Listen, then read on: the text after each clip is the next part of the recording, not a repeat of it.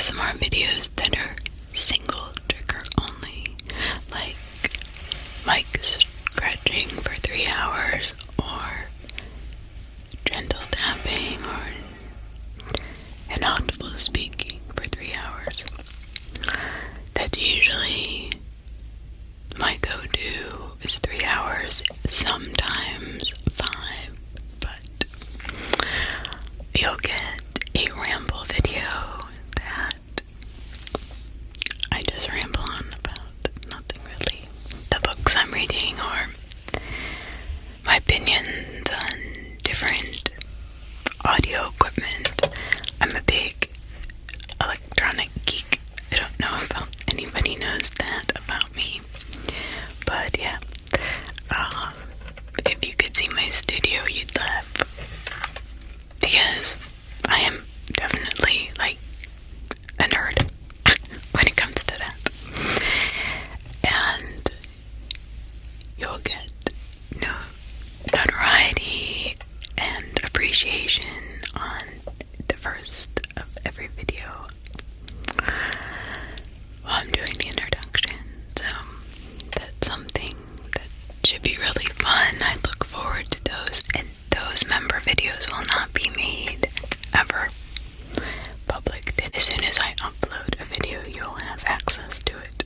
So if that's something you're interested in, I have created a members channel, members page. So if you want to join, just click that join button.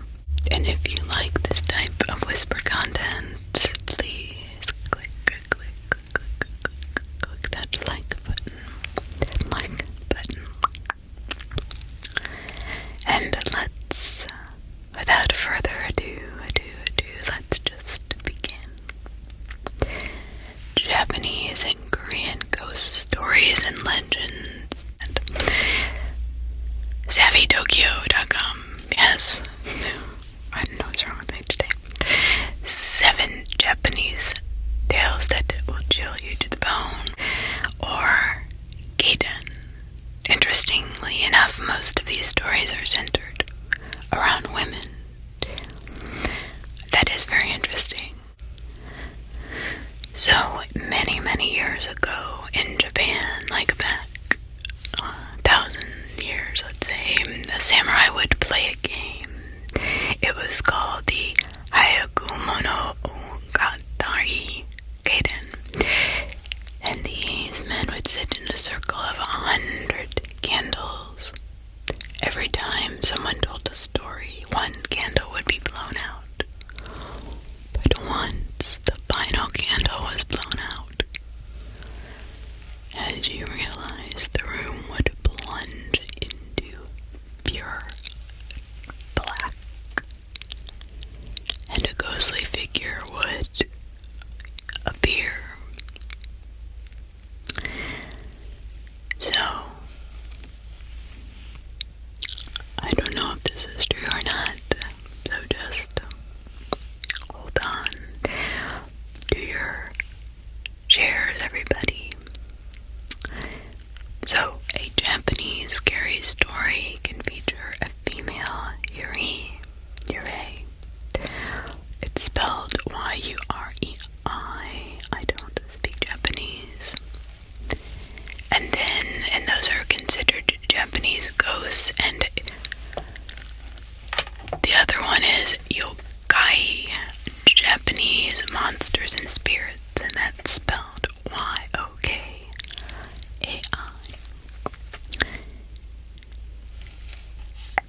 The secret of the Yamamba.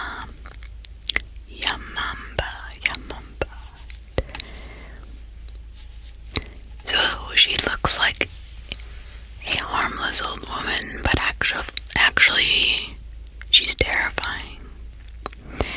The mountain yokai that consume human flesh is one of their oldest legends. The story goes, once upon a time a Buddhist priest was caught out in a storm, but luckily passed by a lonely hut. A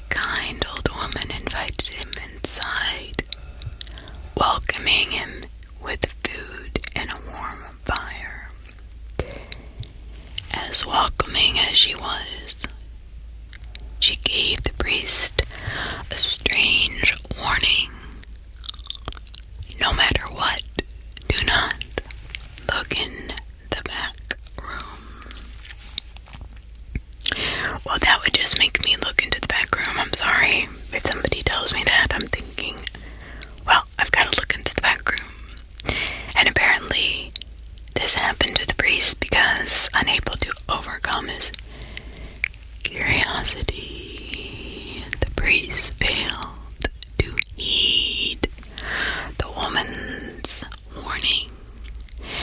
As soon as she stepped out to gather more firewood, the priest peeped through a crack in the door. To his horror, he discovered the room filled with half-eaten corpses. The priest realized that the old woman was a Yamamba, luring unsuspecting travelers into her home, only to shred them to pieces for the next meal. He fled from the hut as fast as he could and never looked back. Legend of the Njorogumo. Now this is a little bit different. I don't know. More unbelievable in my mind, but I may be proven wrong someday for saying that the Njorogumo is a half-woman, half-spider. Yokai, yoki, I'm not sure how you say that can transform itself into a beautiful woman when hunting for unsuspecting men to devour. This is kind of like our Black Widow, right? A young samurai was accosted in the street by an alluringly gorgeous woman. Although she was beautiful, the samurai saw through her disguise.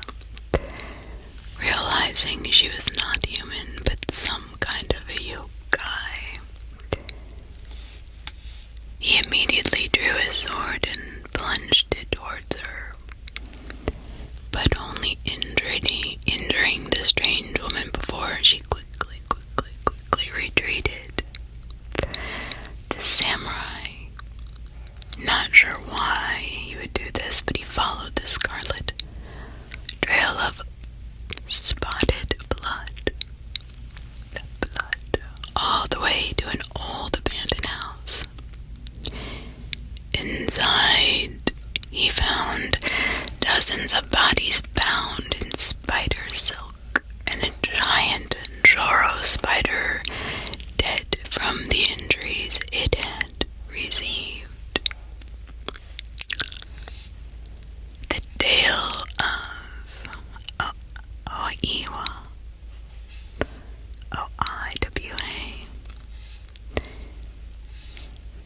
See, a lot of these tales remind me of like the Black Widow tale, that women are evil to men because they lure them in with their looks and then either destroy their families or make them do things they don't want to do. That is my just personal opinion, but I don't think it's necessarily that the women are so bad. I think it's the men that can lose their control over self in these situations. So they had to make a tale up to base their infidelity or their wrongdoing upon. But not all Japanese scary stories are made up. These are the ones that scare me the most. The tale of Oiwa is based on a real event that took place in the 17th century Edo. Oiwa was a stunningly beautiful young woman who was married to the samurai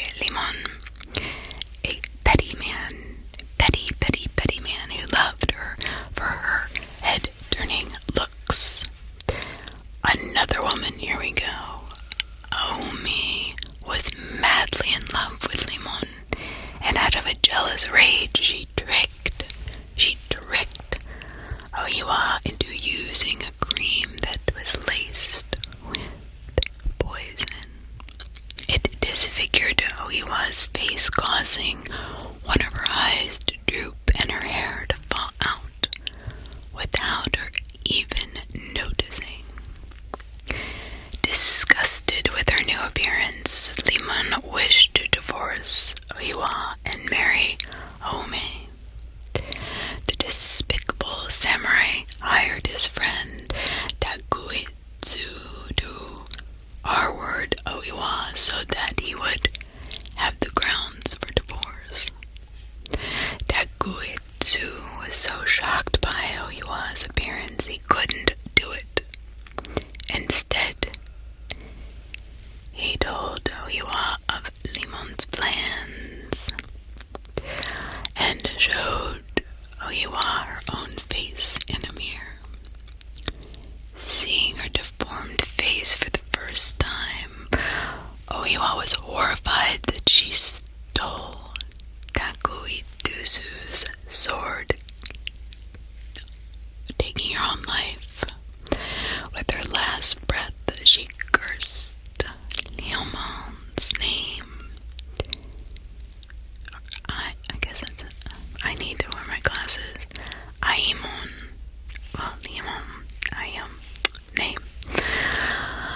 On the night of Ilmon's remarriage to Ome, the ghost of the disfigured Oiwa appeared before him. A terrified and guilty Aimon quickly fled from Oiwa. But no matter how far he ran, he couldn't escape her hauntings. After that night, no matter where he looked, even in the very lanterns he used to light his path, he would see Oiwa's face staring back at him. Well, he absolutely deserved it for what he was going to do to her and what his mistress did to her face, and how so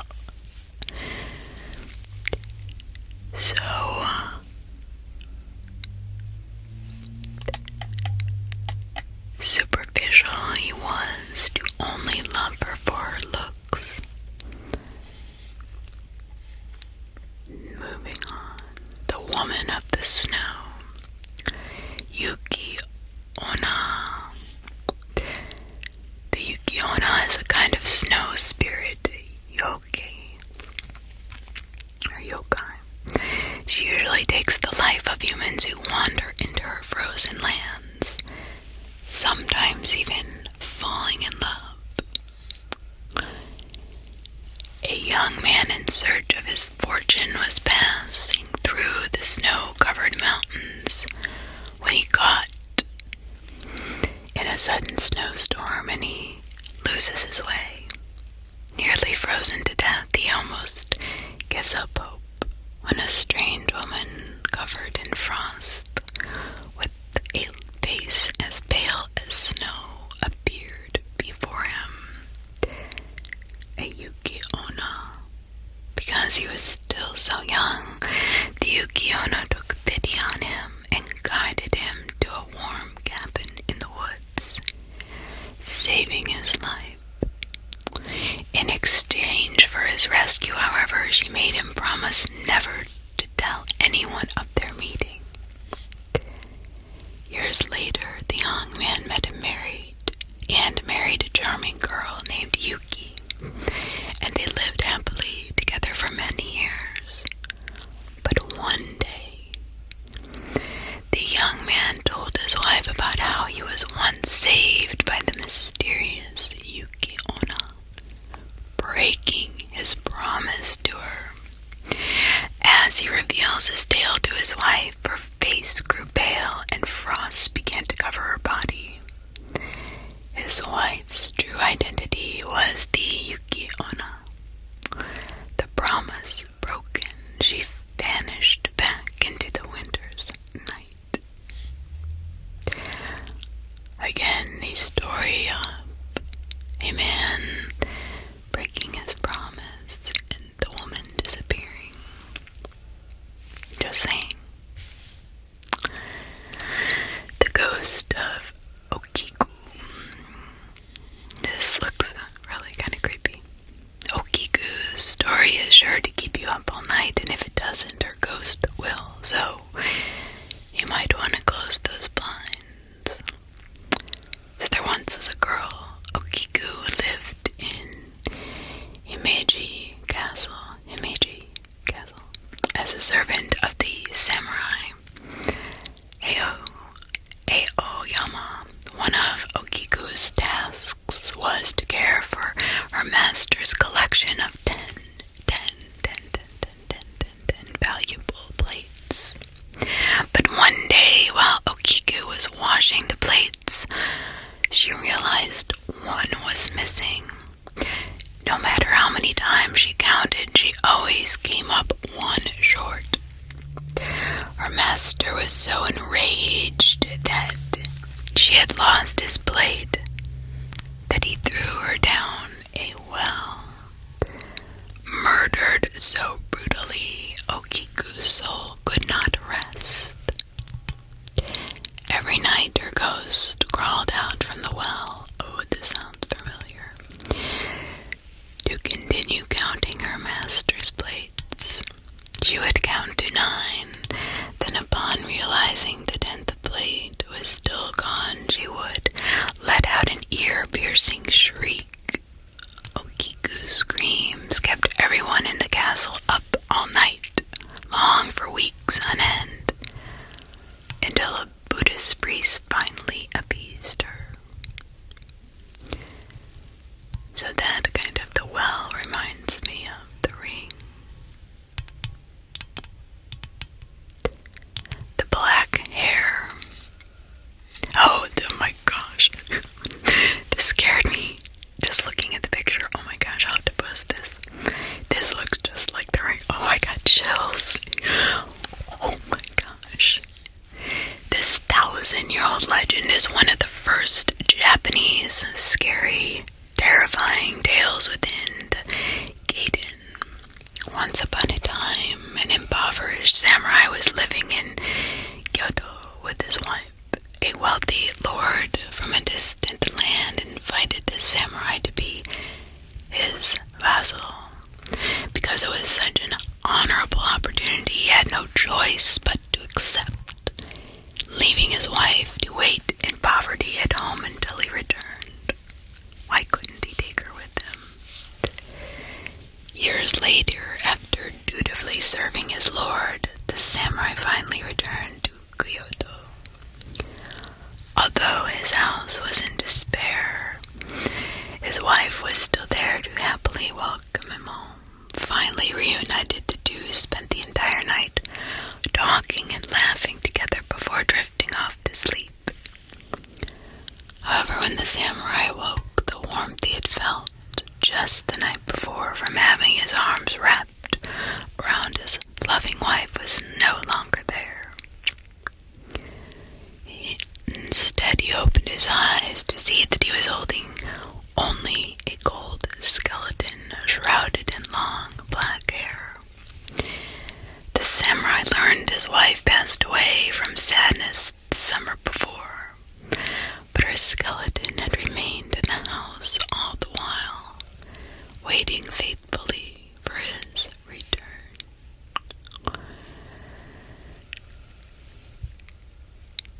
The Peony Lante, along with Oiwa and Okiku,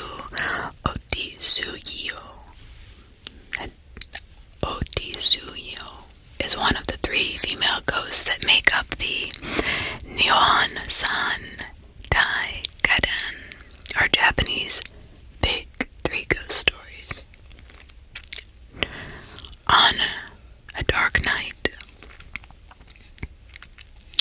the samurai Okiwara spotted an elegant woman. I wish I had my glasses nearby. Let's start over. One night, a dark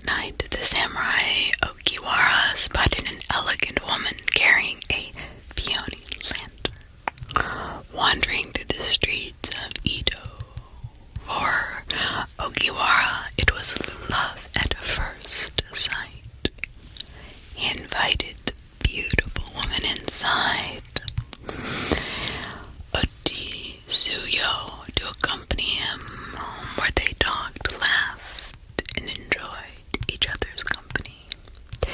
That very night, Ogiwara's neighbor, hearing eerie laughter coming from Ogiwara's garden, peeked over the wall.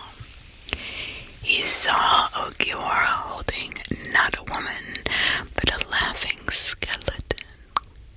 The next morning, Ogiwara's neighbor revealed to him what he had seen.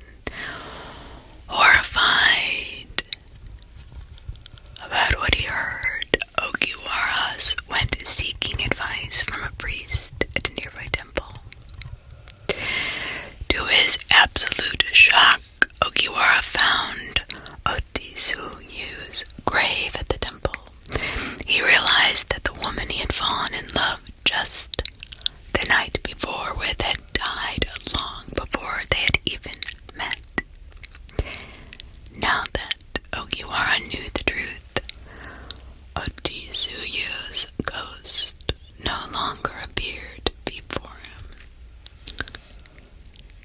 Even after discovering the truth, Ogiwara missed Otisuyu desperately. After some time, he could no longer hear. Bear his sadness and returned to the temple where Otisuyu laid buried. At the temple gates, Otisuyu appeared before him once more. Reaching out her hand, she asked Ogiwara to accompany her home. Without hesitation, Ogiwara took her hand, walking with her into the darkness. After his final visit to the temple, Ogiwara vanished. The priest, concerned, opened Otisuyu's grave. Inside the coffin lay two bodies, Ogiwara and Otisuyu, together forever.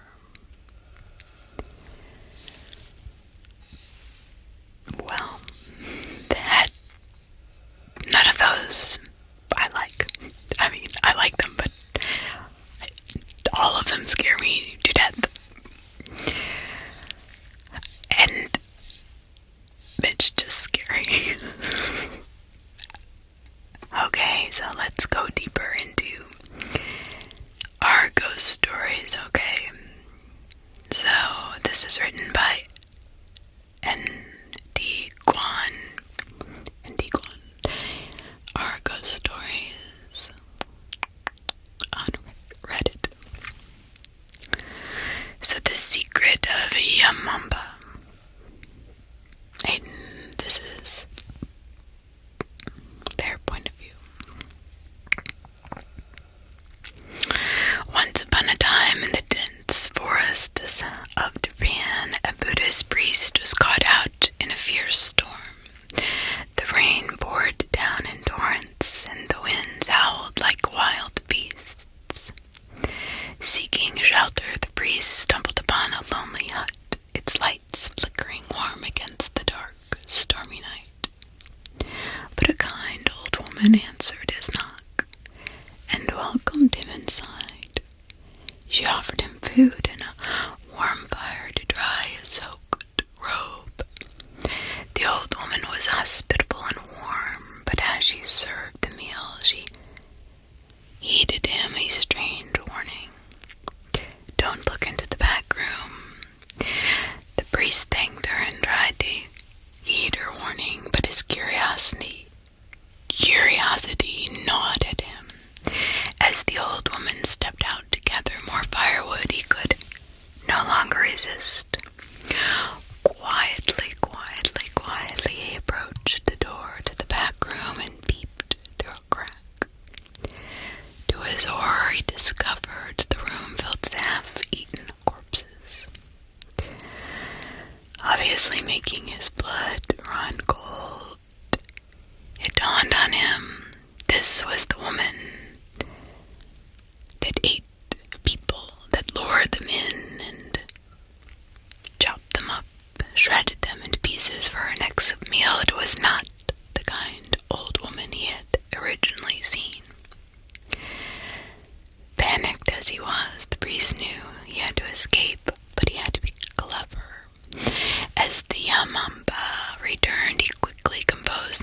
off and thanked her for her hospitality. He pretended to be unwell from the journey and asked for a place to rest. The Yamamba, unsuspecting of his discovery, showed him to a small room where he could lie down. As soon as she left, the terrified priest devised a plan. He quietly gathered his things and created a dummy with his spare robes and belongings, placing it under the blanket to make it look like he was asleep. Then, with the storm still raging outside, he slipped out of the window and into the dark forest. He ran as fast as he could, not daring to look back. The howling wind covered the sound of his departure. By the time the Yamamba realized his absence, the priest was far away, his quick thinking and swift action saving him from a grisly fate. The story of the Buddhist priest and the Yamamba spread far and wide, a cautionary tale about the dangers lurking in the guise of kindness and the importance of cleverness and courage in the face of true horror. Okay, well, why is it that the woman is the one that eats people and the priest is a man and he's the clever and courageous one? I don't understand that. I don't know. Seems a little sexist to me, but who am I? Just saying. And I'll tell you what, this is Korean and Japanese ghost stories, and I had a hard time finding so many Korean stories. Strange, because I know they're out there, but I don't speak Korean, and a lot of the websites I went on would not translate into English. I wish I did speak Korean. So let's see if this can tell us anything more. But the Japanese have always been known for their terrifying movies and tales. So one of the most famous Japanese ghost stories is the Parlor Children. In Japan's Tohoku region, poor families would often abandon children they could not afford to raise and leave them to die. That's sad. Those abandoned dead children would eventually come to haunt homes in the region as Sas, Shiki, and Warshi. Now, on with the story. So, centuries ago, in an unassuming Awate village, there lived a kind, lovable man named Masamon was beloved by the other villages for his friendly, sweet nature. He lived well and his family at home and enough money to live. But one day a traveling monk approached Masamon and warned him that he would soon fall into complete ruin, with no money left for his family. Well, that's a terrible fate. So, Masamon was left feeling shaken, confused, and frightened. The monk's words wouldn't leave him, and soon his dread and anxiety turned into fever and sickness. Bedridden, Masamon was visited by the sound of light and a quick footstep from above, perhaps those of a child. When they all fell silent, the footsteps were replaced by a voice. It also came from above and asked him, "Are you dead? Are you dead?"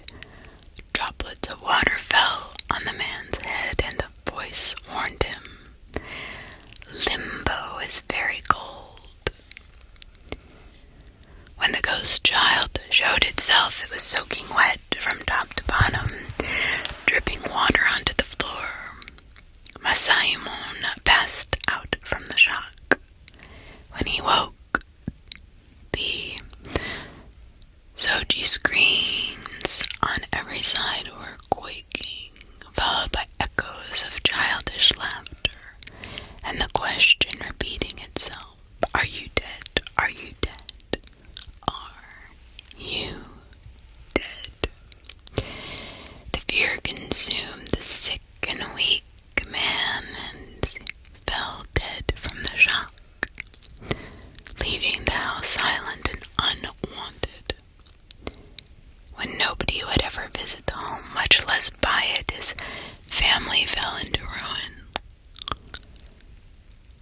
just as the monk had warned. So this is the most popular and renowned Japanese ghost story ever told. Interesting. Well, that is I guess it's to warn people not to have too many children. I don't know. So we spoke of the man-eating ogre or woman. The eyes, the classic yokai of Japanese ghosts. It means many eyes, mogu moguren, whose origin may be traced back to scholar, poet, and artist Toriyama Seikyan.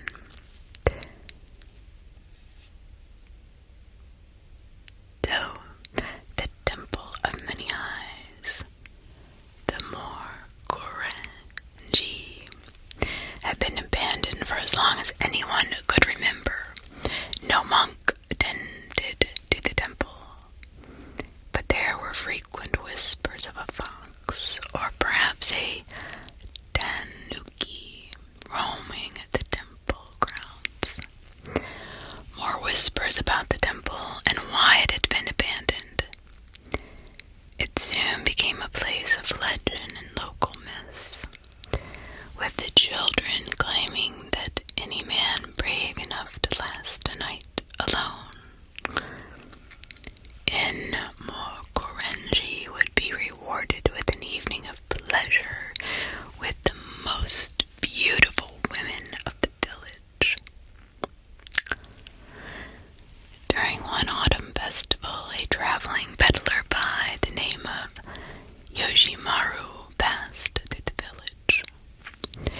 After the festival, a group of local merry drunks made a bet with the peddler that he couldn't last the night inside the temple. With a full bottle of sake in hand, Yoshimaru enters the temple, gets comfortable, and begins to drink. Once night falls, the screaming begins. From outside, the local drunks can hear the vivid wailing of the peddler as he howls. The eyes, all around him, peeking out from the old Soji screens the temple. Countless eyes appear and twist Yoshimaru's mind. Come dawn, the village men peek inside to find nothing left of the peddler but a blood-soaked rag and a pair of eyes. Oh, that's creepy, creepy, creepy.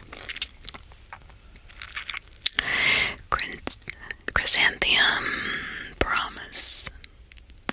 A brotherhood was formed out of the deep friendship between the monk Sanmon and the military scholar Soyemon. The two showed one another complete loyalty and shared their days together. When Soyemon told the monk that he had to return home, the monk waited for his return. Eventually, the scholar did return to his friend, but in the form of a spirit. The spirit of Soyemon explained his story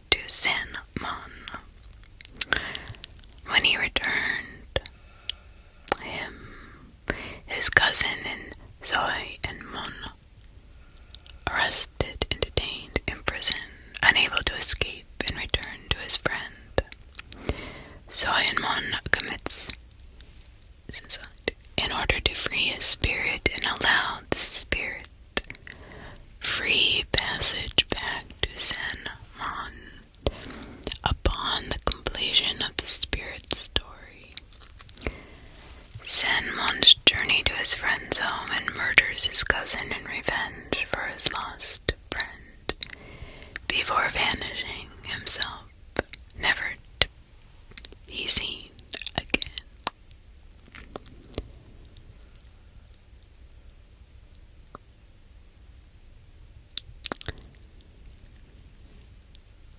So, this is obviously a story of two men in love, and it's not told in that way.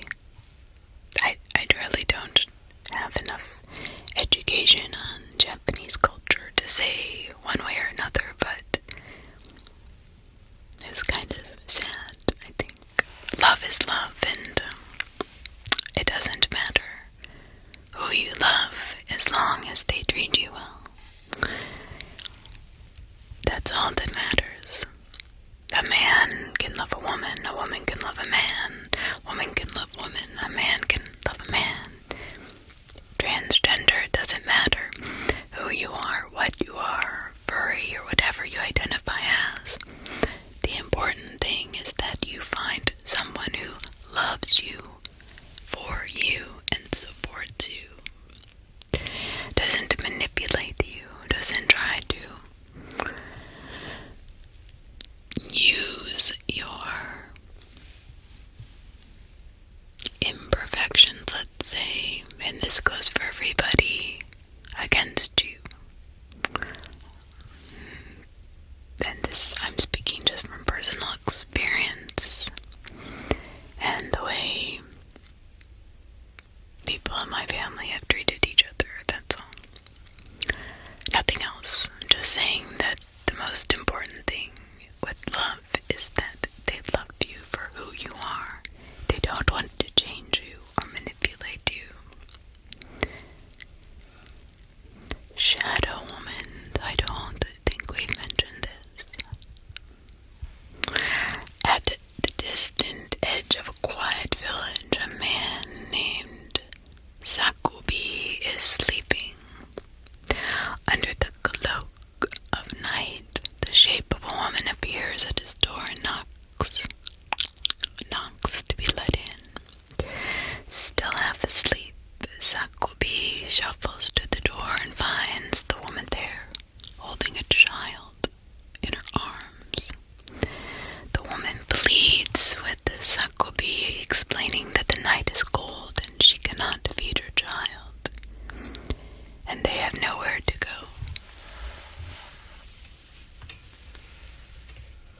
She asks for only a bed for one night, but she doesn't explain where she has come from. Sorry, turn that down. I meant turn it up. How she found her way to the village, or even who she is. Still, Sakubi gives in to her request and lets her and the baby into his home. He unburdens the tired woman of her baby, but immediately watches in horror as the woman fades into shadow and disappears back into the night air. He glances down at the baby to find it covered with black fur and sprouting fangs. In his shock, he drops the child, but it too fades away. So each night, when the air is cold and the wind is blowing, the woman returns to the house with her child and demands to be let in, until eventually Sakubi is driven mad and abandons his home, never to be seen again. If you can hear my dog, of course, River is here with me. If you are new to my channel, I have 4 dogs, but usually 2 are only here with me because the other 2 don't really care to be with me all the time because they're 16. But she is my youngest and the most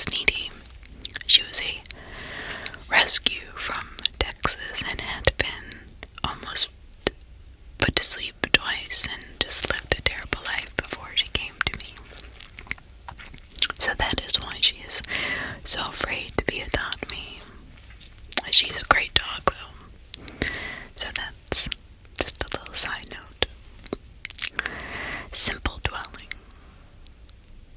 So this, we haven't read this one yet. This is one of the Japanese ghost stories to have originally appeared in the Uketsu Monogatari, Tales of Moonlight and Rain.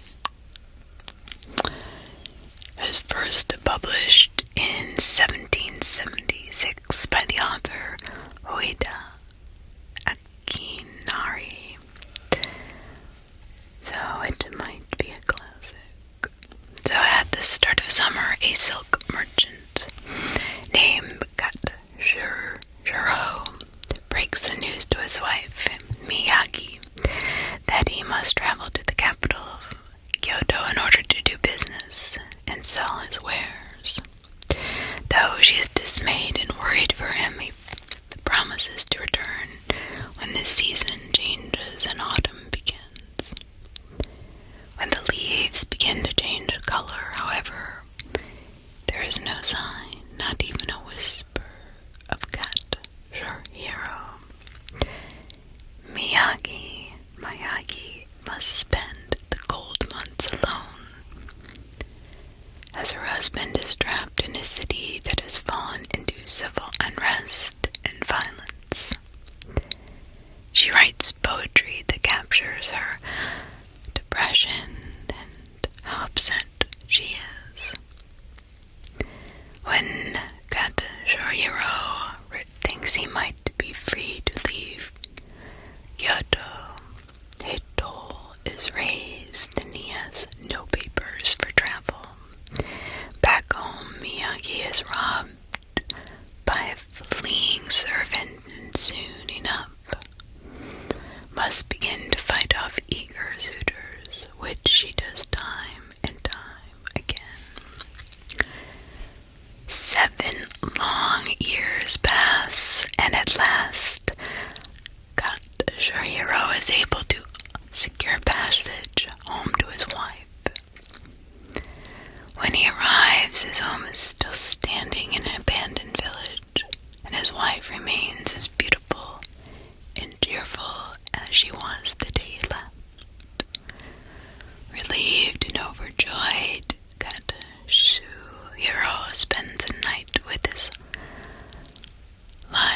wife, but wakes up the next morning to find her gone. A local beggar informs him that Miyagi had passed away some time ago. What had greeted him was the faithful ghost of his wife, who, after holding up her promise to wait for him, had at last passed on in peace. That's actually really sad. That makes me very sad. Muddy rice field. I can't believe there's not more of these because, as you know, there are a lot of rice fields in Japan and China, and you'd think that, I don't know, there's just something really freaky about those, like they're standing in water and, that water's a conductor, which would conduct spirits, at least to me. So this is the muddy rice field. It is said that an unattended or abandoned rice field is the perfect home for yokai, and so it was in Okayama. That quiet village's rice paddy became whispered about as the nesting place of a dangerous yokai.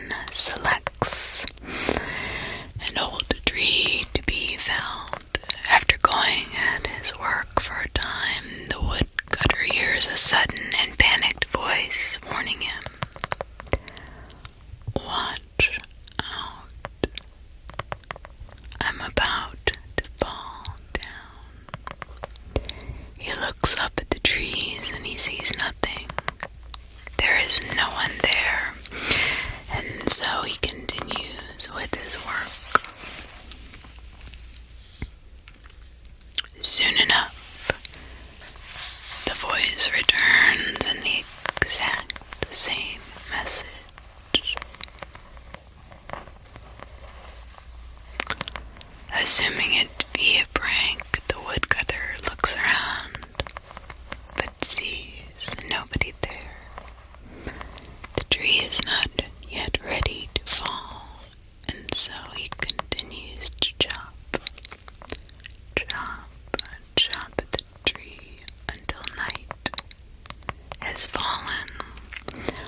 Once it is dark, the tree begins to morph and change. Eyes and a mouth grow out of its trunk, and from its roots rises a glowing blue light.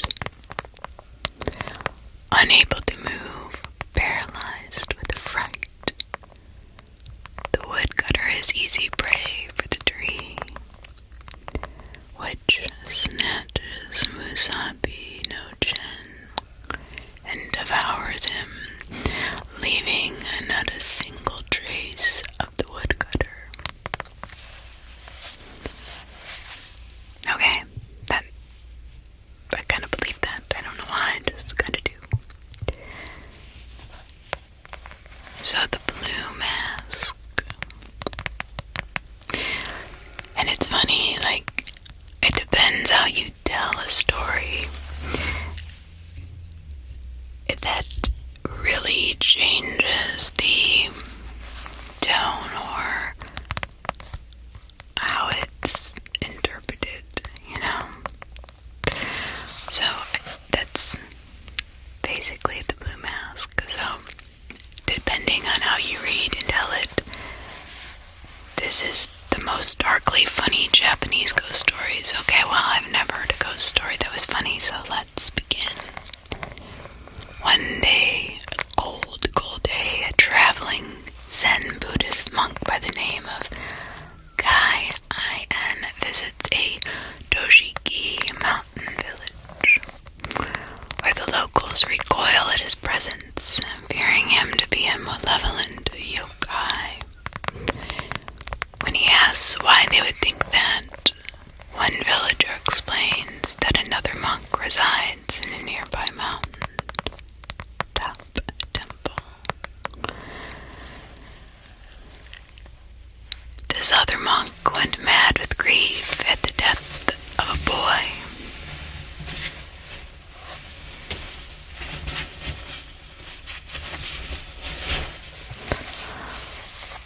So mad, in fact, that he ate the corpse of the child and now resides in the temple of a man-eating yokai.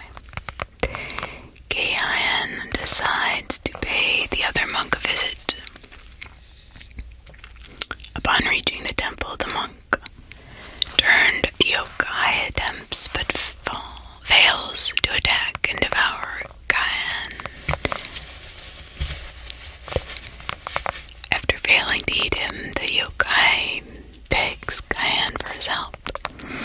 Gai responds by gifting the manning monk a blue mask and a unique sutra which the yokai must recite. The following winter, Gai returns to the temple to find the man-eating monk still there, still reciting this sutra. Only now he is a little more than a bag of bones and paper-thin skin. Gai approaches the monk and, with the swing of his stick, thwacks the monk and reduces him to ash, leaving him nothing but dust, bones, and the blue mask. Gai seems is playing the long game. But yeah, I guess that's funny. I guess he knew what he was, so he...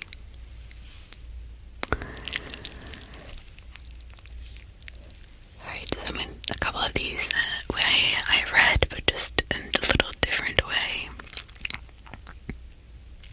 So now I would like to move on to more true haunted asylum. I read this and was like, whoa.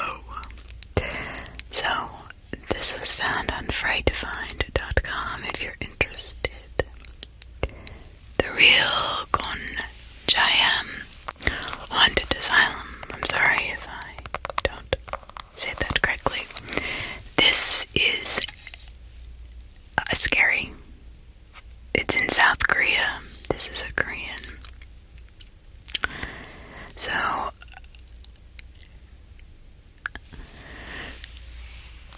there is a haunted asylum, or said to be haunted, in South Korea. In 2018, there was a horror film made about it. So the movie is based on the real psychiatric hospital with the same name. So the movie follows a horror website crew or YouTuber that wanted to investigate the asylum after it was abandoned. They had heard tales of the hauntings here and they wanted to gain fame and clout by doing some investigating themselves. What they don't realize is just how horrific their encounters would be. So this is the movie. Spoilers, but I'm sure loosely based on what people have actually found or have experienced. So during the film, two boys decide to go explore the Gonjayam Psychiatric Hospital. After hearing rumors that hundreds of people were killed and patients had gone missing. The director of the hospital was rumored to have been killed here as well. The two of them knew that the most paranormal activity was room 402, which was the intensive care unit. As they filmed their mission, they got a look of a very ghostly face. Shortly after, they disappeared. This is what made Ha-Jun, a YouTuber, want to go into the building and try to find out what happened to them. Ha-Jun decided to get a crew of people together who also want to know more about the asylum. Ha-Jun's YouTube channel is called Horror Times, and he just knows that going to the asylum will boost his views and he will become famous. However, what he has in mind isn't exactly what he gets. Isn't that the case?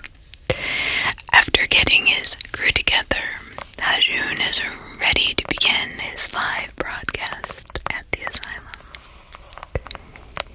He decides what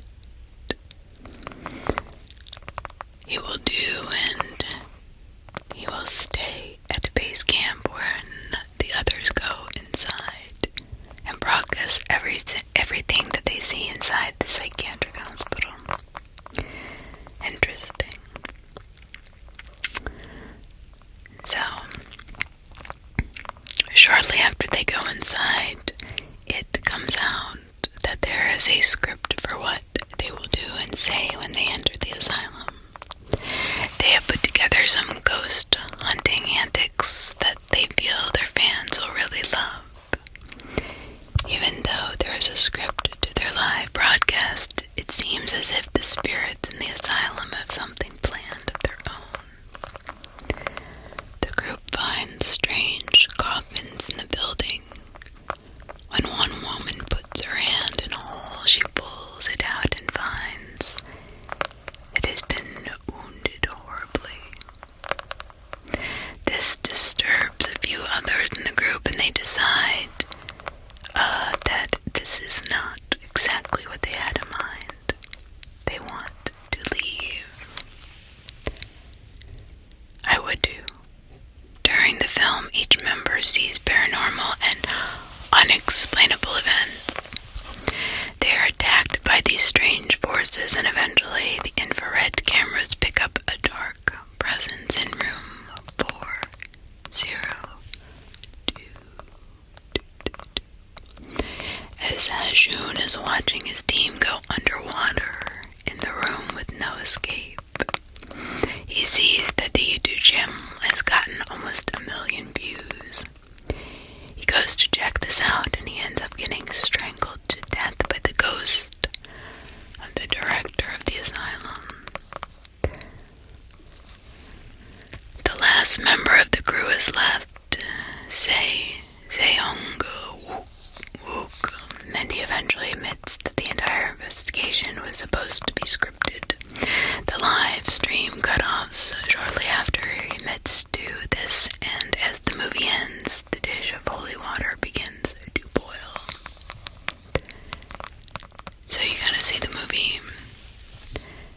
But how about the real haunted Gonjiam Psychiatric Hospital? So, like anything else, once a film is released, everyone wants to debunk this as an urban legend. So people start to go here. However, other people in real life share their own stories of being in the asylum. The Gonjiam Asylum was built near Seoul, Korea in 1961. It had 3 floors where it served hundreds of patients. In 1996, the owner and director of the asylum died, and the asylum closed. The building was never passed on to anyone else, and there was no interest in reopening it. So the building began to fall apart, and it was finally demolished in 2018.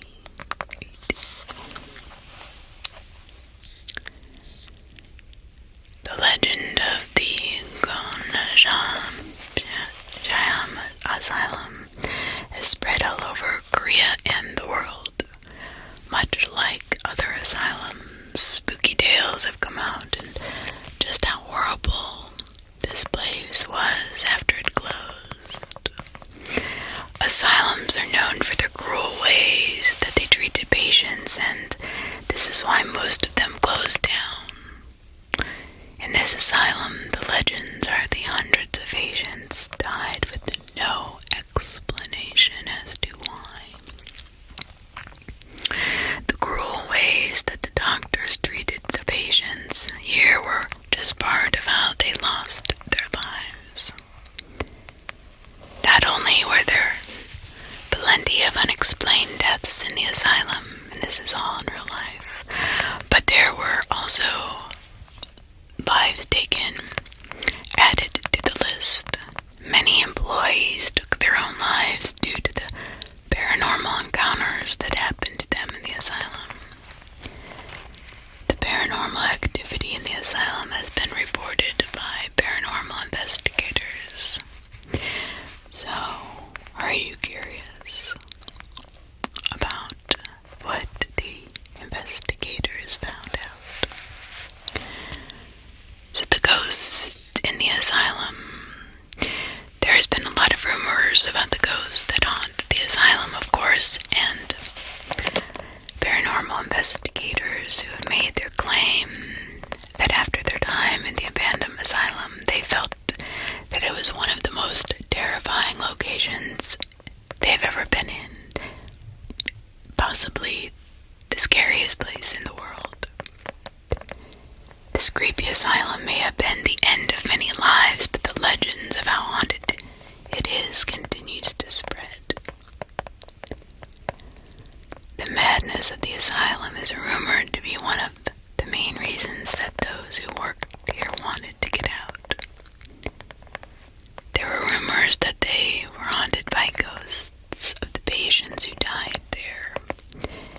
Now that the asylum has been torn down, the legend will continue to spread, but no one will ever know what happened there. The movie about the asylum was one way to get the rumors swirling yet again.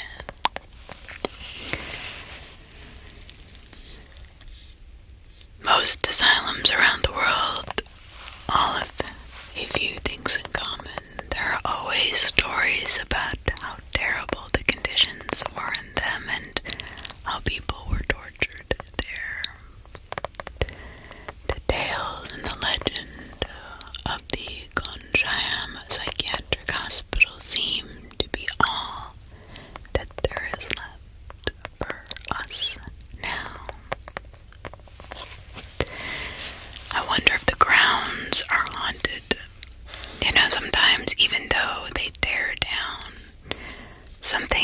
doesn't mean that the ghost disappears. I'm just saying that could be something that is very true.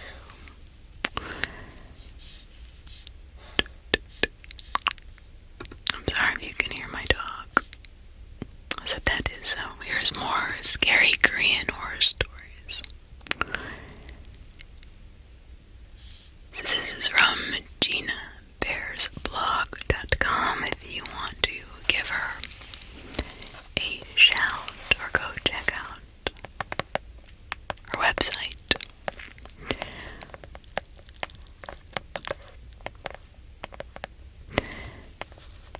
She does believe in ghosts and has had many supernatural experiences. So, she loves a good Korean story told in English. Scary Korean ghost stories. So one thing Asian horror movies are excellent at is building suspense. Yeah, they freak me out too, and I have nightmares. Yes, I do.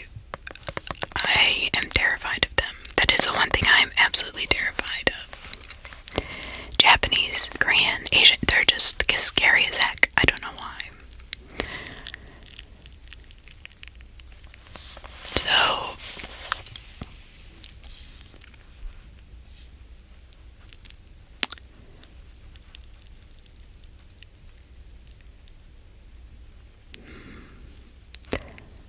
Train to Busan is one of a zombie genre. Beware the darkest day of the year. Alright, so traditional beliefs of Korea indicate on the darkest day of the year. That would be, I think, December 24th, 23rd, 24th here. Ghosts and demons come out to play. This is usually during the winter solstice. That's what I thought. Also called Donji. Usually happens in December, but it doesn't make this day less scary. So get your spoons out, because according to Koreans, eating a dark porridge called batjuk keeps the demons and ghosts away. What is it? Well, it consists of piping hot red beans and sticky rice balls. During this time, families also perform ancestral rites. Eating this porridge is a great way to scare off grim reapers and everything that goes bump in the night. So, the color of the porridge makes it look like dried blood. That's great. It is not, that would kind of creep me out. Mr. Cuckoo. So this is about a mentally unwell man. He was so disturbed that he was sent to one of the most horrific mental asylums, maybe Gonjaim, or there he stay with nothing short of his stay was nothing short of a nightmare. He was horrifically beaten by a patient who was a young woman. His torture at her hands was so severe he not only despised her, but all women in general. One day, Mr. Cuckoo managed to escape. Soon after, reports from around the country started flooding in and about a man attacking high school girls with an axe. Despite numerous reports and deaths, police could never find the serial killer. So I wonder if that actually happened. Legend has it that his vengeful ghost lurks in alleyways. Whenever a woman would walk by, he would jump out and scream, "Cuckoo, cuckoo, cuckoo." If you want to survive, repeat his catchphrase back to him and run for your life. If he gets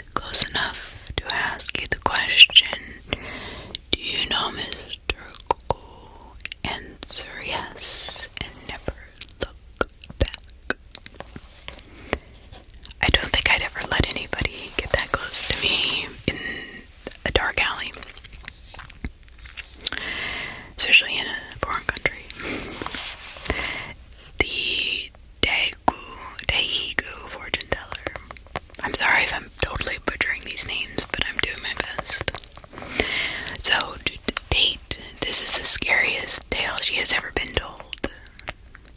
The woman who's writing this blog. The legend about this fortune teller is a true story from a Korea expat. He has given me express permission to post the story as long as the names are changed. Okay, well, we will definitely make sure of that. So, the quote-unquote word on the street is that fortune teller. Number 3 is really accurate, like weirdly accurate. Whatever the fortune teller says, 99% of the time comes true. On a warm summer day, Mike's wife, Jin Hyun, went to see this fortune teller with her good friend.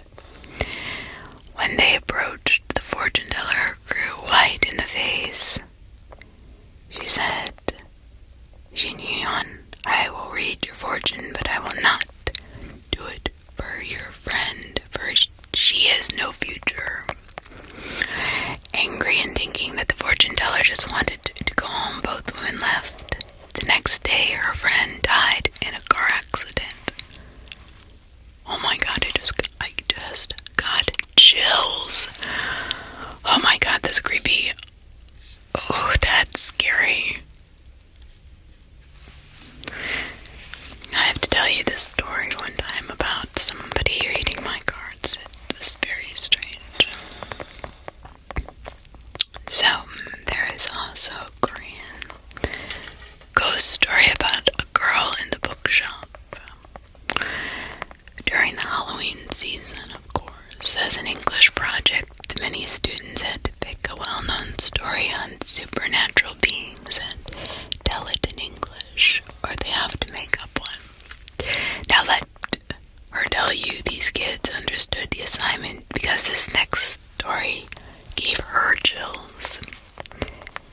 So one night a boy studying for his final exams in the library noticed a strange girl staring at him through the bookshop. She was smiling and her chin propped up on her elbows. Thinking she was just a little bit odd, the boy went back to studying. A couple of hours later, the same girl was still staring at him through the other books. Okay, why did it take a couple hours for this kid to leave? Like, I would move my seat. But, I don't know why, but just like a typical boy of that age, he just ignored it because that's normal. Apparently he had a very important test to study for, and maybe all the seats were taken. But as it grew later, the library patrons started to clear out. Now, he's alone in the library, which I do not advise. I've been alone in many libraries, and it is at night very creepy. In the day, very relaxing. And again, he's alone. He's ignored the strange girl staring straight at him for hours on end. Just as the library was about to close, he heard a strange tapping noise. When he looked around, what did he see? Yep, the girl, one more time. But this time, she was at the foot of the table he was studying at. Of course, she was still smiling eerily, and after taking a closer look, he noticed that the tapping sounds were coming from her elbows as she quickly raced to where he sat, with only half a body. Oh my gosh.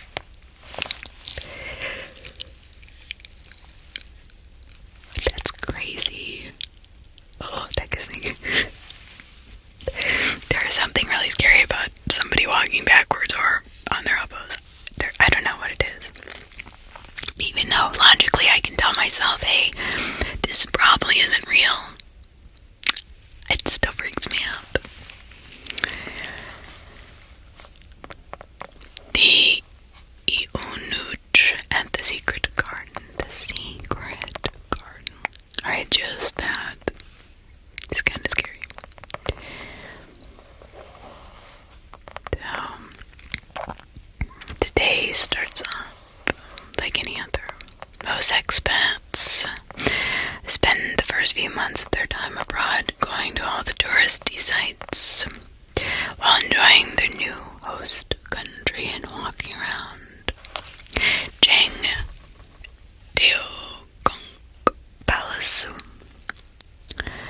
So apparently the writer's friend began feeling a strange energy permeating through the grounds.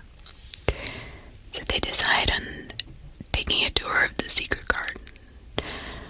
And honestly, if you're visiting during the fall, the garden is some of the best fall foliage in South Korea.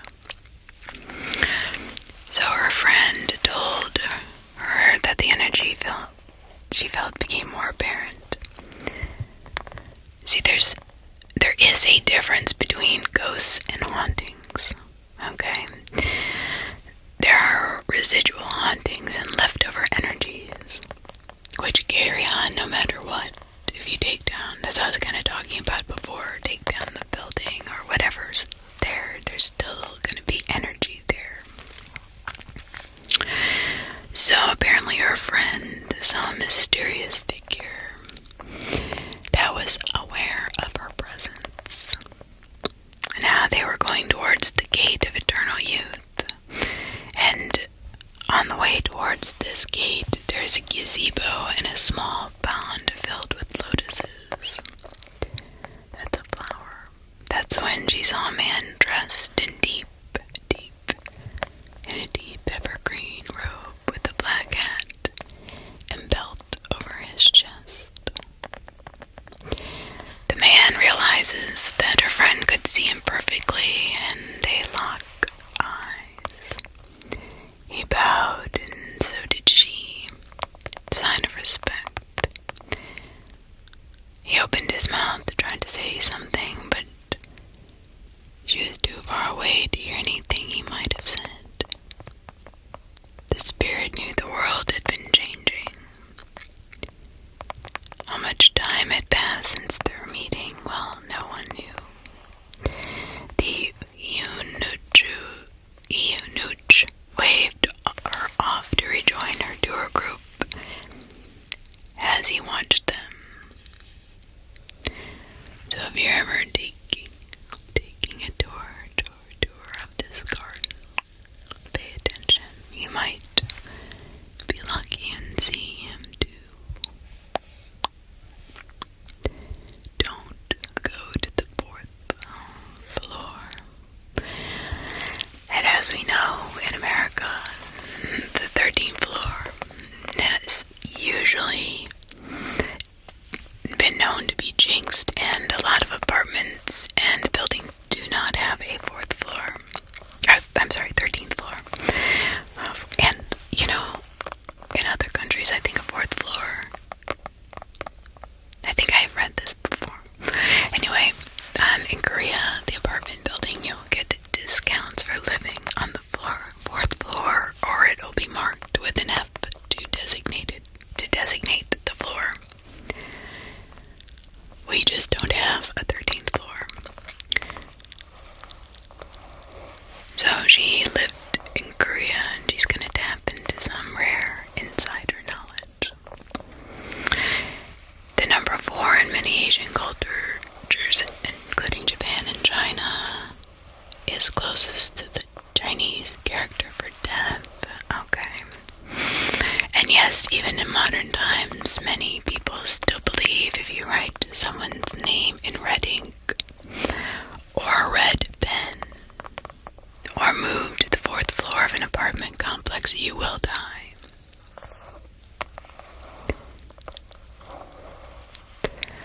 Interesting. So you'll just die. I don't think that the 13th floor in America is that's pretty serious. That's pretty, no holds barred. There's no room for interpretation, misconstrued there. You will die. Moving on, the woman at Jairo. Let me see. Okay, so you never want to drive at night. You may want to wait until the next morning if you're driving through South Korea. You see, there's a highway strip located between Paju and Goyang and is slightly north of Seoul. Jairo Road is particularly notorious for having many accidents is foggy and has poor visibility, not many street lights. Due to the nature of the road, it has been known to have many accidents, although some people believe that not all these accidents are caused by the road itself. Many claimed to have seen a woman standing in the road wearing black sunglasses. Curious onlookers have approached her only to be scared out of their minds. The closer they got, the more they realized she wasn't wearing sunglasses. When the woman looks at them full on, they find two gaping black holes in her head where her eyes should be. Understandably, no one has stuck around to find out the history behind the mysterious woman. Oh man. That would be, if I saw that, I would definitely, I don't know what I would do. I would probably be frozen. The fortune teller and the demons. The fortune teller and the demons.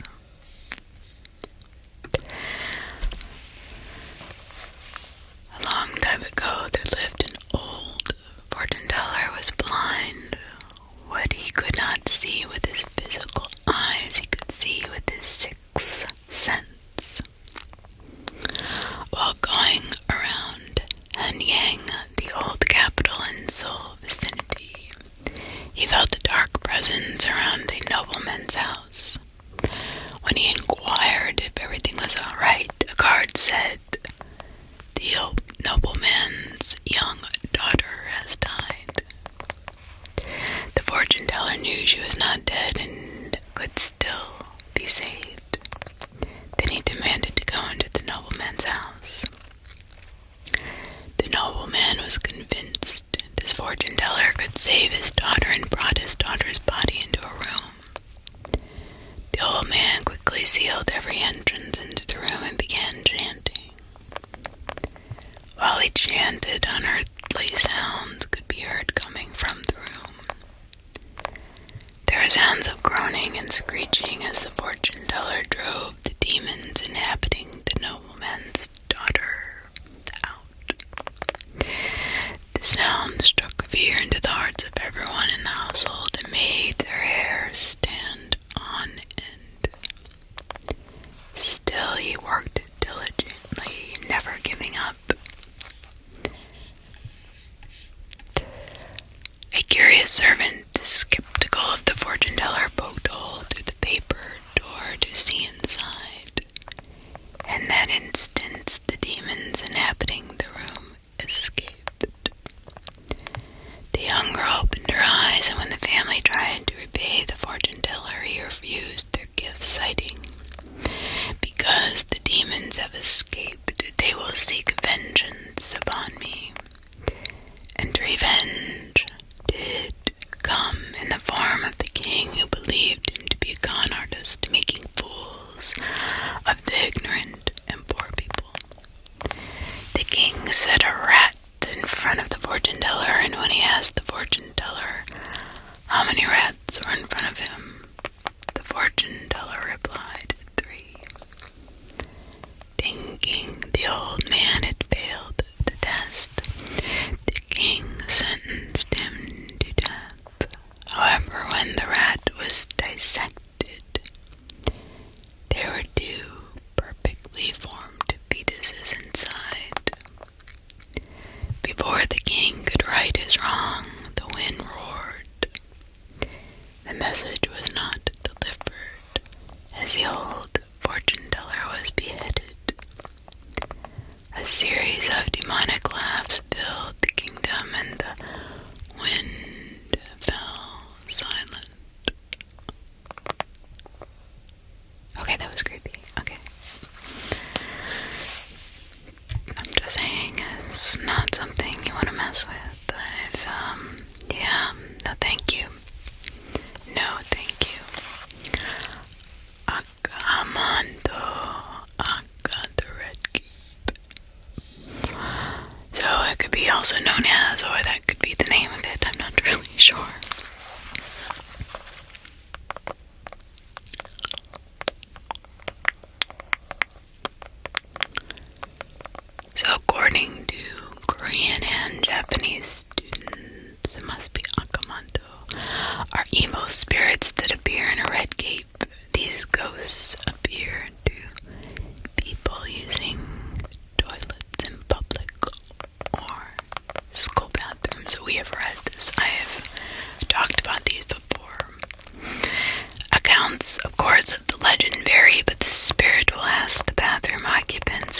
want red paper or blue paper.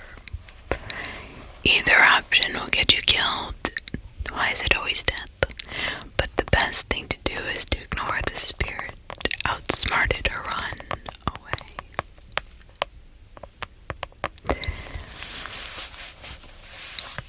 Interesting.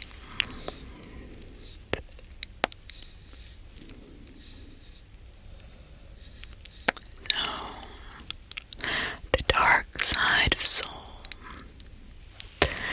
If you are in Seoul around September or October, then you definitely want to go to the Dark Side of Seoul tour. This tour will take you along Seoul's most haunted alleyways and crannies.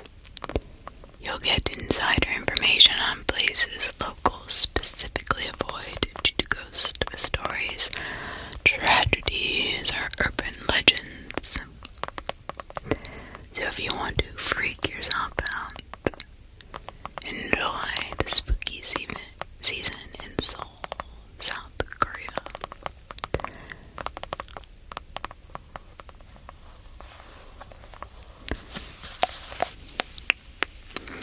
I really, honestly, have not found much else but those two stories in Korean legends. And that was on a blog. I mean, I never look on blogs for stuff, but honestly, I could not find anything in English that I could read. So now we're back to Japanese urban legends based on true stories. Now this always creeps me out. So number one, the howling in Unagi Tunnel. In Unagi Tunnel. The true mystery of in Unagi village is whether or not it ever existed. Rumors of it have persisted in Japan and online since the 90s. Supposedly located deep in the Unagi countryside, this abandoned village is said to only be accessible through Unagi Tunnel. The stories say that all who entered the village are doomed to a violent death. Once again, we have just death. These myths and tales also seem to mention that there is some sort of official sign stating the Japanese Constitution is not in effect past here, meaning all who enter here are on their own to face the real or supernatural horrors that await. Somebody writes, the sound of barking dogs and ghastly screams emanate from deep inside the tunnel. The tales, however, were likely inspired by a brutal murder that took place in Unagi Tunnel. The tunnel, being remote and rarely used by traffic, was a popular spot for gangs. One afternoon in December 1988, a group of teens kidnapped, robbed, and tortured 20-year-old Umeyama Koichi before burning the young man alive deep within the tunnel. So the Howling Dog Tunnel, or an Unagi Tunnel, meaning in Japanese, is considered one of the most haunted places in Japan. Large concrete bricks block its entrance, though adventurers manage to get in regardless. Locals say electronic devices and even their cars often break down around the tunnel. The sounds of barking dogs and ghastly screams emanate from deep inside the tunnel. So if you want to watch a film based upon the legend of the tunnel, it is called Howling Village. Creator Takashi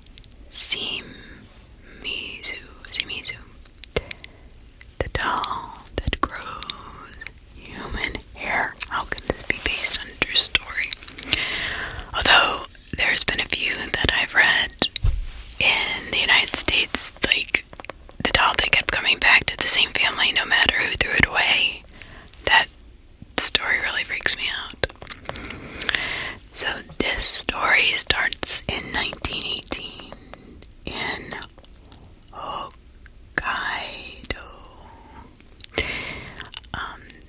Suzuki purchased for his younger sister, Kikuko, a traditional Japanese okappa bob-cut hairstyle doll.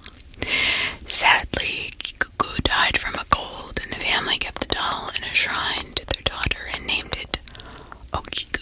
However, the family noticed something about the doll that was odd. Its hair was getting longer. The family believed the doll possessed the restless spirit of their deceased daughter, and so looked after it until entrusting it in the care of Menenji Temple, where the doll remains today, slowly growing human hair. No way. You can visit Okiku, but photographs are not allowed. Today, even after a few trims from the temple priest, the doll's hair has grown past its knees. No way. And is supposedly up its there. Yeah. The priest claimed to have nightmares of Okiku, and visitors say the doll's mouth is slowly opening and sprouting baby teeth. What? Has anybody been there? Like, that's seriously chilling. Holy crap. What? Seriously? That can't be true. Is it? Because that scares me. The human sacrifice in Maruoka Castle. Okay, I just want to go back to the last one. I wonder why that doll would be attached to their daughter and be so evil. Maybe there was other things that the doll wants people to know about her death. Just saying. Alright, moving on to the human sacrifice castle. Hitobashira, a type of human sacrifice, was practiced in Japan up until the 16th century. Lords would wall up victims in pillars, dams, and other buildings found to appease the gods who would protect the building from attacks and natural disasters. It was also a term for workers buried alive. Maruoka Castle in Sakai is home to one of the most famous Hitobashira stories. One of the castle walls kept crumbling during its construction. No matter how much it was reinforced, it was then suggested to the castle lord to make a Hitobashira. A one-eyed peasant woman with children named Oshizu was chosen for the sacrifice. The poor mother only asked that her sons be made samurai after the ritual. The lords agreed, and Oshizu was buried under the central pillar of the castle keep. Unfortunately, the castle lords did not keep their promise, and her sons were never made samurai. Afterward, the moat would overflow every spring when it rained, and it came time to cut the algae. The locals thought it was the tears of Shizu's sorrow and erected a tomb to appease her spirit. A poem was also passed down through the generations. It reads, "The rain which falls when the season of cutting algae comes is a rain reminiscent of the tears of the poor Oshizu's sorrow." The red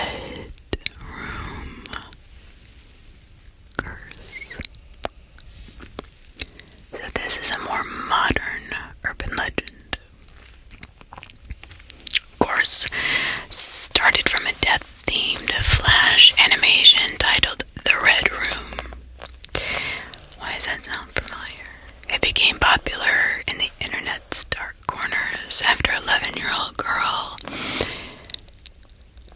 in Sasebo, Nagasaki.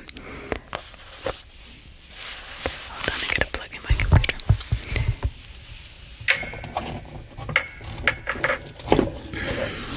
Sorry.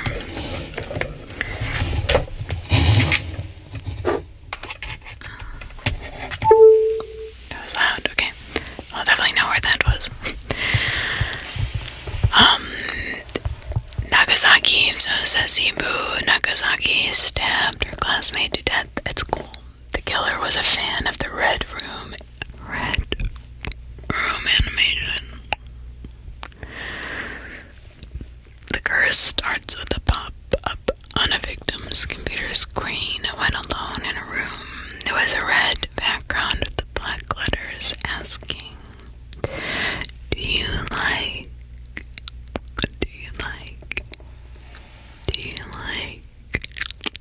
Question mark.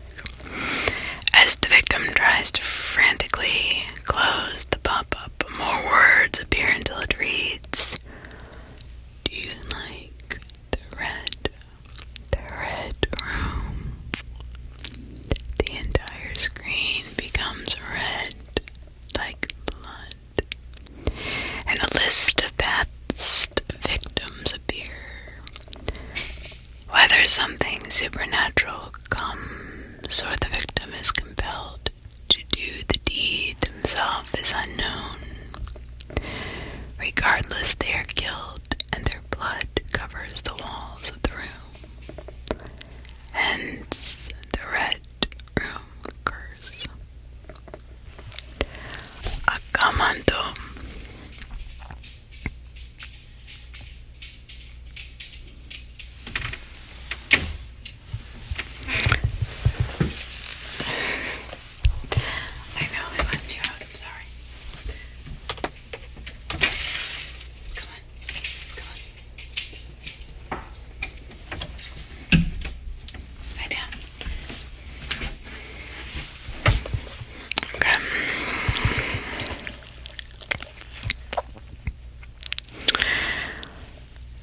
So here's the blue toilet paper, red toilet paper thing. Okay, so we read this one already.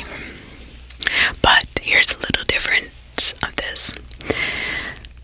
It has, yes, red or blue, but like Japan's slit-faced woman asking, Am I pretty? It doesn't matter what you answer because a Akamanto kills you regardless. Choosing red rewards you with a stabbing, spilling your blood all over the stall. If you answer blue, Akamanto either suffocates you or sucks out your blood, leaving you blue-faced and dead on the floor.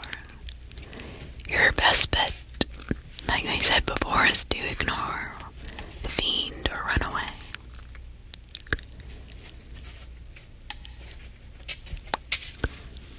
So this is odd. Every English teacher in Japan can attest to being in an eerily large yet empty school. The legend is popular enough to appear in numerous films, video games, and 2015 American TV series Scream Queens. I never saw that. Some believe Akamanto is based on a real-life murderer named Ghetto Blue Blanket in Fukui Prefecture from 1906, but that is yet another urban legend. So basically, Akamanto's origins are a mystery, but are likely inspired by the Japanese school toilets where the grisly murders occur. In Japan, every English teacher, like I said, can attest to being an eerily large yet empty school with the bathroom furthest away from the others, old and unkept. So who wants to answer the question while they're trying to take a number 2? Yeah. Alright, we've got Bloody Mary, Bloody Mary, Bloody Mary in the States, yep.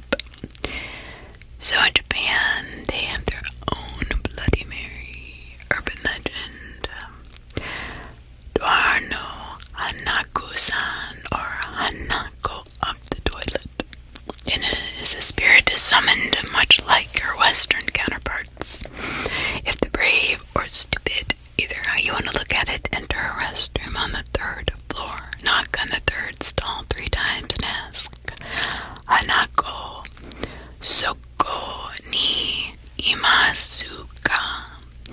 Hanako, are you there? You may get a reply. The door will slowly creak open to reveal little Hanako in a red skirt. Her hair is done up in a traditional style bun. Then she grabs her victim and drags him into the toilet, never to be seen again. In other versions, Hanako will ask children if they need a friend.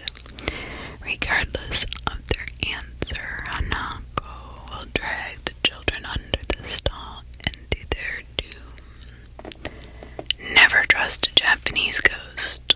Apparently not, because in all of these, you die.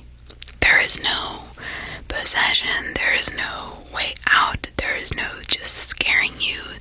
Literally, you're dead. Like, that's the craziest thing, is like, oh, you're just dead. And I don't really see any, like lesson, childhood lesson to be learned by this.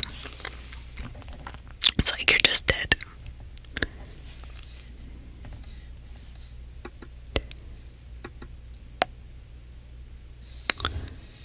I don't know what to... Okay. So, again, the origins are not clear. Matthew Myers, a folklorist, says her story is as recent as the 50s. Most accounts say she is the ghost of a child who hid in her school's bathroom and died in a bombing raid during World War II. That makes sense. But why would she be in every school? I mean, let's just face it. If we want to be honest, school bathrooms are freaking crazy. Like, they're creepy, right? They're just creepy. The Cursed Poem.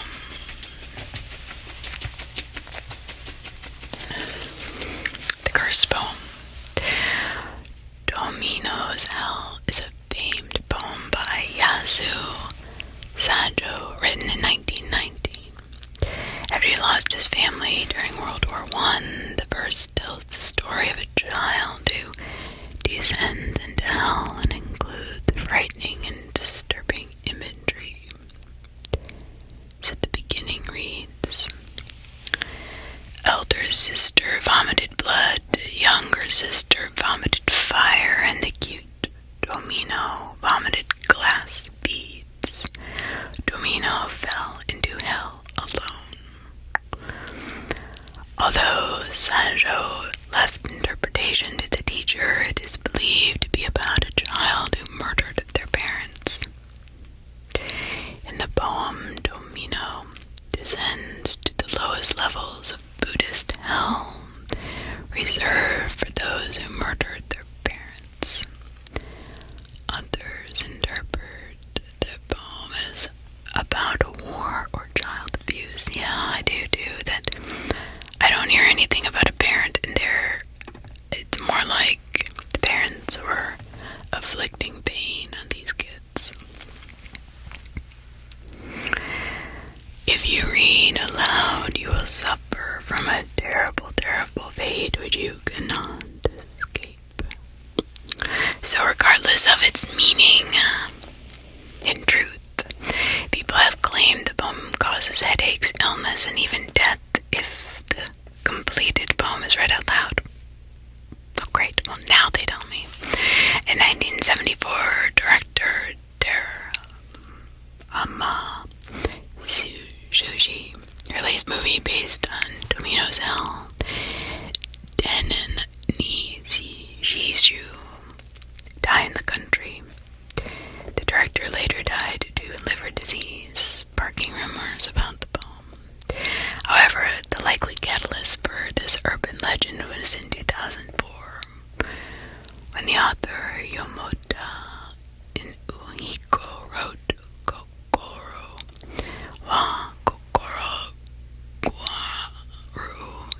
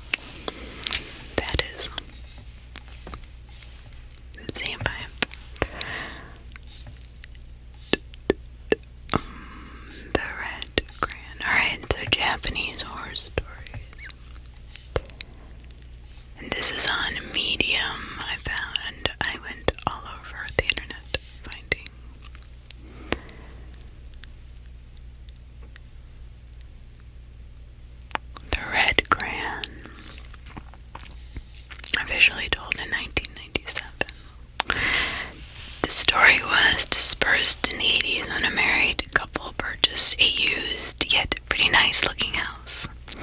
The couple didn't have any children, so quite satisfied with the size, price, and interior of the house they purchased. Their happiest days lasted for a short time. Yet, one day the couple noticed a red crayon was left in the hallway, and since they did not have a child, they had no idea how it was there. Then the couple started to experience paranormal activities that terrified them, so they started to investigate the house. They found that the house had a hidden room behind a wall sealed with nails. They successfully entered it and encountered the room filled with the words, "I'm sorry, Mom, so please let me out," in blood red ink. This story is said to be derived from an actual incident that happened in Nevada in 1969, when local elementary school students found crayons coming out from nowhere. Then one female student disappeared by leaving help on a desk with a red crayon. It's interesting. I wonder why it was tied to Nevada. Interesting.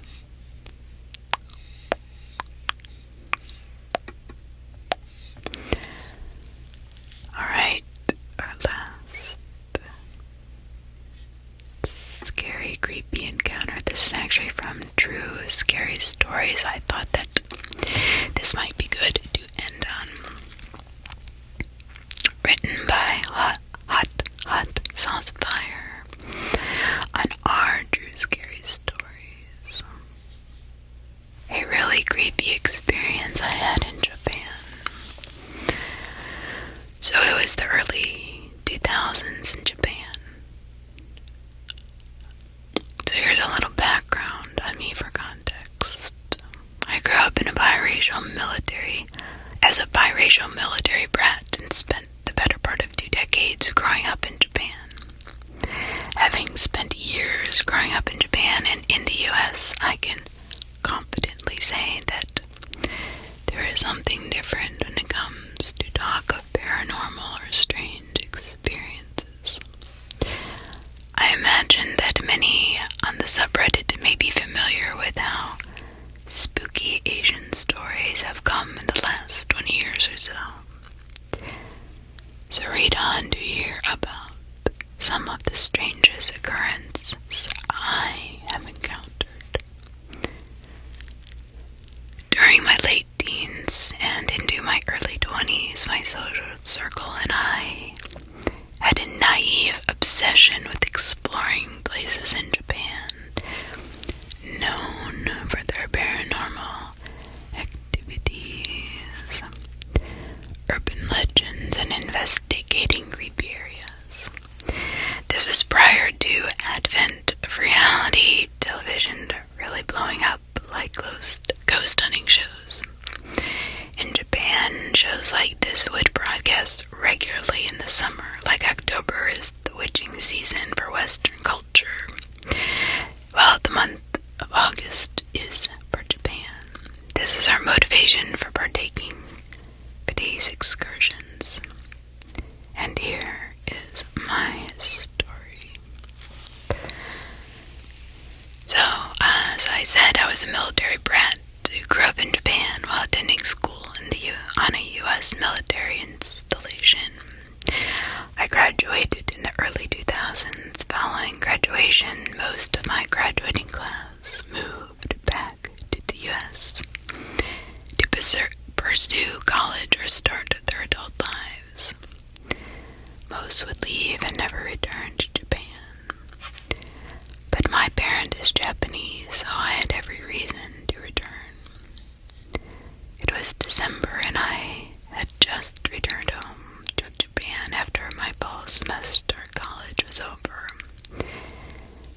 relief, a couple of my friends chose to remain in Japan after high school. I had friends staying out with while home on vacation. One evening, I am out joyriding with my buddies. We had nowhere important to be and just driving around aimlessly. Occasionally, we stopped by popular hangout spots for young adults, hoping to meet some cute Japanese girls to flirt with. As how else would a couple of young 19-year-old dudes would want to spend an evening? My friend Jay had a 90s Nissan Silvia, and he was obsessed with drifting. Truth be told, he was not good at it. You really couldn't fault the guy for trying, though. That evening he suggested we take off to Asamizo Park near our hometown of Sagamihara, as this large public park had many parking lots peppered throughout its grounds.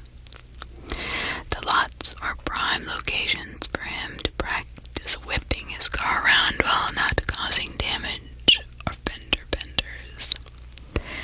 Without hesitation, we all agreed and headed that direction. About 20 minutes later, and we are passing the main entrance to Asamizo. During the day, this is a pleasant public park that many people recreate at. Japan, in comparison to other countries, is a very relatively safe country. This park was no exception to that notion.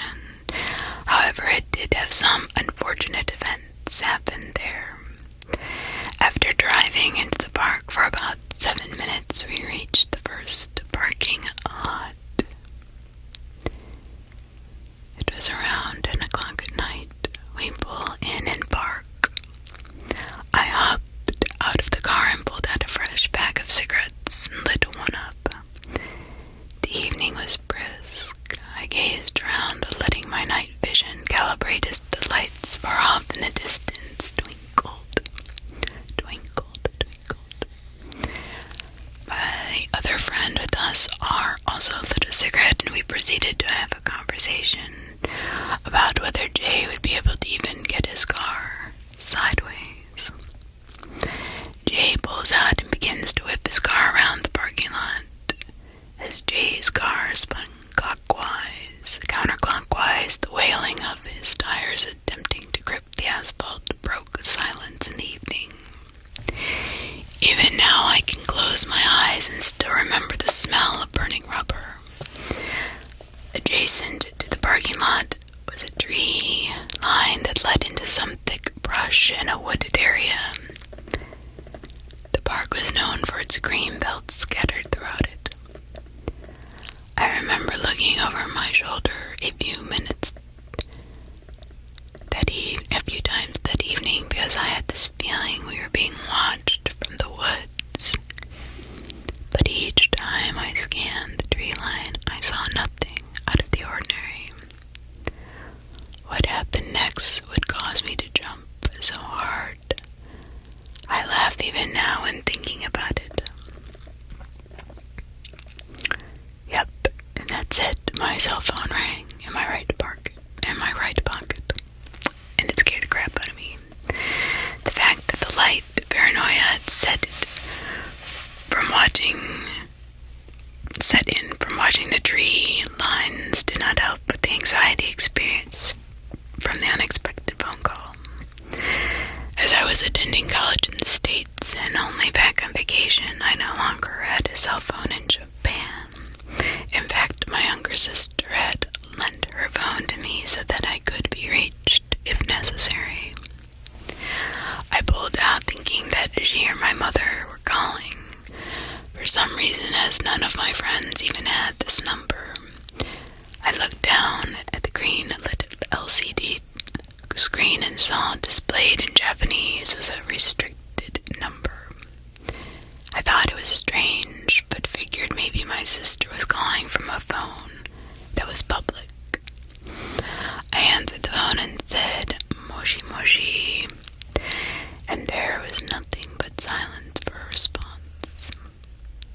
remember hearing a bit of static.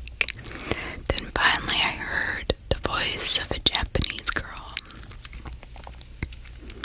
My immediate thoughts were this must be a friend of my sister's, and so I explained that I am her brother, borrowing her phone for the evening. If she needed to get hold of my sister, she should ring the house. She apologized, and I reassured her that no harm had been done, and promptly ended the phone call.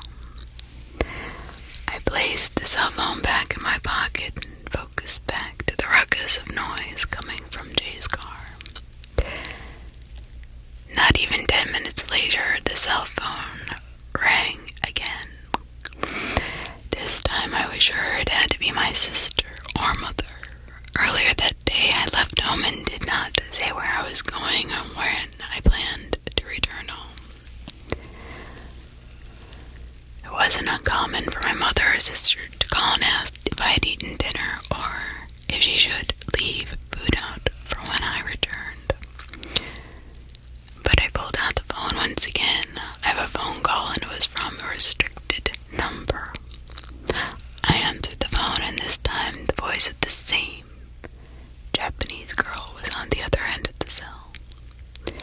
Before I could ask why she was calling for my sister, she cut me off. Now, based off the previous phone call, I thought there was a couple funny things. I know most of my sister's friends and recognize their voice over the phone. This girl, on the other hand, I did not recognize. Additionally, my sister never mentioned anything about a new friend, and her circle was tight. She wasn't very big on being a social butterfly, but perhaps I was wrong. My sister is 3 years younger, and so my assumption was the girl had to be around my sister's age, way too young for me. I had little interest in engaging in conversation with her. As she probed me with questions, I kept my answers vague. I don't even know why I continued to entertain a conversation with her, but hanging up would have just been very rude. Suddenly she asked what I was doing in a park so late in the evening. I almost began to answer when it dawned on me. I never mentioned anything about where I would be or where I was at, or even who I was with. I told her I never said I was at a park. She then started to giggle lightly and tried to play it off, insisting that she thought I said I was at a park. I told her this was weird and that I had to go, and hung up. Jay grew tired of drifting in this parking lot. He pulled up to us from the other driver's side, suggested we change up the scenery. Fine. R and I hopped back in the vehicle and off we went. We are now at another parking lot. We hopped out and Jay continues to do his thing. The parking lot had a soccer field not too far from it, and the lamps in the parking lot painted an orange hue, which was a bit comforting, although I would feel that it was uncomforting. I don't know, orange does not. Weird, I don't know. Oddly enough, the feeling of being watched returned to me. I swung around to my right and stared at the empty field on the other side of the parking lot fence. There was nothing. But at this point, Jay parks his car and shuts it off. Now silence and thin film of burnt rubber veiled the parking lot. R starts asking what was up with the phone calls. I began to explain to Jay and R what transpired. They both agreed that was really strange, but speculated that maybe my sister mentioned to her friends that her older brother was back in town. Jay proceeds to tease me that I should start talking to the chick, but I protest because I have no interest. My phone rings. Again.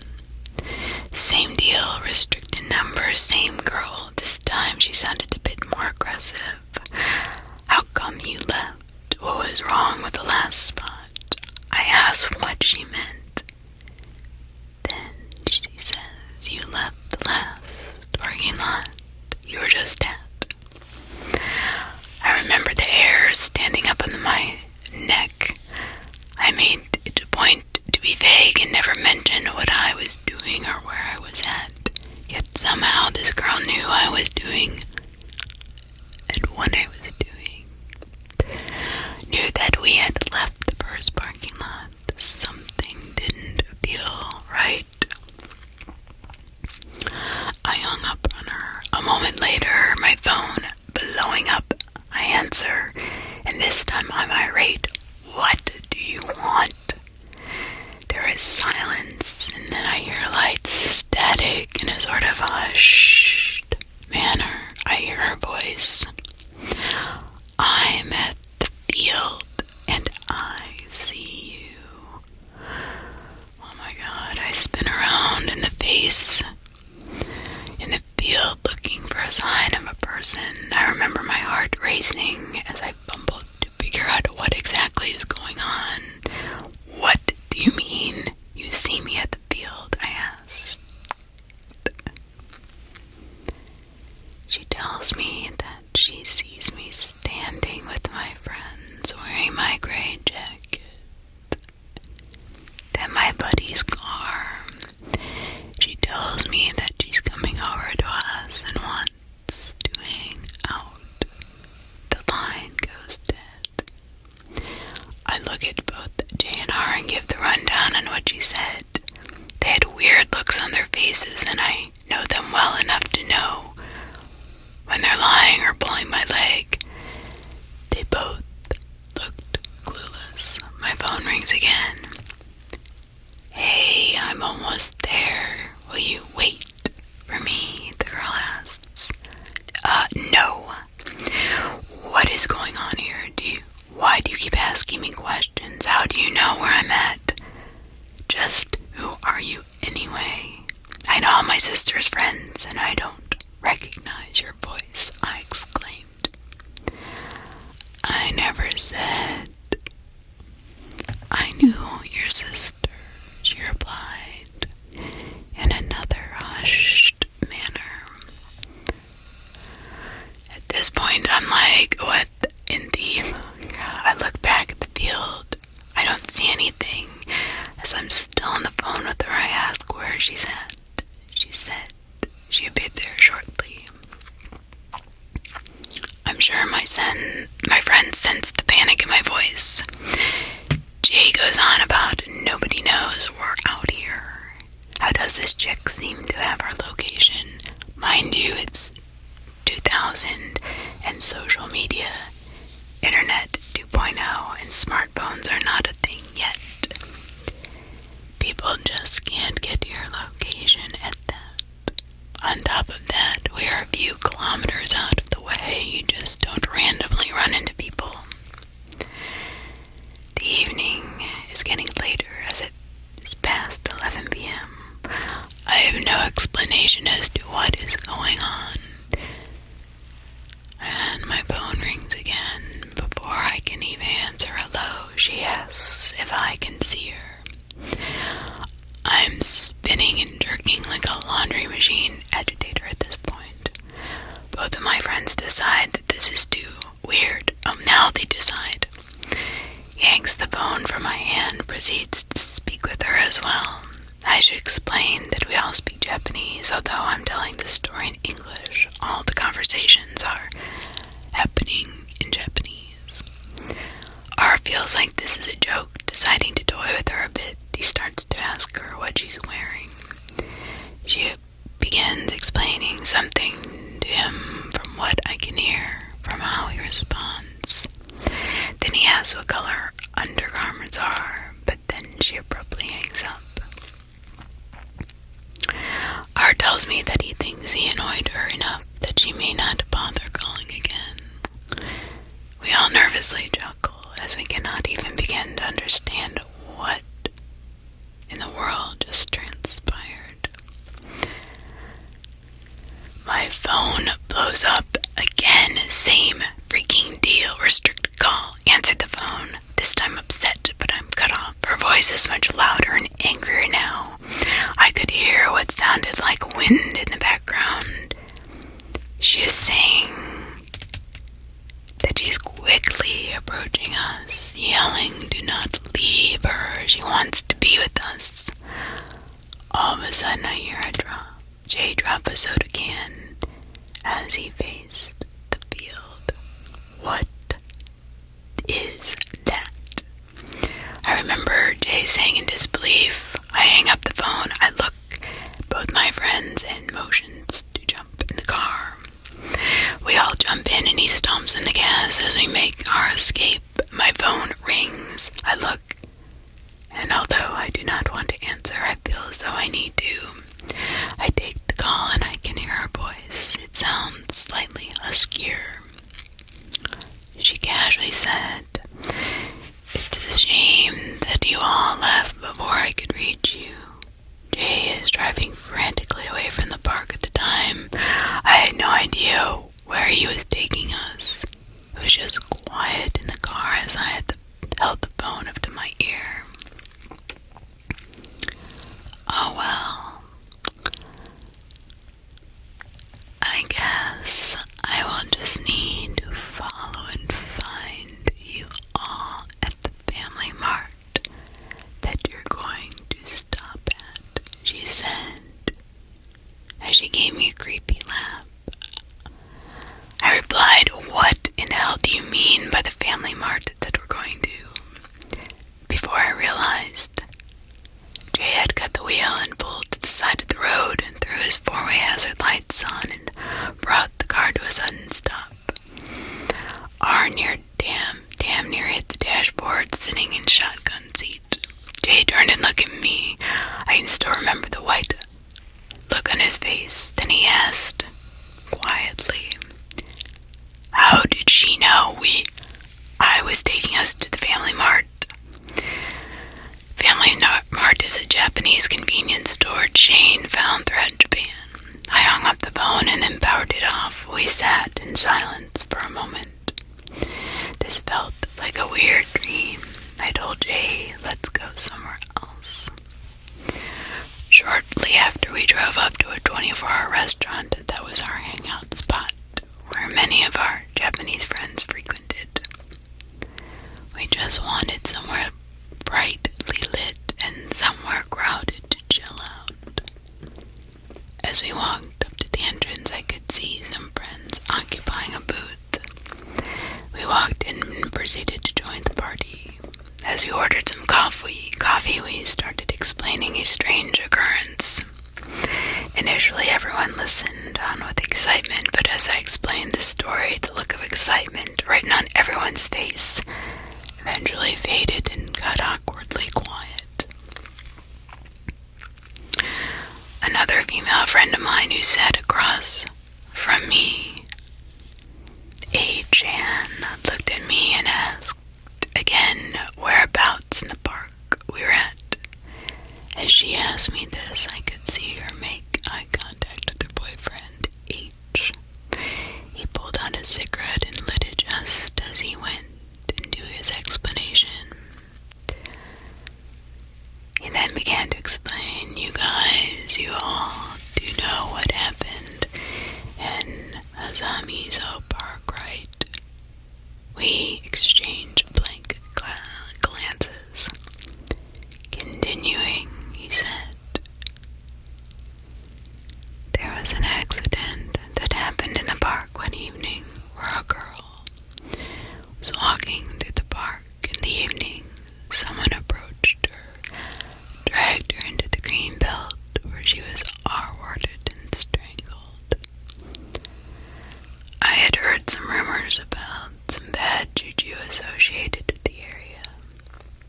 In disbelief, I scoffed, "You're joking, right?"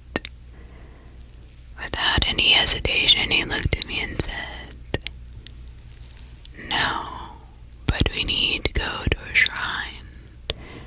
Her spirit may have latched on to you Okay, well, that was the end of me Japanese and Korean stories. And I'm just gonna end on that note for now as we move on to scary stories on our scary stories on Reddit.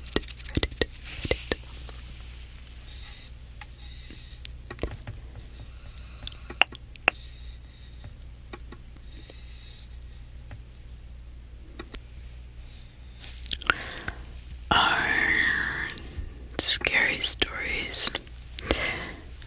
So I'm taking the time to find new and scary ones. This one is written by Eric Shanrick. Our scary stories. What they don't tell you about lost episodes. You know, growing up, I always knew that I had the coolest dad in the world. He never breathed down my neck to have perfect grades, and he took me on tons of trips to different cities all the time. My room is full of souvenirs from all the places we visited. The coolest thing about him was that he was an animator for Cartoon Network. This meant that several of my favorite cartoons were some of the stuff he worked on. Whether I was watching reruns of old shows or watching the latest episodes of my new favorites, there was a good chance my dad was involved in their production. Kinda cool, right? He even brought home copies of some storyboards he was working on. It was so neat being the kid in school who had sneak previews of upcoming shows. My friends always circled around me to read the storyboards whenever we hung out, almost like reading a comic book. My friends eventually asked me if my dad had any lost episodes in his collection. Lost episodes were something we gossiped about often due to their incredibly elusive nature. They were highly obscure pieces of media that had corrupted versions of your favorite shows. I remember reading one blog post where some guy said he saw an episode of Eddie, where the trio died in a traffic accident after Eddie stole a car. Another person mentioned there being an episode of Foster's Home for Imaginary Friends, where Mac imagined the entire show. We're all skeptical of these episodes. I mean, were they even really real? But my friend George was the most invested into finding them. He was the daredevil of the group. George gladly volunteered to explore haunted houses in the neighborhood and climb over the school fence when the teachers were not looking. So one time, he invited us over to his place to watch a rated R horror movie and convinced us that it was all based on a true story. I don't think that guy can go a single day without getting an adrenaline rush. Your dad totally has to know what a lost episode is. I bet everyone in the industry trades lost episodes with each other, and then they make those creepypastas to tease fans. George said to me at lunch one day, he has brought this subject up again and again and seemed intent on finding a lost episode. I don't know, man. You sure those aren't just urban legends? Nobody even found one of those lost episodes for real. real. It's all just talk," I replied back. "Sounds to me like you're too scared to go looking. You almost pissed yourself during movie night last time." "Oh, stop exaggerating, George. If you want to find an episode so badly, how about we search my dad's laptop? Let's see if he's hiding anything." So George came over to my place the next day to search the computer. My dad wouldn't return home from the studio for at least an hour. We had plenty of time to get it done. I typed in the password and scanned through all his files for anything that caught my eye.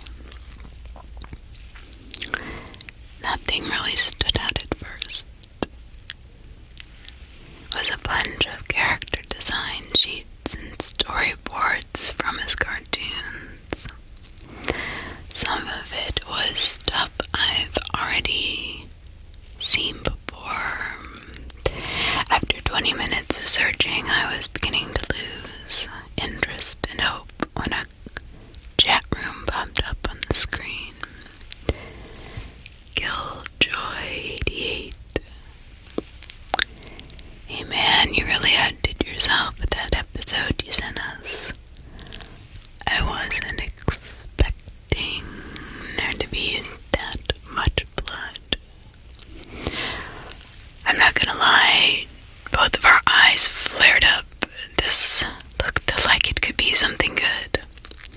I checked the chat history to see that my dad had sent a message with a video file attached. I eagerly gave it a click, click, click, click, click, click, click, click, click. A video popped up that showed the intro of the Loud House. I immediately got excited because that was a show I had tons of fun watching. After the intro, a card that read, "What happened to Lincoln?" appeared. The episode began with Lincoln's family putting missing posters for him around town. They all looked incredibly miserable, like they were moments away from sobbing their eyes out. The animation was also a bit sketchy, and I had to see closely because there's choppy frame rate. Characters often went off model to the point they had uncanny valley expressions a lot of the time. The episode ended a flashback to a scene of Lincoln exploring a comic book shop that was painted a cobalt shade of blue. Lincoln narrated how this was a new shop town that was rumored to have the rarest comics imaginable. This version of Lincoln was voiced by an adult man, maybe a placeholder until the episode was ready to air. Lincoln entered the shop and was shocked by how grungy the place looked. Colorless brick walls surrounded him and noticeable cobwebs grew from the corners. Lincoln approached the cashier to ask him if they had Ace Savvy Obscurities, an issue of the Ace Savvy comic series that only has 13 known copies. Hearing this, an orange-haired kid walked up to Lincoln and said he was looking for the same issue. "Isn't that Jason?" George asked. "What?" "Jason Smithera, the kid who went missing about 3 months ago." I paused the video and studied the boy's face. George was right. The boy in the cartoon defined and definitely resembled Jason. He was a kid from our school who suddenly went missing one day. The police searched hard to find him, but nobody had any clue where he could be. I still remember remember seeing his parents tearfully hang up missing posters around the neighborhood. He has frizzy orange hair, bright blue eyes, heavy freckles, and a birthmark on his forehead. The kid in the cartoon was a fitting image of him. That's one heck of a coincidence. I resumed the video. The cashier was a big, burly man with scraggly black hair. He told the boys how fortunate they were since he just so happened to have the last 2 copies. He led them down to the basement where he kept a small collection of dust-covered comics. Lincoln and the boy gleefully grabbed the Ace Savvy issues and were about to read them when the 2 men ran up behind them and pressed white gloss through their noses. They struggled to break free, but eventually passed out. When they woke up, they were tied down to chairs and looked badly bruised. "Can somebody please let us out? You can have all my money if that's what you want. Just please let me go home. I promise I won't tell anyone what happened," the boy screamed to himself in the empty room. The voice acting sent chills down my spine. Not only did it sound completely believable, it also sounded like they hired an actual kid actor. It was then I realized how weird it was that a kid was brought in to record audio for a lost episode, especially when they didn't do the same for Lincoln. Eventually, a group of men, all dressed in black, entered the room with knives in their hands. The animation style was even more sketchy now, like the entire thing was roughly done in pencils.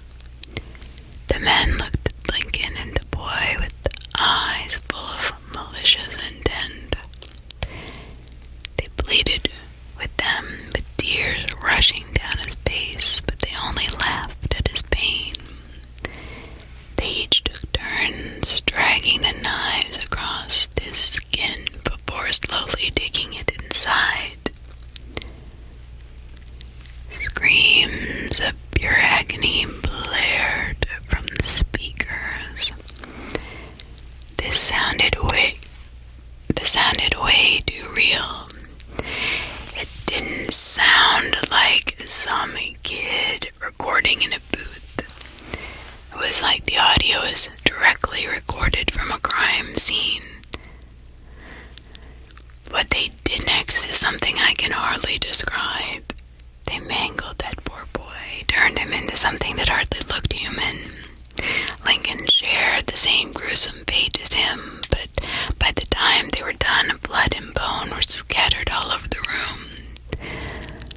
George and I both screamed in disgust at the atrocity we just witnessed.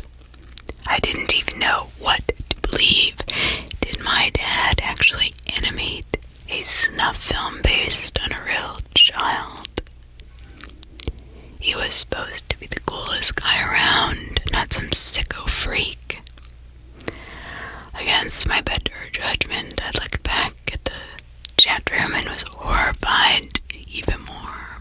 The guys bragged about how graphic the gore was and how cute the boys looked when they were being mangled. Apparently my dad and other animators had a long history of sharing cartoons where kids were brutally tortured, and it was the main attraction. They would find a real child to draw a character based on them and insert them into the cartoon of their choice. The worst part was when one of the boys asked my dad if he could make a lost episode based on me.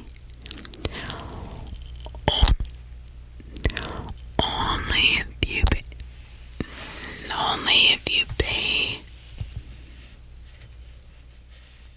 me double, he messaged back.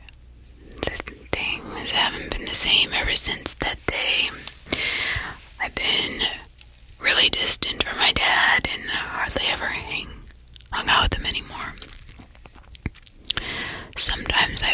day that he realized I found out his secret, I feel like I should go to the police, but he technically hasn't done anything illegal. Drawn images of children aren't a crime, no matter how grotesque and depraved they are. I still wonder what happened to Josh. Was my dad just capitalizing on a tragedy, or was he somehow involved in it? To anyone reading this, please don't search for lost episodes of cartoons. Those episodes are a market for perverts who love to see children suffer. Update. I finally did it. I showed my mom what I found on Dad's computer. Naturally, she was utterly repulsed and got into a shouting match with him. Insults were thrown and so were fists. It wasn't long before they got a divorce and I ended up under my mom's custody after Dad moved away. It hurt tearing the relationship apart like that, but I couldn't stand living under the same roof with that creep any longer. Things have settled down since then, but I noticed a black van patrolling around our neighborhood lately. It's been parked in front of the house and outside my school sporadically throughout the month. I wonder if it's the same van from that video. Is Dad planning on making me the next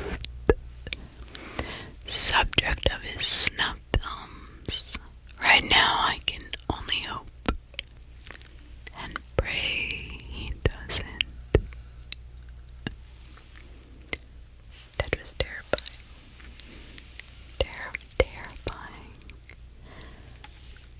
Oddly terrifying, actually.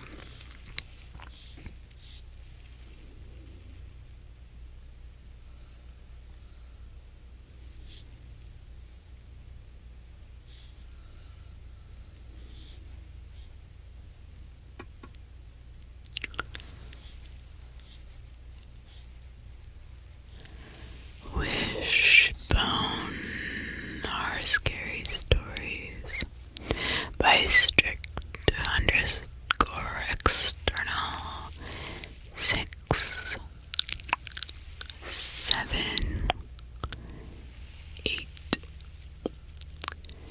Kelly Winters stared at the rain, blurring her windshield, one hand gripping the steering wheel while the other clutched her phone. 6 months since the accident, and still every drive home felt like punishment. The rain made everything worse. Rain like the night Lily died. Ma'am, you've been sitting there for 10 minutes. What? Kelly jumped, and an old man stood outside her car window, hunched under a faded umbrella. The shop behind him, something she'd never noticed before, sat wedged between a laundromat and a vacant storefront. A hand-painted sign hung crookedly. Curios and remedies. Sorry, Kelly murmured, tucking her phone away. She'd been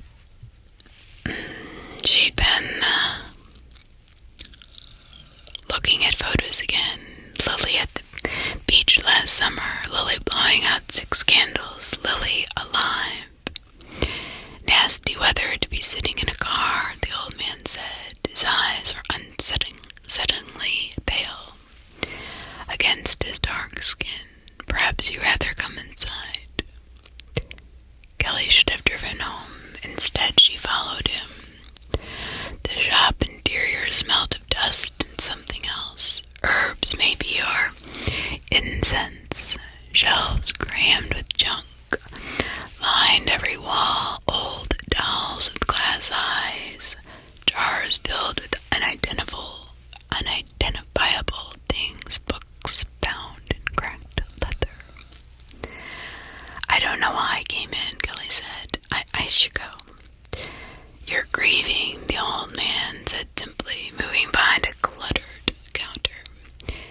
night you came in. Kelly froze. How did you? Look, it hangs around like a shadow. Heavy grief, recent loss. He tilted his head. A child, I think. My daughter, Kelly whispered.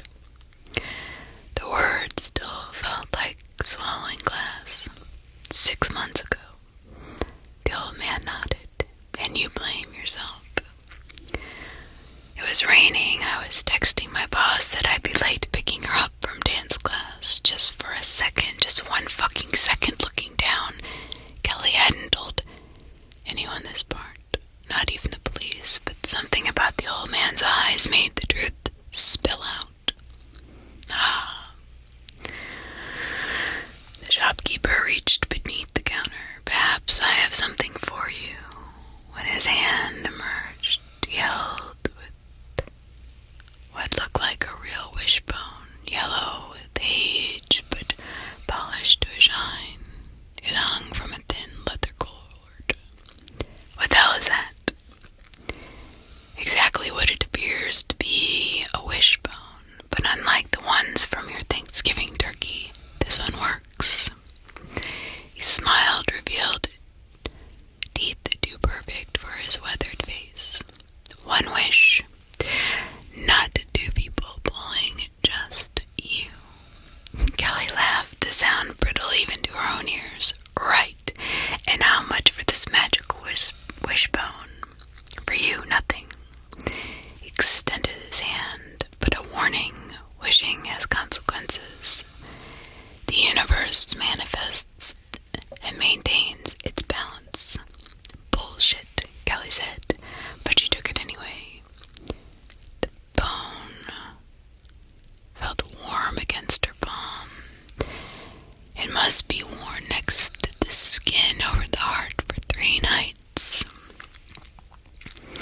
On the 3rd night, hold it and make your wish. Be specific and be careful. His fingers crossed around hers, and remember, everything has a price. Kelly almost threw the wishbone away twice that night. Once after 3 glasses of wine, when she got herself believing in magic like a desperate fool. Again at 3 a.m. when she woke, gasping from a dream where Lily called from beneath the dark water. But by morning, the leather cord hung around her neck and the bone hidden beneath her blouse, resting against her skin. Her friend Melissa noticed it at lunch. New necklace, she asked, reaching for it. Kelly jerked back. It's nothing, just something I picked up. Melissa frowned. You seem off today.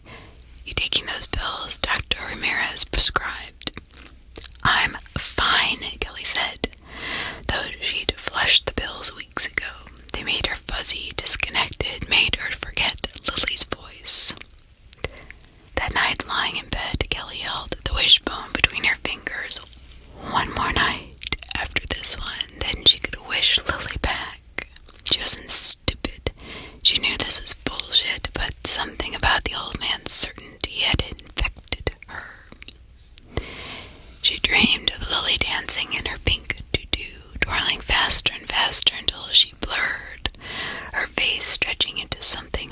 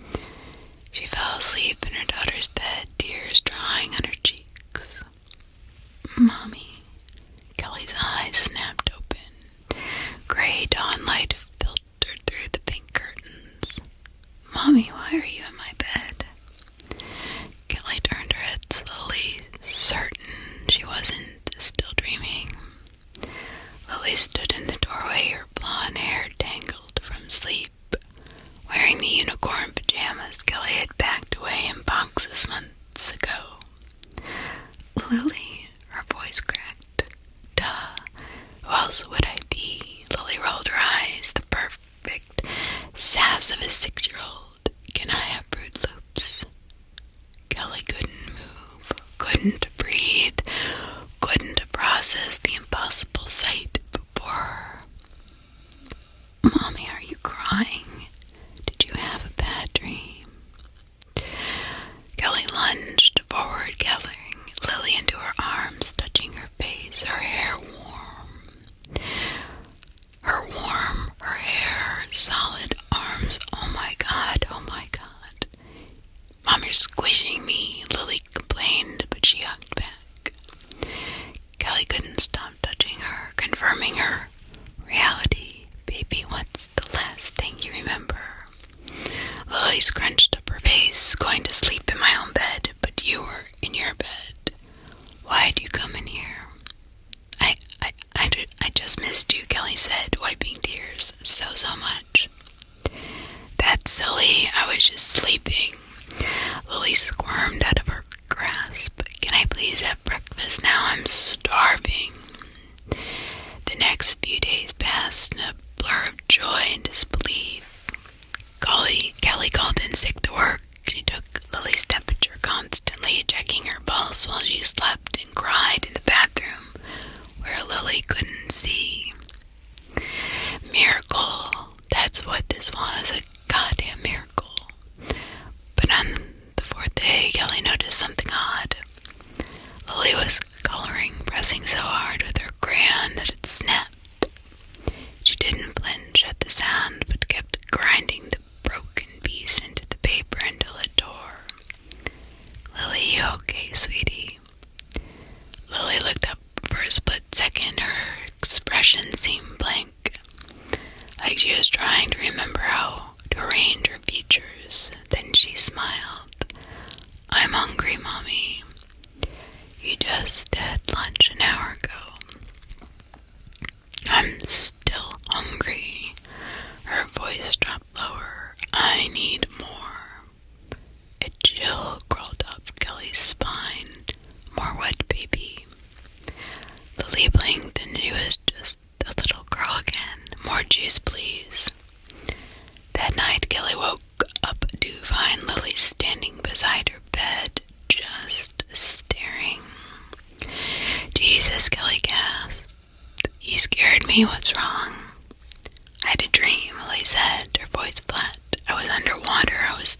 It was dark and I couldn't breathe. Then something found me there, something that let me come back. Kelly's mouth went dry. Come here, sweetheart. She lifted the covers. Lily climbed in, but lay stiffly beside her. Her skin felt cool to the touch. Lily, you know Mommy loves you, right?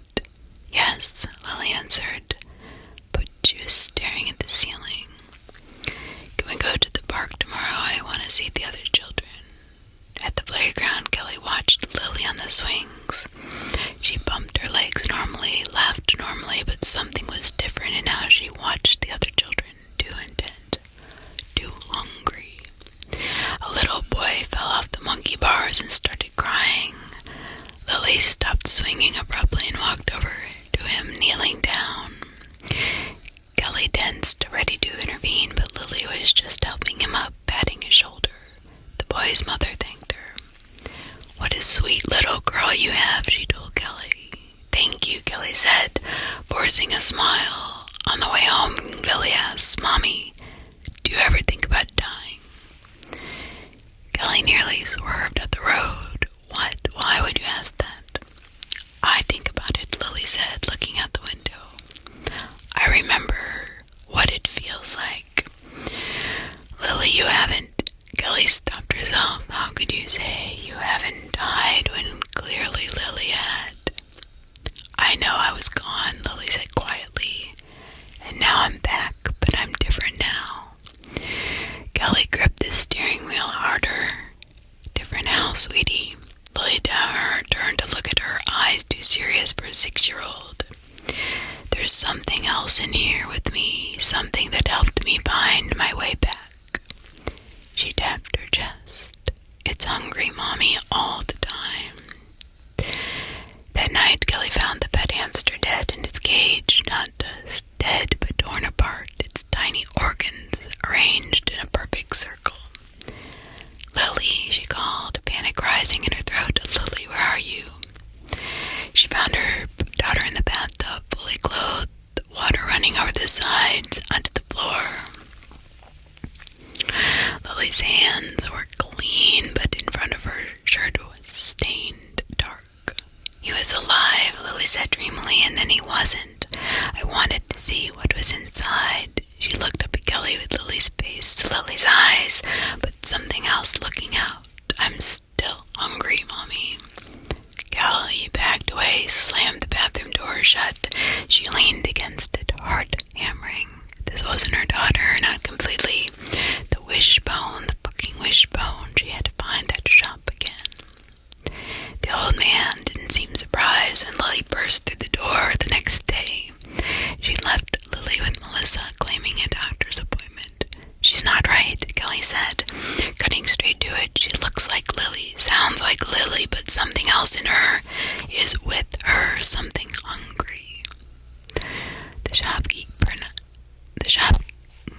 shopkeeper nodded slowly. I warned you of consequences.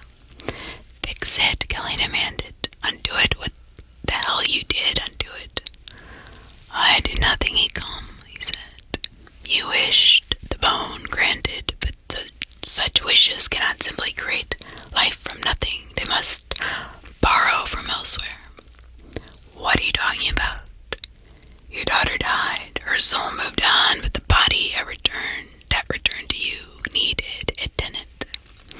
Something was happy to oblige, something that was waiting for a very long time for a door back into this world. Kelly felt bile rise in her throat. What is inside my daughter? Nothing human, he said simply, and it grows stronger each day. Soon very little of your Lily will remain. Take it back, Kelly begged, please. I can't, but you can. He reached beneath the counter again and produced a curved knife with a bone handle. The bone brings, the bone takes away. Blood that binds can also release. Kelly stared at the knife. What are you saying? The child must die again, he said, his pale eyes unblinking. Only then will you both, your daughter and the other, be released, but this time it must be by your hand. You're insane, Kelly whispered. I'm not killing my daughter. It's not your daughter anymore, he replied, and soon it will be strong enough to need more than hamsters to feed its hunger. How did he know about the hamster? When Kelly returned home, Melissa was waiting on the porch, face pale. Where's Lily? Kelly asked, stomach drop. In her bedroom, napping. Kelly, we need to talk, Lily said. Something very disturbing, many disturbing things. Like what? Kelly unlocked the door with shaking hands. She told me she remembers dying in detail, and then she asked if she could. Melissa swallowed hard. If she could see what my insides look like. And Jesus, Kelly, if it was the way she asked, like she was asking for a cookie. Melissa grabbed Kelly's arm. She needs help, professional help. I know, Kelly said. I'll take care of it. After Melissa left, Kelly crept to her bedroom door. Lily lay curled on the bed, looking peaceful, innocent. The knife felt heavy in Kelly's purse. I know you're not sleeping, Kelly said softly. Lily's eyes opened. They looked darker somehow, the blue fading to something murky. You went to see the bone man, Lily said. Not a question. Yes. Lily's sat up in her bed, head tilted. Unnaturally, he told you to kill me. Kelly breaths caught. He told me to release you, both of you. The other one doesn't want to go back, Lily said, and neither do I. I like being alive again, and you really Are you really my Lily still in there? Something flickered across Lily's face. Fear, sadness, a plea. Mommy, I'm scared. It's getting bigger inside of me, eating more of me. Her voice was suddenly childlike again, trembling.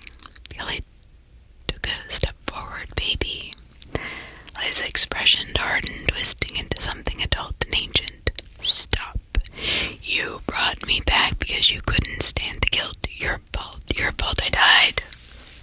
I know, Kelly whispered. You don't get to undo this now. Not. Lily hissed. I'm here. I'm flesh again, and I'm so hungry. Lily lunged forward with inhuman speed, fingers curved into claws. Kelly stumbled back, fumbling in her purse for the knife. Lily, please. Lily's almost gone, the thing said, its voice deepening impossibly. But I can wear a face for you. Be your daughter, just feed me. The neighbor's cat, that yappy dog down the street, then maybe that baby that cries all night next door. No, Kelly said, the fingers crossed around the knife. Then the little boy from the park, his beer was so sweet I could taste it standing near him. Kelly pulled the knife free. You're not my daughter, but I could be, it offered. Lily's face softening into a child's pleading expression. Mommy, please don't hurt me. I'll be good. The Kelly's hand trembled. My Lily, my real Lily, if you're in there, I'm sorry for everything. The thing lunged again. Kelly raised the knife. The shop was exactly where she'd left it this time. Kelly entered it without knocking, the wishbone clutched in her bloody hand. The shopkeeper looked up from the book. It's done. Kelly nodded numb. She forgot at the end, not Lily. The other thing, when it knew what was happening, it fought. And your daughter, did you feel a release? Yes, she's free now. She placed the wishbone on the counter, destroyed this thing. The shopkeeper smiled sadly. I cannot. Its purpose is not fulfilled. What are you talking about? I made a wish. I paid the price. It's over. The bone was not meant for you, he said softly. It was meant for the one who comes after you, the one who will wish for what they have lost, just as someone wished before you.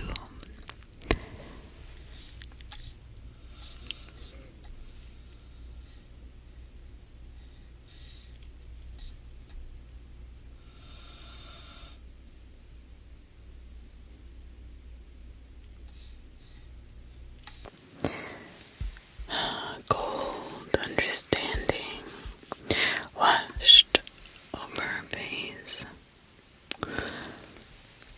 There's always someone grieving. There's always someone desperate enough. Yes. And the thing, the one inside Lily, will it find another way back? Eventually, such things are very patient. They have all of eternity. He picked up the wishbone and polished it with a cloth. The blood stains vanished under his touch. Would you like to know how old this bone truly is? How many wishes it has granted? Kelly backed towards the door. No. I never want to see it again. Yet you have brought it back, he observed. You could have buried it, burned it, but you brought it here to continue its work. Kelly had no answer for that. Go home, the shopkeeper said gently. Grieve properly this time, accept the loss, and perhaps in time forgive yourself. 6 months later, Kelly stood in her new apartment in a new city, hanging photographs. Lily at the beach, Lily blowing out 6 candles. Lily alive in memories where she belonged. When the doorbell rang, Kelly found her new neighbor standing there, eyes "Sorry to bother you," the woman said. I lost my son last week. Car accident.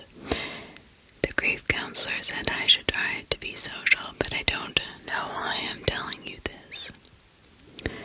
Kelly recognized the weight of fresh loss, the desperate shadow of guilt. "I understand," she said quietly. "I lost my daughter a year ago." "Does it get easier?" the woman asked. "Not easier. Different," Kelly hesitated. "Would you like to come in for some coffee?" As the woman stepped inside, Kelly noticed something hanging from a chain around her neck. Something bone, white, and curved like a wishbone. Kelly's mouth went dry. "Where did you get that?" "This," the woman touched it. "I don't know, a strange little shop downtown. The old man who runs it, he said it might help with my grief." Kelly's hand shot out, closing around the talisman. Take it off right now." "What? Why?" "Because whatever you're wishing for," Kelly said, staring into the woman's startled eyes. "The price will be more than you can bear." The wishbone gleamed between them, patient as always, waiting for the next desperate heart, willing to pay the terrible price of getting exactly what they wished for. The story continues with Kelly's desperate attempt to convince her neighbor of the danger. The woman, Amy was her name, stared at Kelly like she'd lost her mind. Kelly didn't blame her. "This is just a trinket," Amy said, pulling the wishbone from Kelly's grasp. "The old man said it would symbolize hope, that's all." Kelly felt sick. The same words, probably the same routine. How many times had it played out? "What exactly did he tell you about it?" Kelly pressed. Amy shifted uncomfortably. "That I should wear it for 3 nights. That on the 3rd night I could make a wish." She looked embarrassed. "I know it sounds stupid, but when you're desperate..." "Oh no, believe me, I know. I know." Kelly moved to her kitchen cabinet and pulled out a bottle of whiskey.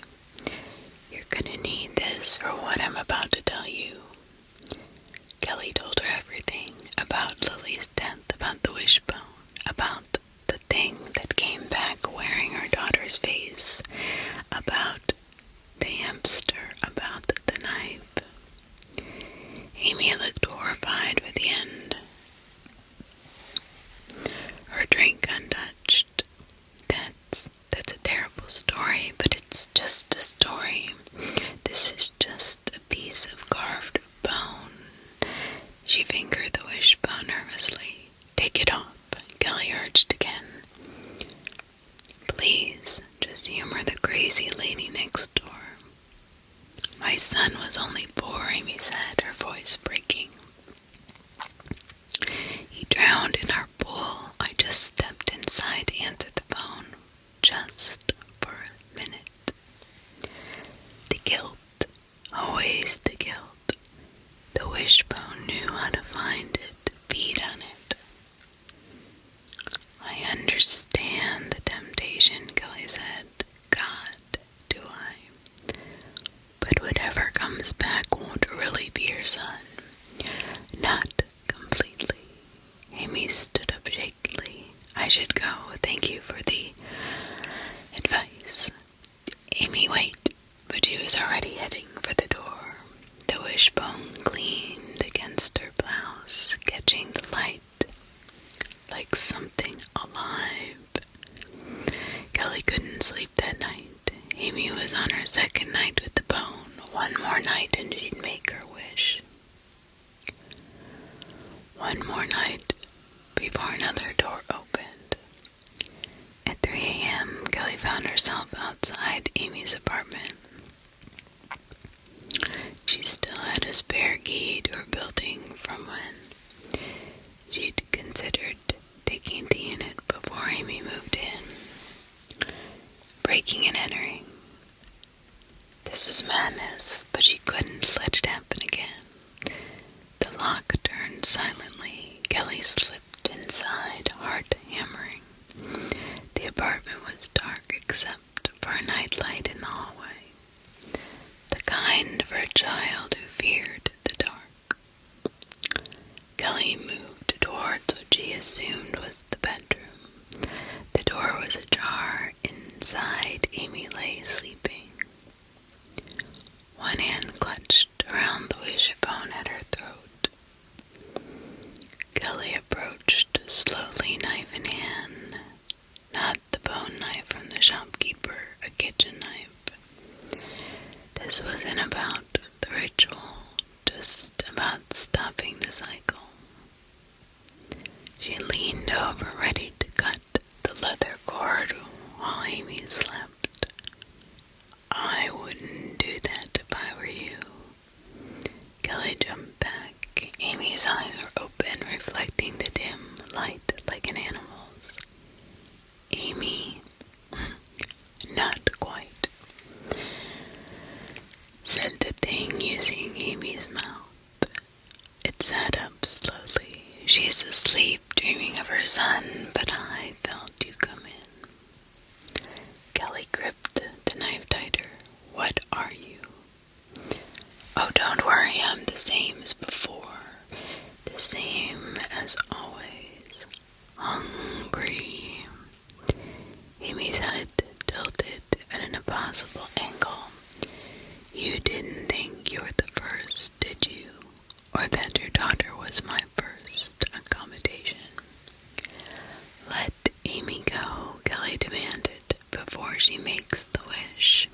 The thing laughed with Amy's throat. But I like her. There's so much guilt and so much pain. The bone knows how to find the right ones. The right ones for what? For opening doors. Not Amy smiled. You see, grief tears little holes between worlds. The bone widens them enough for passage. Your friend will wish her son back tomorrow night, and I will answer as I answered for you. Kelly lunged forward with the knife, but Amy's body moved with impossible speed, catching her wrist. No, it whispered. Not yet. The cycle isn't complete. With the strength no human should possess, it flung Kelly across the room. Her head cracked against the wall, and darkness swept in. Kelly woke to sunlight streaming through the unfamiliar curtain. She was in her own bed, in her own apartment. Had she dreamed it all? The bruises on her wrist and the throbbing in her head told her otherwise. Tonight was the third night. Tonight Amy would wish her son back. Kelly spent the day calling Amy repeatedly. Nobody answered. She pounded on her door, no response. By evening, Kelly was frantic. She tried the spare key again, but the locks had been changed. She considered calling the police, but knew how crazy that would sound. Yes, officer, my neighbor is about to use a magical wishbone to bring back her dead son. But actually, it'll be a demon wearing his face. Oh, yeah, okay. Night sat in her chair and then in her car in the apartment parking lot watching Amy's windows. She was obsessed. The lights are on. Around midnight, they went out. Kelly forced herself to wait one more hour. If Amy was following the pattern, she'd make her wish and go to sleep, expecting nothing to happen. Just after 1 a.m., Kelly approached Amy's door again. This time, she didn't bother with subtlety. She smashed a window with a rock and climbed inside, cutting her arm in the process. The apartment was silent. Kelly moved through the darkness, blood dripping from her sleeve. "Amy," she called softly. "Amy, are you here?" A small voice answered from the back bedroom. A child's voice. "Mommy went to get ice cream. She said I could wait up." Kelly's blood ran cold. She knew before she even entered the room. A small boy sat on the bed, swinging his legs. Looked perfectly normal. Tousled brown hair, Spider-Man pajamas, curious eyes. But Kelly knew better now, knew what to look for. "Hello," she said. "What's your name?" "Zachary," said the boy. "But everyone calls me Zach." His head tilted. "I know you.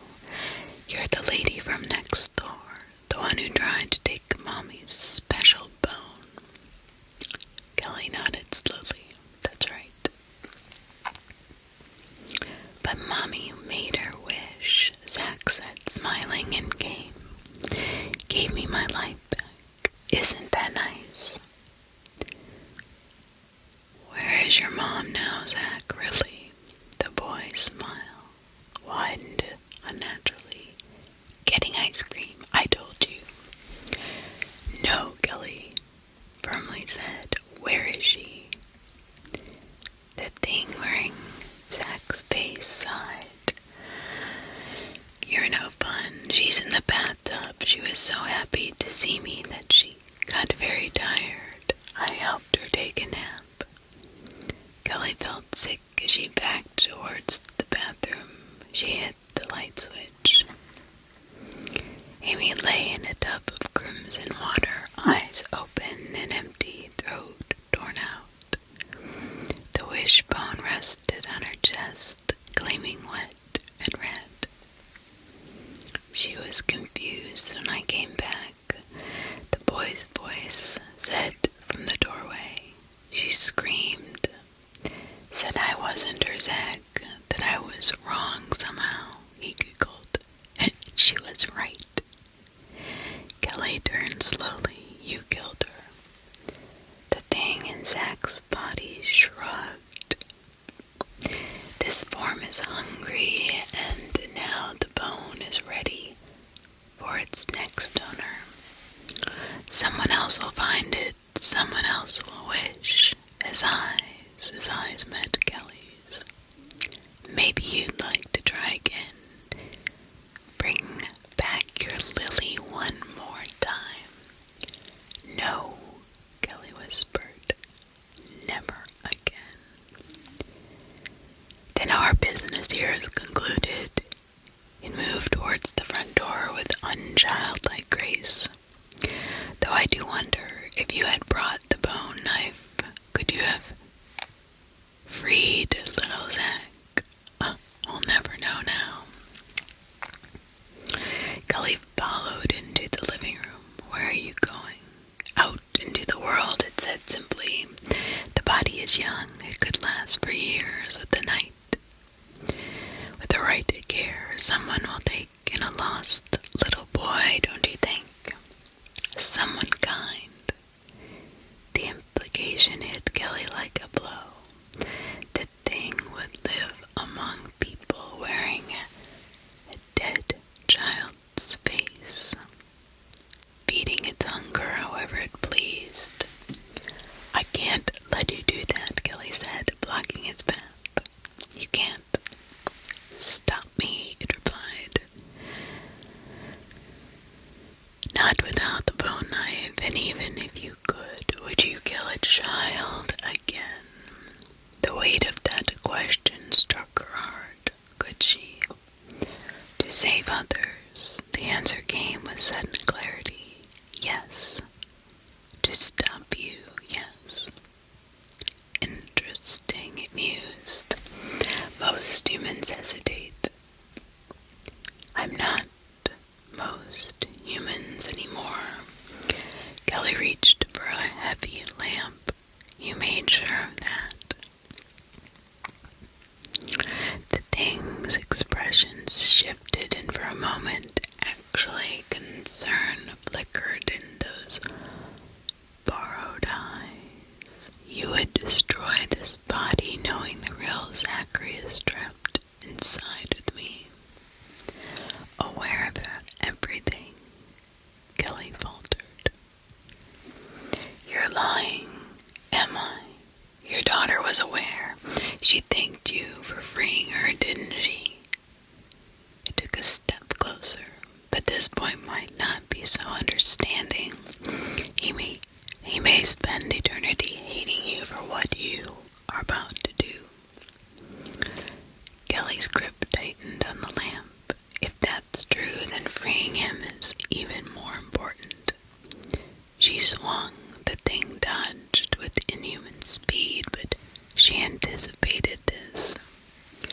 She changed direction mid-swing, catching it on the backswing. Glass shattered. The boy's body crumbled. But it rose almost immediately, blood streaming from a gash on its temple. Its eyes had changed now, glowing faintly in the dim room. Very well, it hissed. Voice no longer childlike. If this body is damaged, I'll simply need a new one. It launched itself at Kelly with terrifying speed. Teeth suddenly too sharp, too numerous.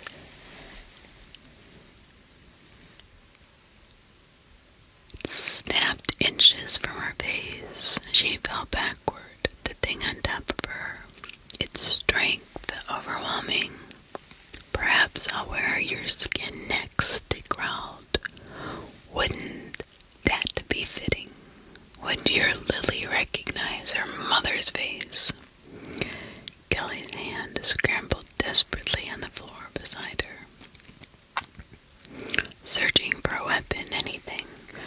Her fingers closed around a shard of the broken lamp. As the thing lowered its face to her, she drove the glass up under its chin with all her strength. The body convulsed. A sound emerged that was not human. A high, keening wail that vibrated the windows. Black fluid, not blood, pulsed from the wound. Not enough, it gasped. Not the bone.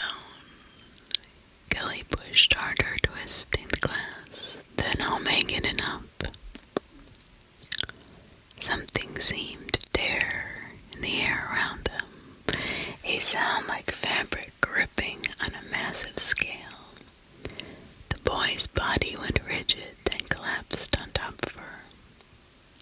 For a moment, Kelly thought she saw something dark and formless rise from it, stretching upward before dissipating like smoke. Then there was only silence. Then the small, heavy weight of a dead child on her chest. Kelly gently moved the body aside. Zachary, just Zachary now, looked peaceful as if sleeping. The wound under his chin leaked ordinary red blood. She should call the police, try to explain what. What could she possibly say? Instead, she went to the bathroom and removed the wishbone from Amy's cold fingers. This had to end,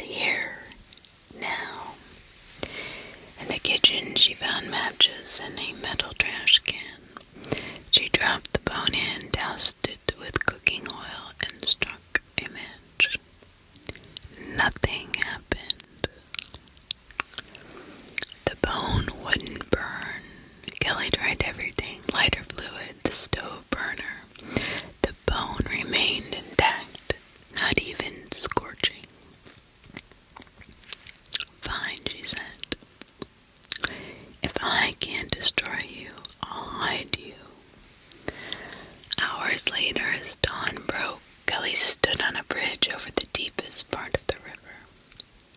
The wishbone wrapped in chains and locked inside a small lead box she bought at an all-nighter hardware store, weighted heavy in her hands. "Goodbye," she whispered, and dropped it into the churning water below. It sank instantly. Gone.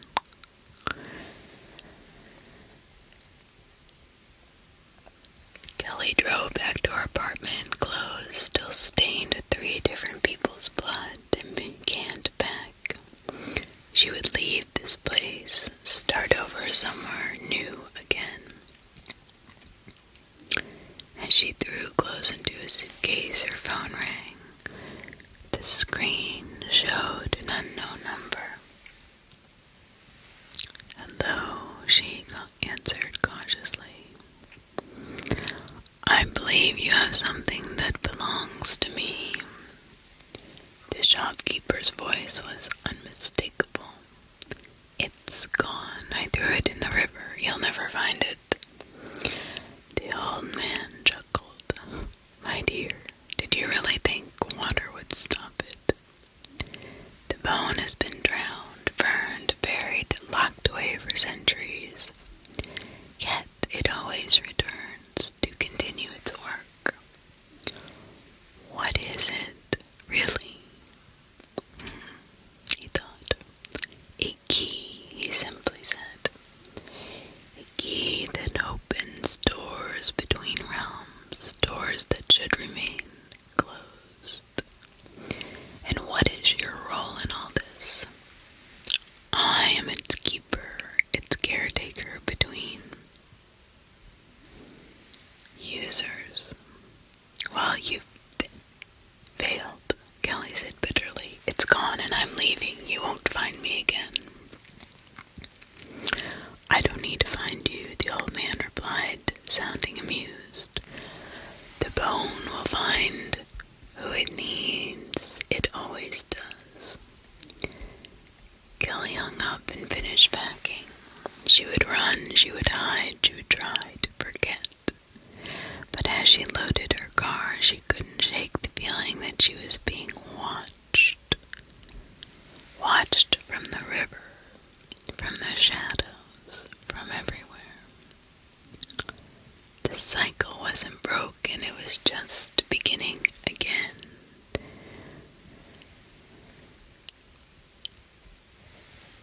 Three months later, in a town hundreds of miles away, a young man walked along a riverbank after a heavy rain. Something caught his eye, something white, half buried in the mud. He bent down and he picked it up. A bone, curved like a wishbone with a broken leather cord still attached. As his fingers closed around it, it felt warm, almost alive. Behind him, unnoticed, a figure watched from the trees. Kelly had been tracking the bone's path downstream for weeks, waiting for it to resurface, waiting for its next victim. She stepped forward, knife in hand. Not the bone knife. She hadn't been able to find that shop again, no matter how hard she tried, but perhaps any knife would do. If her will was strong enough, it may work. The young man turned, startled by her approach. "Sorry," Kelly said, forcing a smile. "I think you found something that belongs to me." The bone gleamed between them in the setting sun, its purpose endless, its hunger eternal, and the cycle continued. That was fantastically written, I must say.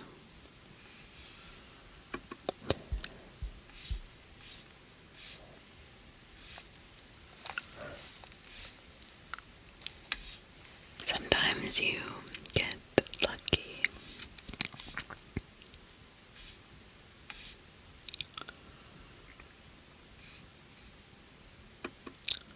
Just pick it. Are scary stories written by Cosmic Orphan 2020. There is something seriously wrong with the farms in Ireland. Every summer when I was a child, my family would visit our relatives in the northwest of Ireland.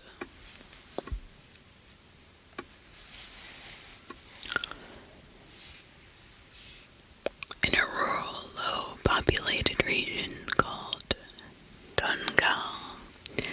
Leaving our home in England, we would road trip through Scotland before taking a ferry across the Irish Sea, driving a further 3 hours through the last frontier of the United Kingdom. My 2 older brothers and I would know when we were close to our relative's farm, because the country roads would suddenly turn bumpy. Donegal is a breathtaking part of the country. Its Atlantic coast way is wild and rugged, with pastoral green hills and misty mountains. The villages are very traditional, surrounded by numerous farms, cow and sheep fields. My family and I would always stay at my grandmother's farmhouse, which stands out a mile away, to its bright red painted coat.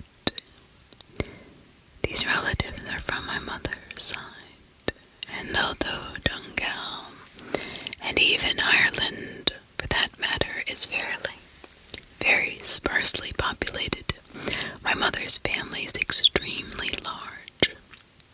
She has a dozen siblings, which was always mind-blowing to me, and what's more, I have so many cousins I've yet to meet them all.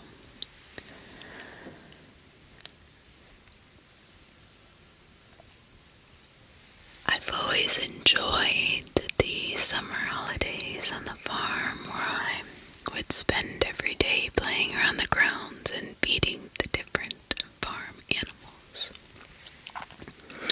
Although I usually played with my 2 older brothers on the farm, by the time I was 12, they were too old to play with me and would rather go around to the other one of our cousins' houses.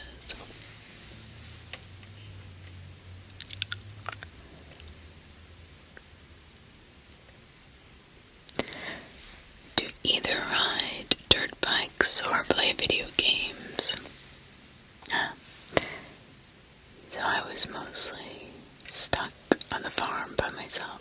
Luckily, I had one cousin, Granny, who lived close by and was around my age. Granny was a tomboy, and so we were more or less liked the same activities. I absolutely loved deer, and so did my brothers and my dad. In fact, we loved Donegal so much we even talked about moving here.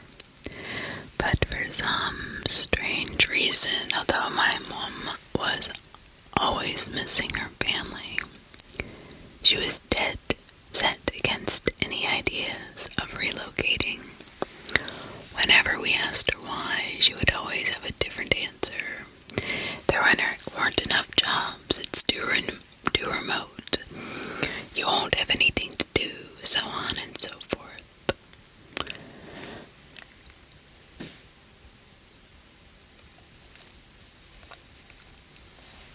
But unfortunately for my mom, we always left the family decisions to a majority vote. And so, if the 4 of us out of 5 wanted to relocate to Donegal, we were going to. On one of these summer evenings on the farm,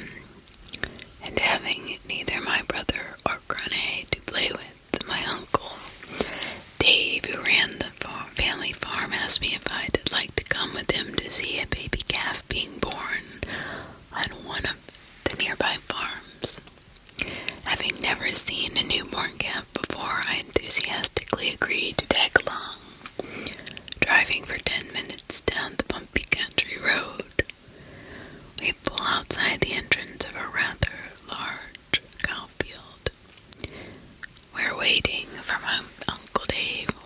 There were 3 other farmers. Knowing how big my Irish family was, I assumed I was probably related to at least one, if not all, of these men. Getting out of the car, these 3 farmers stare instantly at me, appearing both shocked and angry.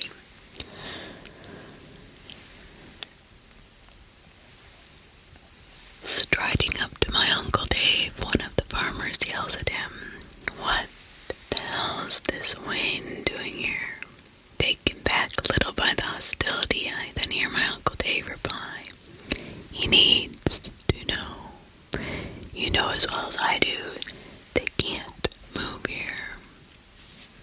Feeling rather uncomfortable by this confrontation, I was now somewhat confused. What do I need to know? And more importantly, why can't we move here? Before I can turn to Uncle Dave to ask him, the foremen quickly halt their bickering and enter through the field gate entrance.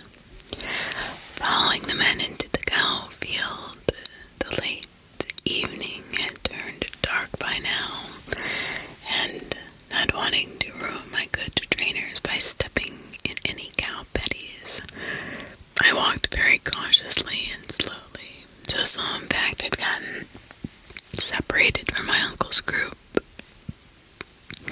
Trying to follow the voices through the darkness and thick grass, I suddenly stop in my tracks because in front of me, staring back with unblinking eyes, was a very large cow. So large, I at first mistook it for a bull. In the past, my Uncle Dave had warned me not to play in the cow fields, because if cows are with their calves, they may charge at you. Seeing this huge cow staring stonewall at me, I really was quite terrified, because already knowing how freakishly fast cows can be, I knew if it charged me, there was little chance I could outrun it. Thankfully, the cow stayed exactly where it was, before losing interest in me and moving on. I know it sounds ridiculous, talking about my terrifying cow experience, but I was a city boy after all. Although I regularly fed the cows on the family farm, these animals still felt somewhat alien to me, even after all these years. Brushing off my encounter, I continued to try and find my Uncle Dave. I eventually found them on the far side of the field's corner. Approaching my uncle's group, I then see they're not alone. Standing by them were 3 more men and a woman, all dressed in farmer's clothing. But surprisingly, my cousin Grenay was also with them. I go over to Grenay to say hello, but she didn't even seem to realize I was there. She was too busy staring over at something behind the group of farmers, curious as to what Grenay was looking at.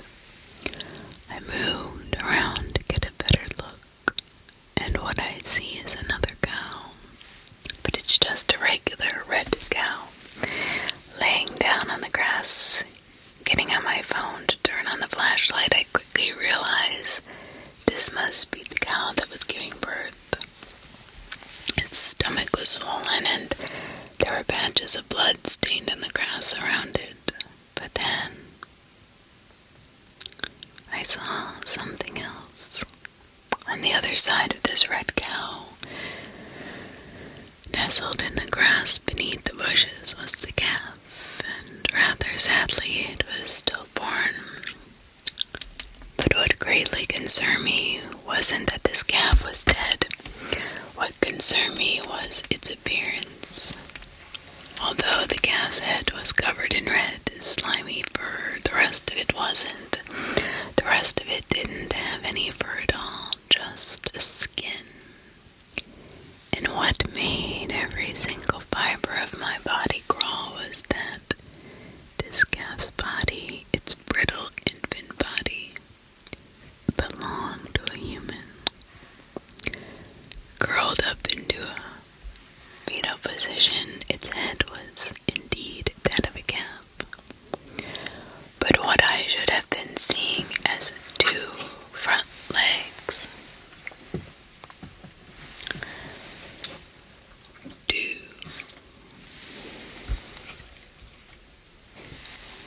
front legs.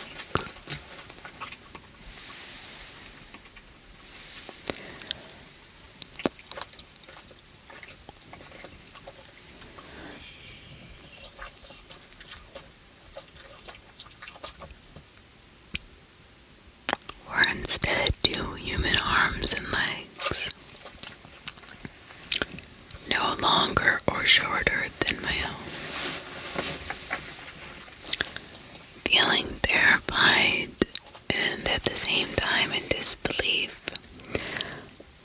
I leave the calf or whatever it was to go back to Grenade, all the while turning to shine my flashlight on the calf as though to see if it still had the same appearance.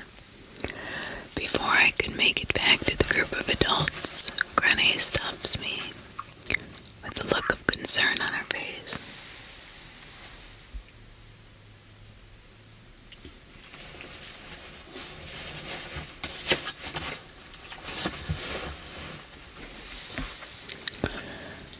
Look of concern on her face.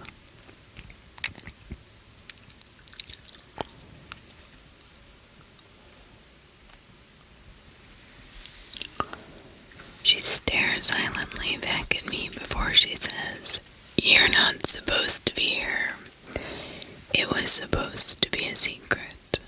Tell her that Uncle Dave had brought me." I then asked what the hell that thing was. "I'm not allowed to tell you," she says. "This was supposed to be a secret," she repeats. 20 or 30 or so minutes later, we were all standing around as though waiting for something before the lights of a vehicle pull into the field and a man gets out to come over to us. The man wasn't a farmer. He was some sort of veterinarian. Uncle Dave and the others bring him to tend to the calf's mother, and as he did, me and Granny were made to wait inside one of the men's tractors. We sat inside the tractor for what felt like hours, even though it was summer. The night was very cold, and I was only wearing a soccer jersey and shorts. I tried prying Granny for more information as to what was going on, but she wouldn't talk about it, or at least wasn't allowed to talk about it. Luckily, my determination for answers got the better of her, because more than an hour later, with nothing but the cold night air and awkward silence to accompany us both, Granny finally gave in. "Okay, this happens every couple of years to all the farms here, but we're not supposed to talk about it. It brings bad luck." I then remember something. When my dad said he wanted us to move here, my mom was dead against it. If anything, she looks scared, just considering it. Almost afraid to know the answer, I worked up the courage to ask Granny, "Does my mom know about this?" Sat stiffly in the driver's seat, Granny cranes her neck around to me. Of course she knows. Everyone here knows. It made sense now. No wonder my mom didn't want to move here. She never even seemed excited.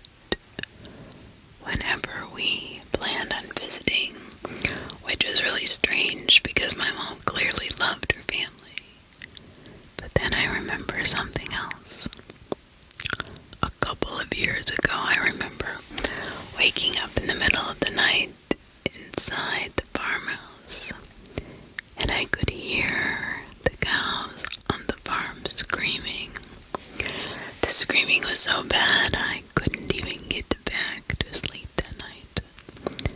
The next morning, rushing through my breakfast to go play on the farm, Uncle Dave firmly tells me and my brothers to stay away from the cowshed.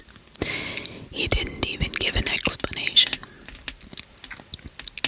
Later on that night, after what must have been a good 3 hours, Uncle Dave and the others come over to the tractor, shaking Uncle Dave's hand. The veterinarian then gets in his vehicle and leaves out the field. I then noticed 2 of the other farmers were carrying a black bag or something, each holding separate ends as they could walk. I could see there was something heavy inside, and my first thought was they were carrying the dead calf or whatever it was away. Appearing as though everyone was leaving now, Uncle Dave comes over to the tractor to say we're going back to the farmhouse, and that we would drop Grenay home along the way.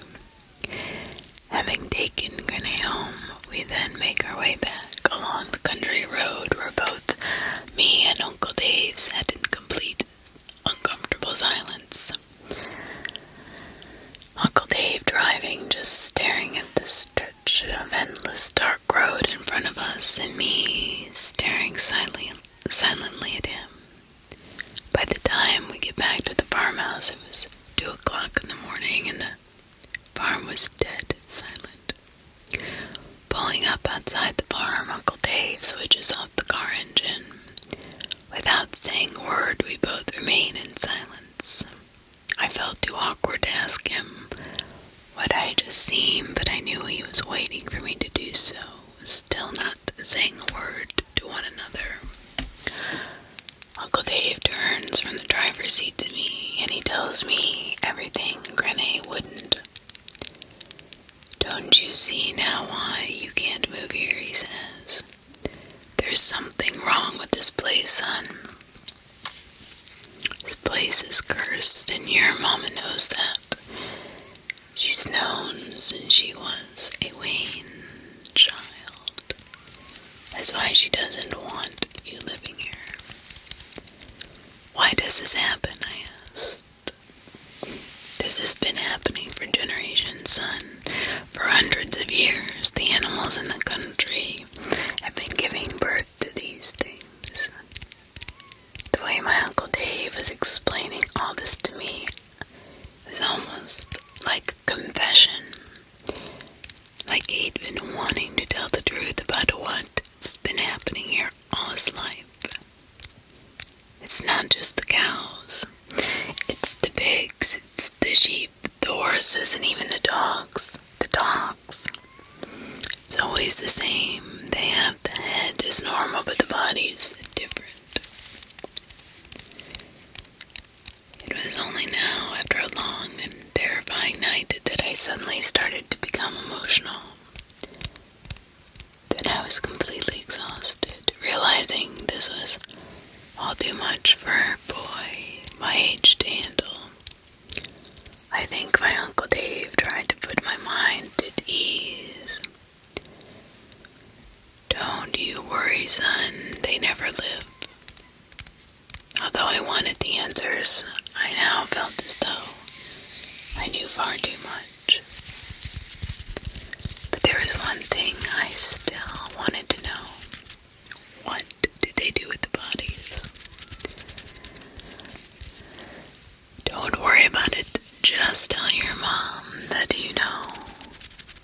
But don't go telling your brothers or your dad now. She never wanted them knowing."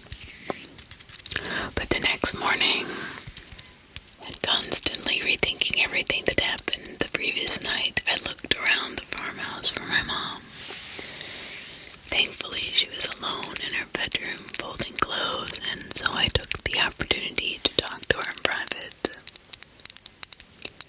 Entering her room, she asked me how it was seeing a calf born for the first time.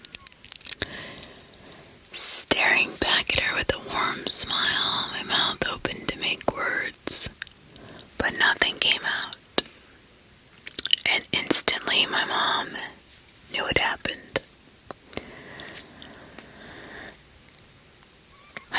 kill your Uncle Dave, she said. He said it was going to be a normal birth. Breaking down in tears right in front of her, my mom comes over to comfort me in her arms. It's okay. There's no need to be afraid. After she tried explaining to me that Grenay and Uncle Dave had already told me, her comforting demeanor suddenly turned serious. Clasping her hands upon each side of my arms, my mom crouches down, eye level with me.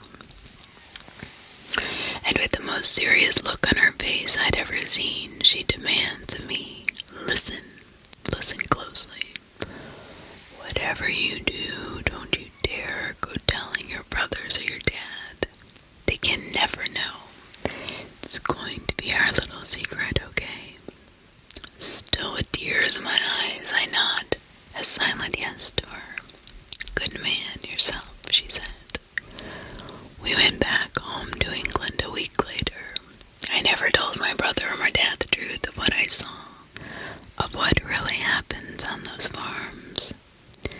And I refused to ever step foot inside a country Donegal again. But here's the thing. I recently went back to Ireland years later in my adulthood. And on my travels, I learned my mom and Uncle Dave weren't telling me the whole truth. This curse, it wasn't regional, and sometimes they do live. That was pretty good.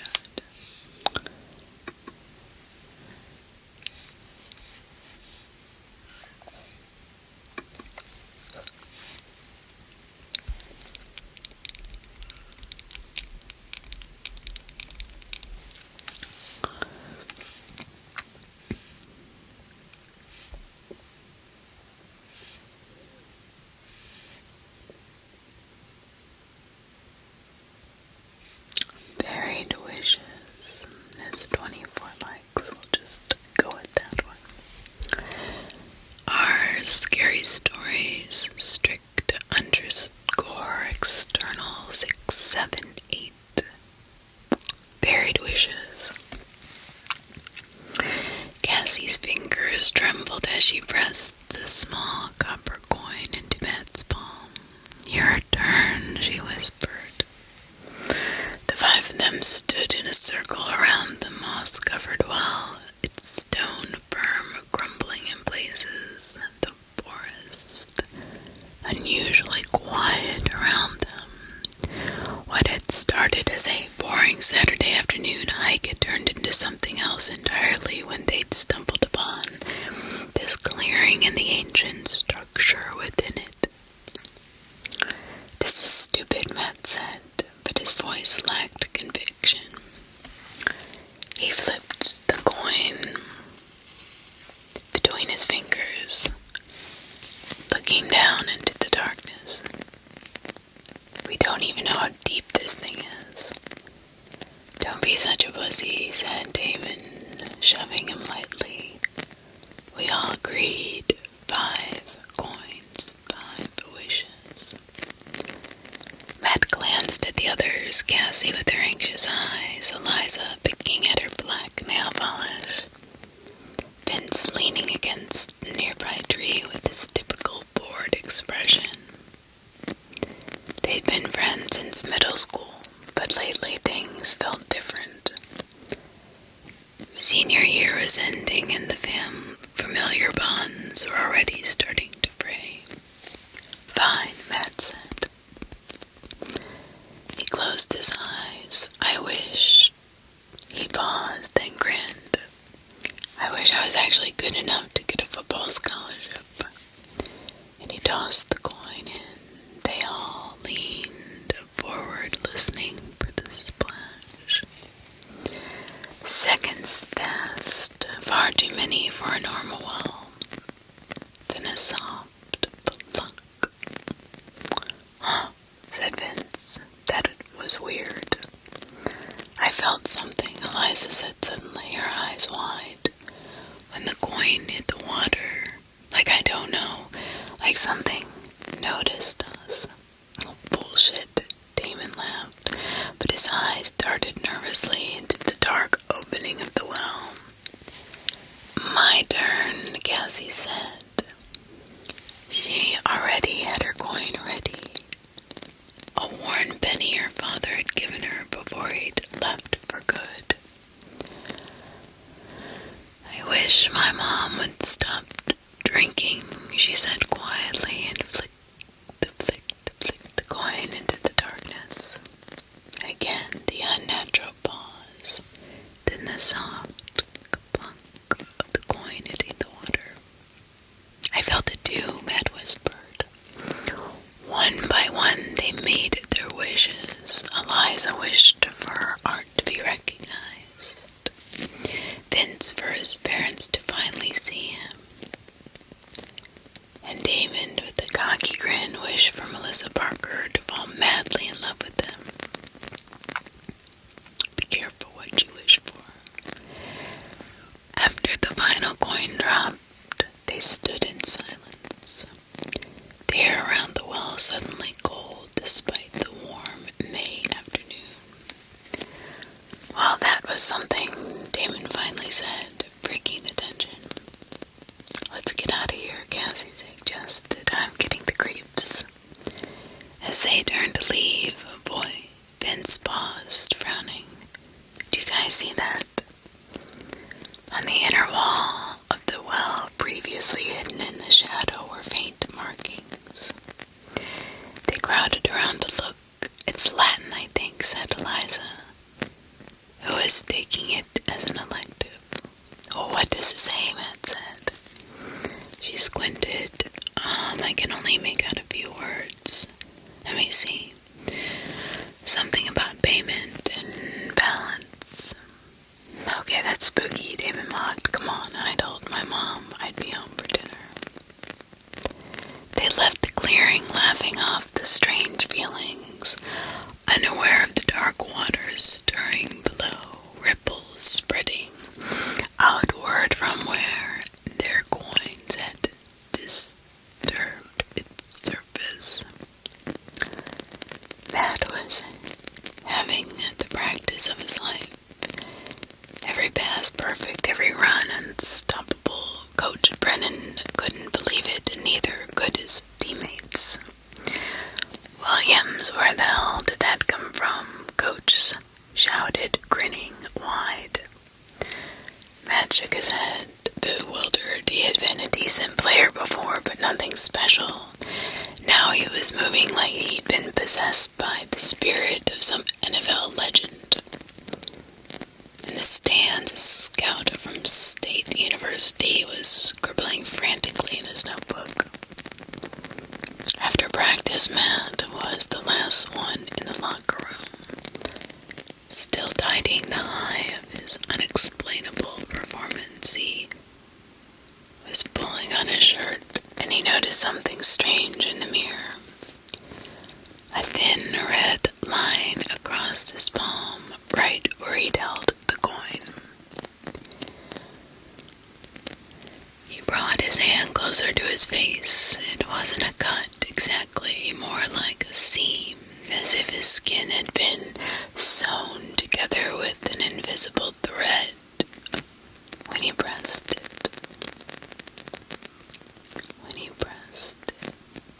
A droplet of blood welled up.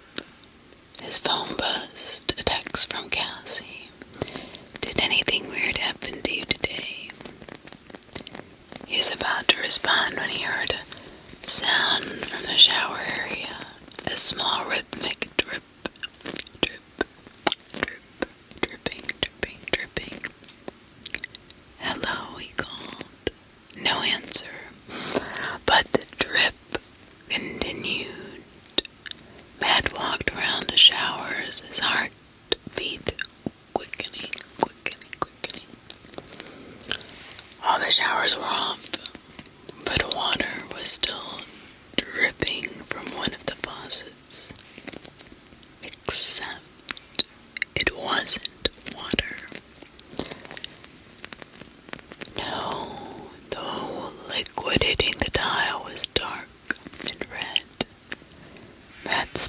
closer, transfixed, as he watched the dripping change rhythm become deliberate like Morse code. Drip, drip, drip, drip, drip, drip, drip, drip. He had the unsettling feeling it was trying to communicate that it was aware of his presence. His phone buzzed again, breaking the trance. Matt backed away quickly, suddenly desperate to leave. But as he hurried out, he could have sworn he heard a faint whisper from the train. Their exchange. Cassie came home to find her mother sitting at the kitchen table, a stack of AA pamphlets in front of her. "Mom." Her mother looked up, eyes clear for the first time in years. "Hi, sweetie. You know, I've been thinking I really need to make some changes." Cassie nearly fell over. For 3 long years, she'd been begging her mother to get help. For 3 years, she'd been cleaning up vomit, hiding bottles, making excuses to her friends about why they couldn't come over.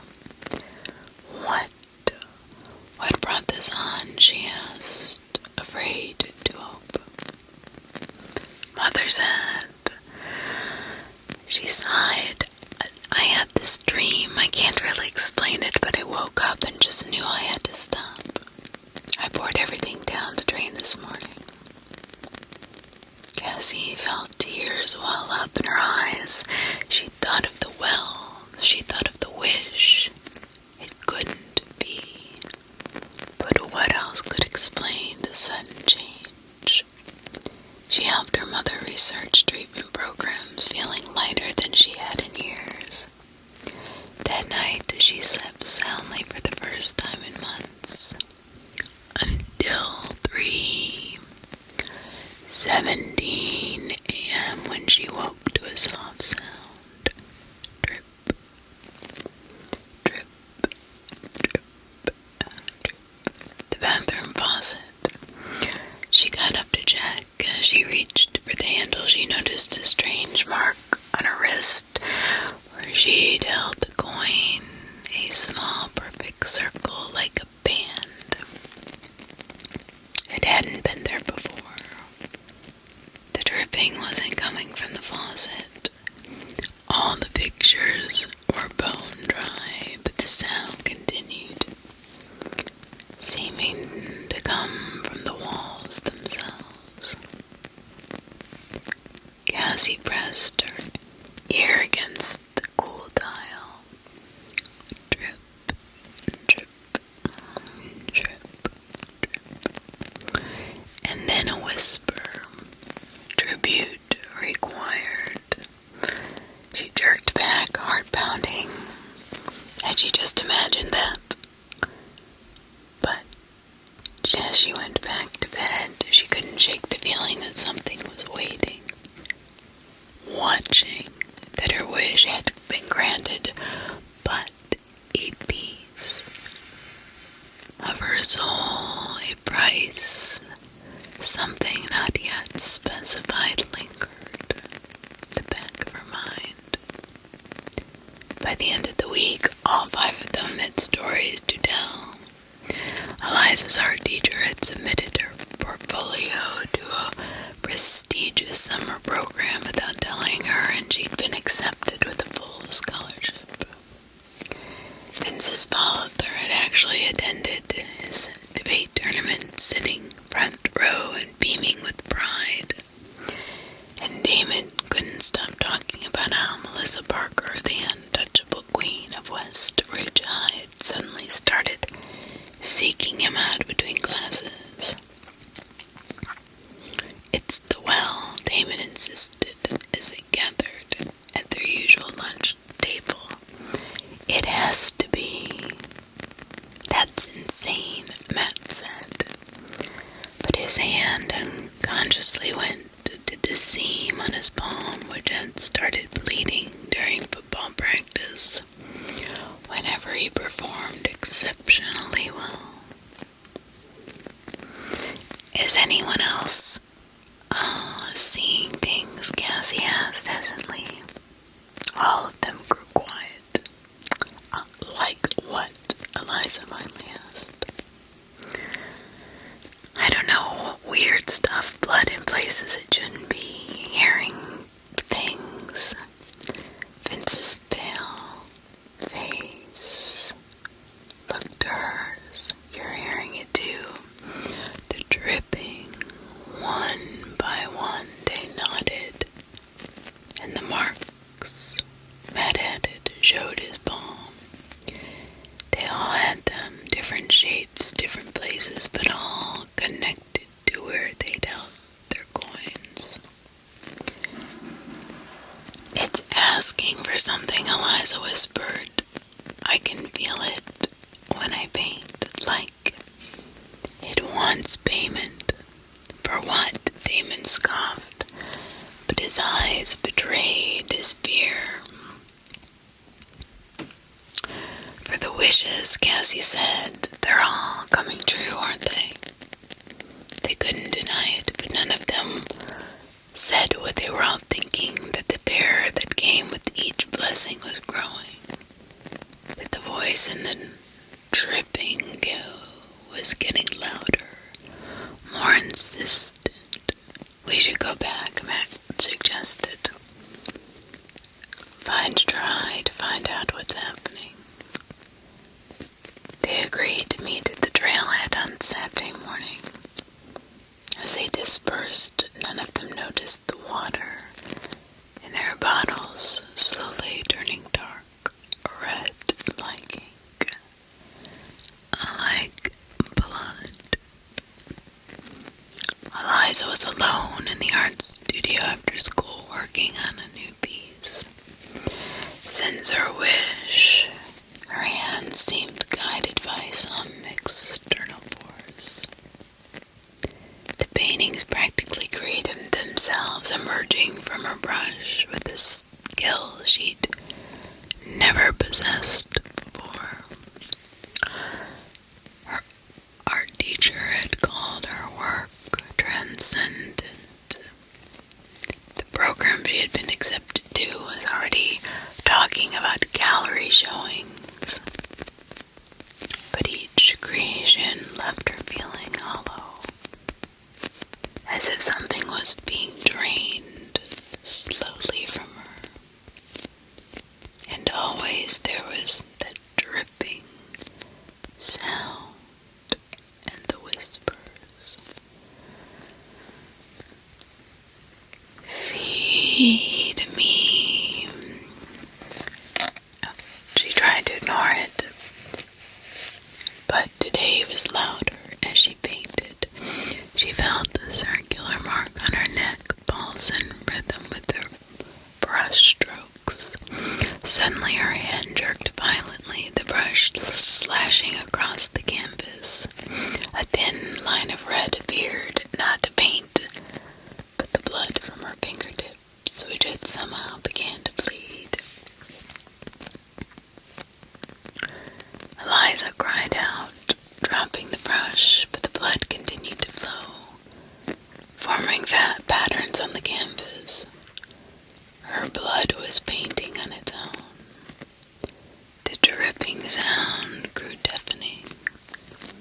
First tribute, the voice whispered, small sacrifice. The blood from her fingers moved with purpose, creating an image of the well beneath it, and the blood formed words. One small cut, freely given. What in the hell is this? She whispered.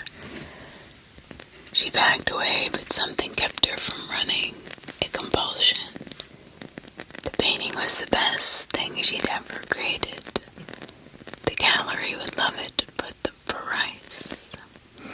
Almost against her will, she picked up an X-Acto knife from the supply table. Just a small cut, she reasoned. It's already bleeding anyway. knife hovered over her forearm. The mark on her neck burned. Choose, the voice said, the gift or the sacrifice. Eliza thought of the acceptance letter, the scholarship, her parents' proud faces.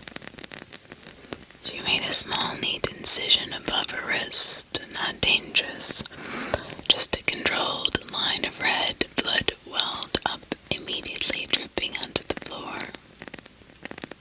The sound of it hitting the tiles was loud in the empty room. Accepted. Instantly, the pain in her neck subsided. Her fingers stopped bleeding. A wave of relief washed over her, followed by a rush of creative energy, so immense it made her gasp. She resumed painting, her movements sure and graceful. If the place of her talent was a little blood, wasn't that a bargain? Artists had always suffered for their work. Vince found a dead cow on his porch the next morning. A dead crow. On his porch the next morning, its wings were spread in an unnatural position, forming a shape similar to the mark that had appeared behind his ear. His father had taken him out for breakfast the previous day, something that had never happened before. They'd actually talked. His father had apologized for missing so many of Vince's events over the years, promised to do better. It was everything Vince wanted, but when he got home, the dripping started. Next, tribute. Now, looking at the grove, Vince understood. The well wanted something more substantial than Eliza's small cut. Screw that, he muttered, kicking the dead bird off the porch. He would ignore it, find another way. But all day at school, the sound followed him by his last class. It was so loud he couldn't hear his teacher. The mark behind his ear burned like it was on fire. His father texted him, "Proud of you, son. Planning to come to your debate next week, too." Tears sprang to Vince's eyes. He couldn't give this up. After school, he drove to a pet store 2 towns over. The kitten he bought was small, gray, unwanted. "Nobody's going to miss you," he told it as he drove towards the woods. The well was exactly as they'd left it. Vince approached alone. The kitten meowed in his arms. "Is this enough?" he asked the darkness. The dripping sound emanated from the well's depths. Acceptable. All that. Trigger warning here. Vince held the kitten over the opening. He wanted to think it was going to be a better place. Then the well would somehow spare it, but he knew better. "I'm sorry," he whispered, and let go. There was no sound of the kitten hitting the water. The dripping stopped immediately, and the pain behind Vince's ear vanished, replaced by a warm, pleasant sensation. Driving home, he felt powerful, in control. His phone buzzed with another text from his father, asking if he wanted to go fishing that weekend. Vince smiled. The price was worth it. Was it? I don't know. I couldn't kill an animal.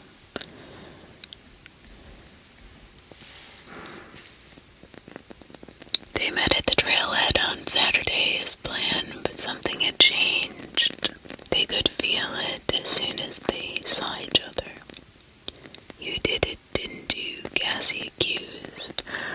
Looking at Eliza's long sleeves, at Vince's hollow eyes, you paid the tribute. Neither denied it. Matt looked away guiltily. What did you do? She pressed. What I had to do, Eliza snapped. Don't pretend you're better than us. We all make wishes. I didn't know what it would ask for. That, Cassie said. Bullshit, Damon cut in. We all heard the whispers. We all the marks. He rolled up his sleeve, revealing a series of deep cuts on his arm, arranged in a pattern that matched the Roman numerals carved into the well. Melissa loves me now. She doesn't want anybody else. She does everything I want. Jesus, Damon, Mark breathed. Don't act shocked. The scout from state is coming to the game tomorrow. I've seen you on the field, bleeding into the grass. Matt's face reddened. It was true. It was very true. The voice had demanded blood during each practice, each game, a deliberate cut on his palm before he took to the field, blood soaking into the earth. The problem is, it's getting worse, Cassie said. My mom's still sober, but the voice wants more now. The last night it asked for. She broke off, unable to say it. A living sacrifice, Vince finished for. I know. They fell silent, the weight of what they'd done, what they were still doing hanging between them. We have to stop, Cassie said finally. Go back to the well and, I don't know, return the wishes somehow. Are you crazy? Damon exploded. Do you know what I went through to get to Melissa? The things I had to do. It's going to keep asking for more, Matt said quietly. You know that, right? Today is a cut, a small animal tomorrow. None of them finished the thought. They knew the progression. They'd all felt it in the whispers. I'm going to the well, Cassie announced. Anyone who wants to end this, come with me. She turned and walked into the forest. After a moment's hesitation, Matt followed. Then Eliza, Vince, and Damon exchanged glances. They're going to mess everything up, Damon said. We can't let them, Vince agreed. They followed their others, but not to help, to protect what they'd gained. The well looked different in daylight, darker somehow. Despite the sun filtering through the trees, the markings on its inner wall were more visible. Symbols and Latin phrases carved into the ancient stone.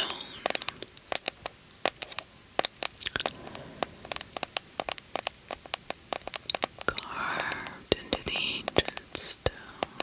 Eliza traced them with her fingers. This one says equivalent exchange, I think, and this blood binds the bargain. How do we break it, Matt asked. Cassie had been examining the stone rim. There's something here. She brushed away moss to reveal more writing. I think it says, to reclaim what was given, return what was taken. Our wishes, Matt said. We have to give them up.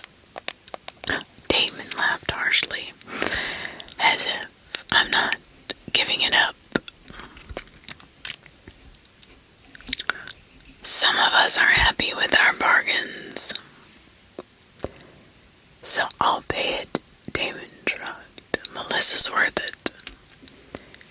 Is she worth killing for? Eliza asked quietly. Because that's where this is heading. We all know it. Then stepped forward. You don't know that. Maybe it's destabilizes. Maybe once we've proven we're serious, it levels up. That's not how this works, Matt argued. Can't you feel it? It's hungry and we're feeding it. I'm ending my wish, Cassie declared. She moved to the well's edge. I wish to return my mother's sobriety. I reclaim what was given. Nothing happened for a moment. Then the dripping sound began, echoing up from the pillow. The mark on Cassie's wrist burned hot. Rejection, the voice hissed. Contract sealed with blood. Tribute escalation initiated. Cassie screamed, clutched her wrists with a circle mark had been. Her skin split open, blood flowing freely into the well. Stop her, Vince shouted, lunging forward. But Matt blocked him. No, let her dry. They grappled at the well's edge, a dangerous dance at the crumbling stone. Eliza rushed to Cassie's side, trying to stop the bleeding. It's not working. We need to get out of here. Damon stood apart, watching coldly. I tried to warn you, he said. The well doesn't release what it claims. Suddenly, the ground beneath them shook. A low rumble emanated from the well, and the dripping had intensified, becoming a rush of liquid. What's happening? Eliza screamed over the noise. The answer came in a chorus of whispers, no longer just in their heads, but filling the clearing. Final tribute commenced, and the blood flowing from Cassie's wrist moved with purpose. Not falling into the well, but hovering in the air, forming symbols. It's choosing, Matt realized with horror. It's selecting the final sacrifice. Floating blood suddenly shot towards Damon, encircling his neck like a noose. No, he choked, clawing at the liquid collar. I paid, I gave what it asked. Insufficient, the voice replied. The contract requires completion. The blood tightened. Damon's eyes bulged as he was dragged towards the well. Vince grabbed him, trying to pull him back, but an invisible force knocked him away. Matt and Eliza tried next, only to be thrown to the ground. Cassie, still bleeding, watched in shock as Damon was lifted off his feet, his body suspended over the wall's opening. Help me, he gasped, reaching towards them. For a terrible moment, none of them moved. Part of them, the dark part that had been feeding the well, wondered if sacrificing Damon would free the rest of them. If his death would satisfy the contract. Cassie was the first to break free of the thought. No, she said firmly, not like this. She staggered to her feet and grabbed Damon's hand. I reject the wish entirely. I choose to break the contract. The mark on her wrist flared in agony, but she held on. One by one, the others joined. Matt gripped Damon with his bleeding palm. I reject my wish. Eliza grabbed Damon's leg. I reject my wish. They looked at Vince, who stood trembling, tears streaming down his face. My dad, he whispered. It's not real, Cassie told him gently. Not if it costs this much. Vince took a shuddering breath and then stepped towards and gripped Damon's arm. I reject my wish. They pulled together, fighting against nothing happened, and Damon's face, purpling, choked out. I reject. Melissa. The blood news dissolved. Damon fell heavily to the ground, gasping for air. The marks on all their bodies burned white hot and then began to fade. From a well came a sound like a scream of rage, rising to a pitch that made them cover their ears. The ground shook violently. Stones fell from the well's rim. "Run!" Matt shouted. They scrambled away as the well began to collapse in on itself. The last thing they saw as they fled was the dark water rising, reaching for them like grasping hands before the entire structure imploded, leaving nothing but a hole in the ground that quickly filled with ordinary dirt.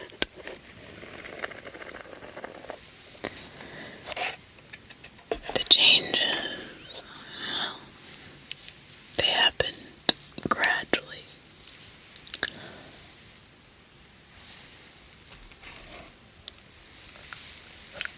Nothing too abrupt.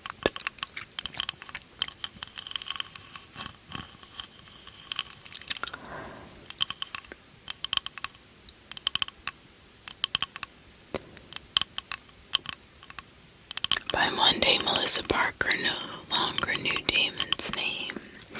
Matt fumbled passes at practice, returning to his former decent but not extraordinary ability. Vince's father canceled their fishing trip, citing work obligations. Eliza's paintings were still good, but lacked the otherworldly quality that had so impressed the gallery. And Cassie came home to find her mother passed out on the couch and an empty bottle on the floor. They didn't talk about it at school. What was there to say? They had everything they wanted, and they'd given it up. The only proof that any of it had happened were the scars where their marks had been already faded to faint lines. But sometimes in the dark of the night, they started.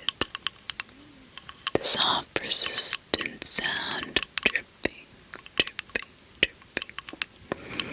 The whispers that promised everything for just a small price.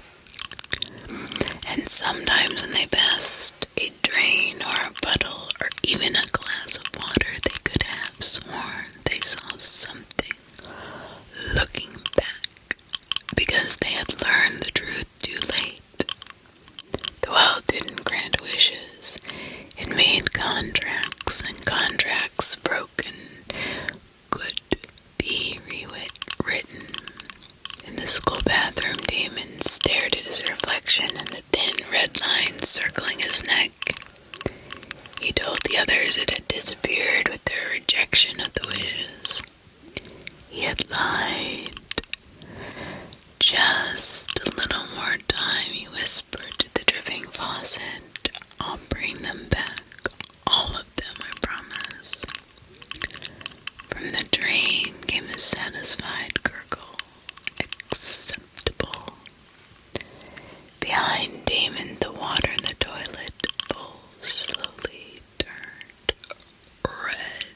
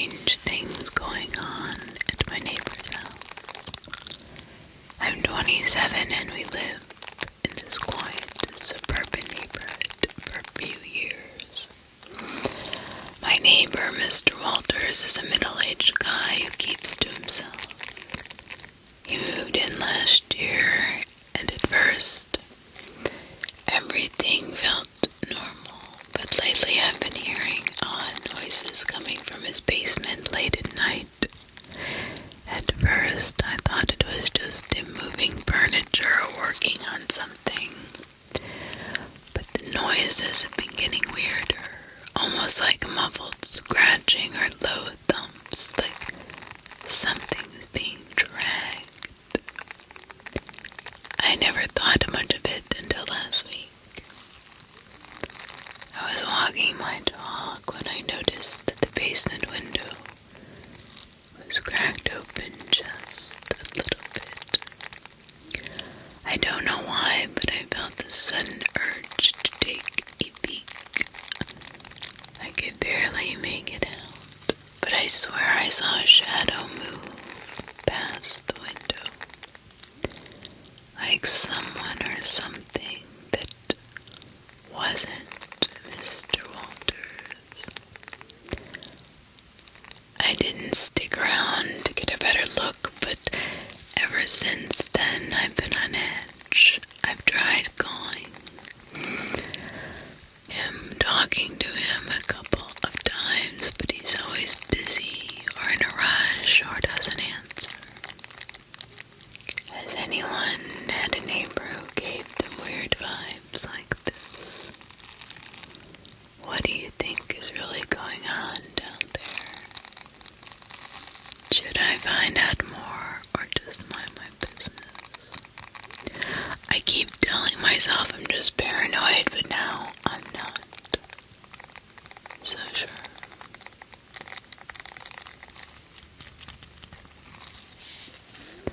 Well, remember Wayne Casey? I'm sure a lot of times people had questioned him.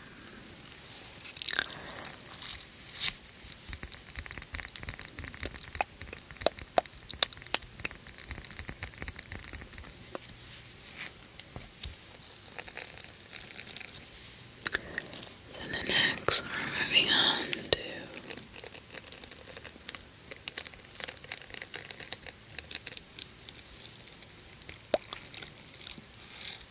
True Scary Stories.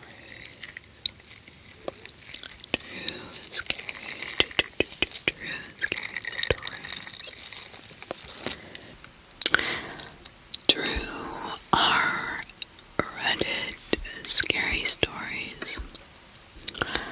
We are on the our Ask Reddit from 4 years ago.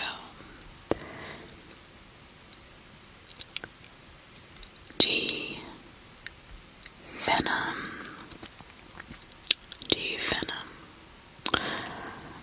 I was at the grand opening of a sports bar the night that Manny Pacquiao fought Chris Algieri. The bar was jam-packed beyond belief, so packed that you couldn't get back to your table without shimmying through the other patrons, trying not to put your butt on the back of their necks. A guy who had paid entered and had some drinks, went outside to take a smoke break. There was no smoking allowed in the bar. There was still an incredibly long line to get inside, so he tried to come back in the exit door. The bouncer told him he could not do this and that he'd have to wait in line and come back through the main entrance. Though he was told clearly he did not have to pay again. However, the guy was pissed, tried to push past the bouncer. The bouncer eventually pushed him out the door and locked it in his face. Apparently, the guy was so angry he went back home, grabbed his girlfriend's gun, came back to the bar, waited until someone left out the exit door, where he snuck inside, shot the bouncer in the back of the head several times. The bar was so packed that chaos ensued. Almost everyone hit the floor immediately, as you can imagine. There were tables, food, drinks, keys, phones, and people all lying on the floor. Other people ran outside. My buddies and I waited for a few minutes until we knew the coast was clear, then got the hell out of there. At that time, we didn't know all of the details. As we exited the bar, we literally had to step over the dead bouncer to get to the door. I was lucky enough to find my phone and keys amid the chaos. One of my buddies found his keys, but not his phone. He never got it back. Sadly, that sports bar never recovered from the incident. It closed down for about a month before reopening. But honestly, it's never achieved the popularity that it should have due to that specific incident. That's pretty crazy.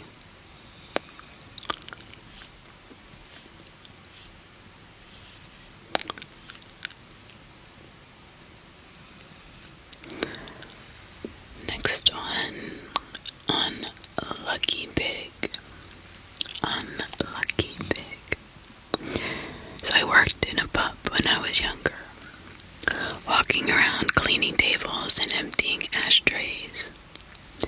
Back in those days, you could smoke indoors. A couple of guys are standing at one of those high tables talking. Another guy comes in and starts shouting with one of the group. Getting a bit heated, I go over to ask them to calm down and remove all empty glasses and bottles from the area. As I'm talking to them, a lone guy lunges with a knife, misses me, but goes into the chest of the other. He moves into a bear hug with the guy he just stabbed and continues to stab him 14 more times in the back before running out of the building. I spent what seemed like hours putting pressure on the stab wounds, waiting for an ambulance, but the guy was dead before they got there. Luckily, the police caught the guy.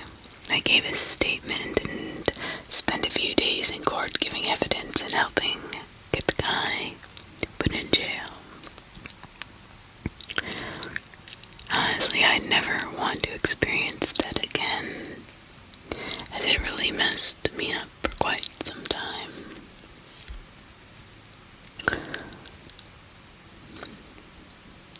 This one's written by Snarden, Snrden. When my dad first moved to North Hollywood in the 80s, he woke up one morning to some guy getting beaten by 3 guys, one with a baseball bat, across the street from his apartment. Police were called, but the kid ended up dying on the scene, and my dad had to watch it all from his bedroom window.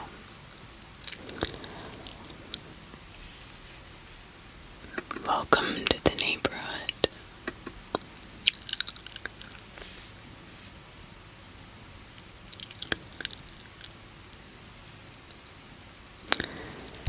Well, welcome to the neighborhood. I had a similar welcome to the neighborhood quote-unquote experience when I moved to Hollywood in 2011. I didn't have a car the first 2 years I lived in LA. I got to know our crappy public transportation system pretty quickly. I was getting off the red line at Hollywood and Highland at 2 a.m. Approximately about a month after moving into an apartment near Santa Monica and Highland. There aren't any buses that go down Highland at the time. I usually just walk the half-mile home. The famous Walk of Fame was is deserted except for this scene that will be burned into my mind forever. I clearly just missed some kind of fight. There on the sidewalk was a guy bleeding out very quickly with his head in a woman's lap. She was trying to keep him calm while a police officer stood nearby and called it in. He didn't have his cruiser lights flashing and his posture was relaxed. So either this officer was jaded or a sociopath. I didn't know what to do other than just step over the trail of blood running to the street and walk home. I don't know what happened to the man as something so trivial as a man dying on the street doesn't make the news here. I hope he was okay. My welcome moment was the realization that they just dozed off the sidewalk and tourists infested the streets, blissfully unaware, just hours later. That is not uncommon. When I worked for the public defender's office in West Palm Beach, they reported maybe 2% of the murders that happened daily, and a lot of the murders or deaths were reported incorrectly. For some reason, when you're in a high tourist area, people don't want to read the newspaper and see that a man was found on Juno Beach, shot in the back of the head twice. No. They don't want to hear that there was a kid who was walking into Cuesta in the back streets about 5 in the morning walking to work that was hit by a car. But in actuality, he was murdered, and then a car came along and hit him again to cover up the crime. Or when there is a lady on the side of 95 who is clearly beaten to death because I found her. But the news reported it as she ran into the freeway on 95 and was hit by a car. But I don't understand how somebody could be hit by a car going 80 miles an hour and then be pulled to the side of the road, hands over and arms over her head, with a green shirt covering her face, bruises like she had been beaten with something, and wearing men's underwear. She was only 26, and she was a mother of 3 children. But it was documented as an accidental death.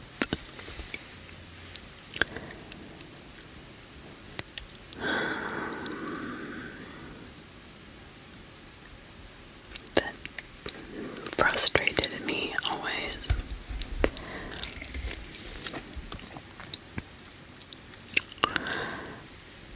North Hollywood. This is by L.L. Stark, L-L-S-N-S-D-A-R-K.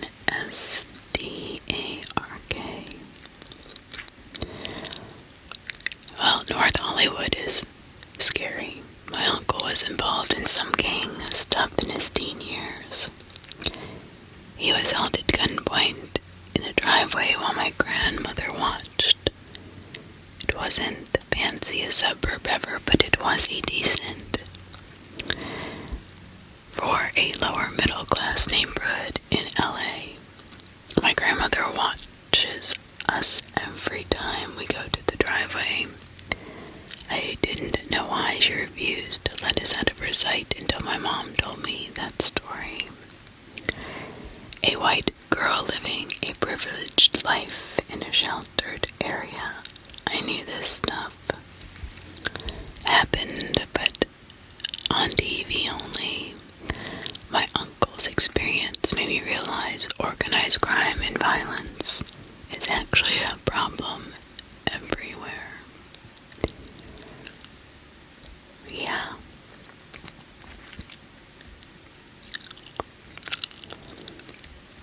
By Mad Jervin. When I was only 10, my uncle murdered my mom's boyfriend at her house. It was not in the house, but he chased him through our house and killed him outside in the front lawn. It destroyed a part of our family as well as the relationship between my mom and grandmother. This incident was 30 years ago, and I am the only one alive besides my uncle that was there that night.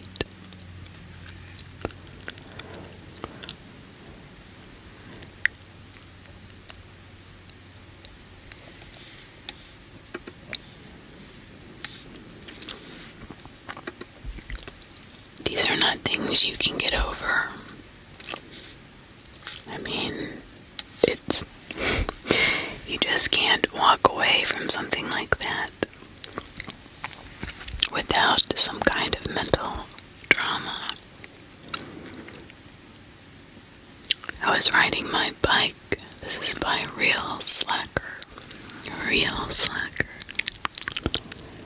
I was riding my bike to work when I witnessed this attack. I was the first person to approach, and I was sure this woman was going to die. I heard the truck before I looked, and I watched as she was run over completely with this huge truck. I watched as both sets of tires ran her over. It was and is the most horrible thing I have ever witnessed in my life. I was only 100 to 150 feet away, and as soon as he pulled away, I had to have an internal argument with myself about approaching. I didn't want to see a dead, mangled person up close, but if there was any chance she was still alive, I didn't want her to be alone. It was probably only a few seconds, but it felt like forever in my mind until I went over. She was actually alive and conscious. I tried to comfort her and started calling 911. She only spoke Spanish, so I wasn't able to really communicate with her. Another woman had seen this as well, and she came running over from across the street. She was able to come over and talk with her in Spanish while I called 911. I think she was able to help her call some family, since I think we were all certain that this woman would probably die. The ambulance showed up pretty quickly and stabilized her. After she was taken away, I went to work, and I tried not to think about it. I actually actively avoided learning anything about the story until now, because the uncertainty of whether she died or not allowed me to believe that she was okay. I didn't want to know. This post actually prompted me to look up whether she lived or not, and this is the first time I've ever tried to look up anything about that day. She survived, and I'm happy she made it. I hope she's doing well. Seeing someone try to kill someone else changes you. I try not to think about that day every day, but it definitely haunts me. Yeah.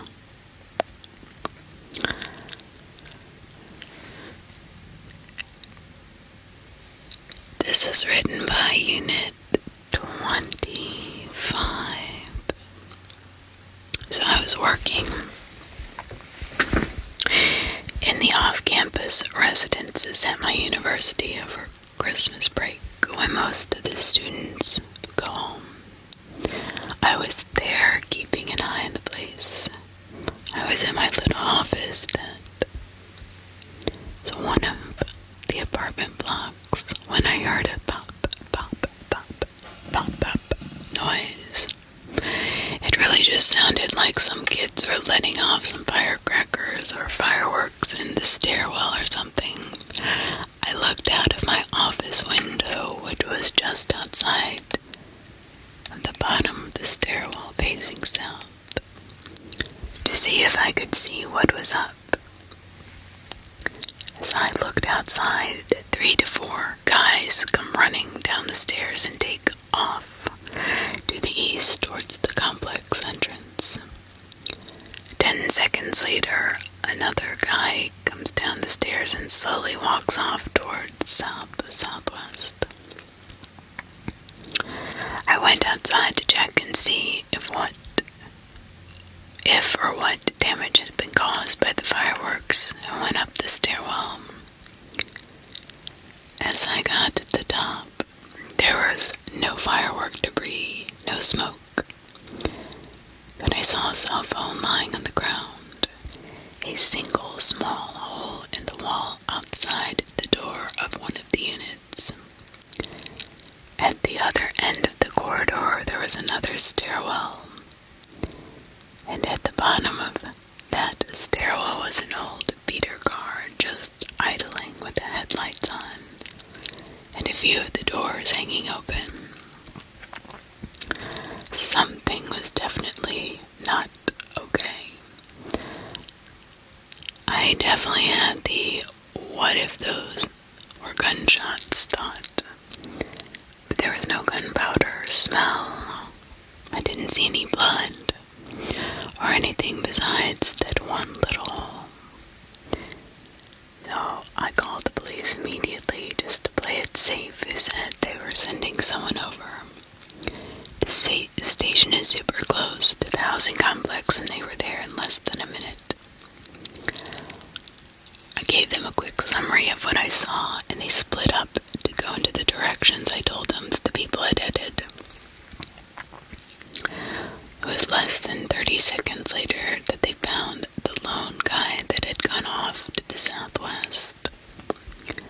Turns out he had been shot multiple times and managed to walk across the parking lot and turn behind a building before collapsing on the grass. They tried CPR, but when the ambulance arrived, the paramedics pronounced him dead on the scene. The other officers who had gone east did find the other guy and arrested them.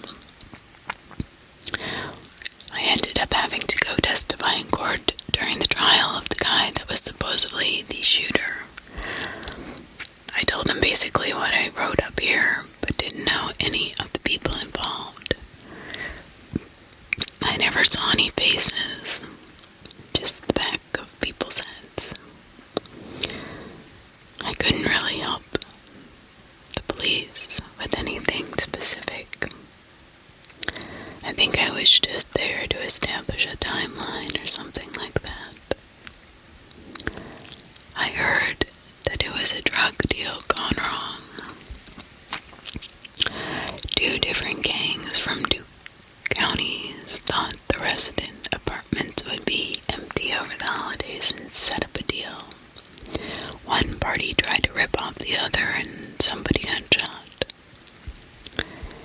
As I understand it, the shooter guy got sent to prison.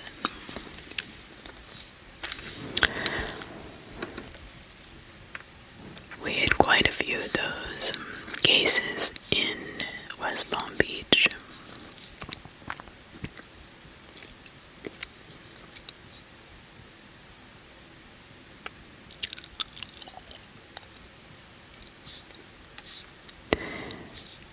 And you know what?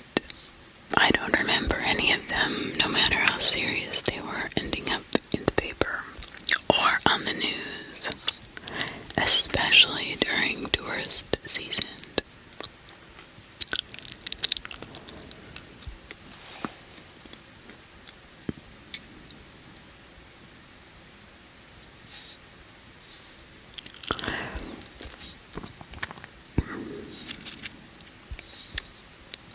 by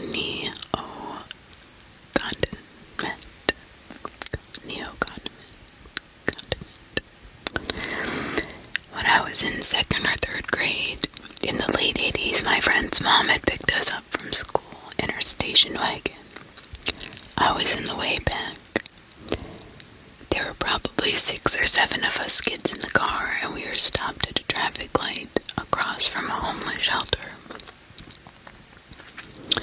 About to get onto the interstate, this guy is walking down the street with an armful of chewing tobacco and drops a pack. A homeless guy leaning up against the wall picked it up.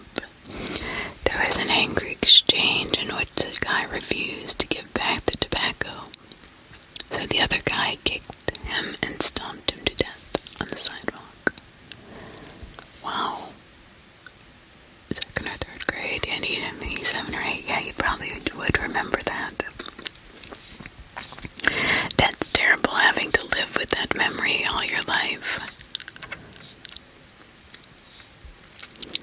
Happy Hungarian 12. This is written by Happy Hungarian 12.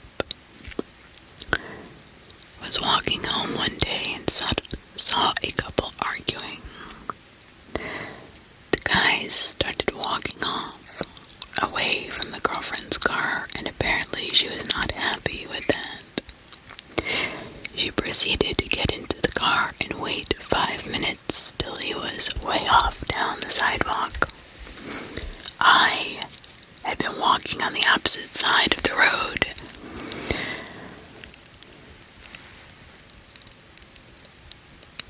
I see him, and all of a sudden I see a blur, and he goes flying like a rocket. This woman must have been going at least 60 miles per hour. He flew through the air like he weighed nothing and hit a tree, died instantly. The woman then screamed out the window at his body and drove away. What? There was blood smeared all over the crumpled hood, and I'll never forget the sight of his contorted body at the base of the tree. He was almost folded in half. I had to talk to the police, and within an hour they got her at a car wash, trying to clean the blood and chunks of his body off the hood and the grill of her car. I was 16 at the time. For those of you concerned, thank you.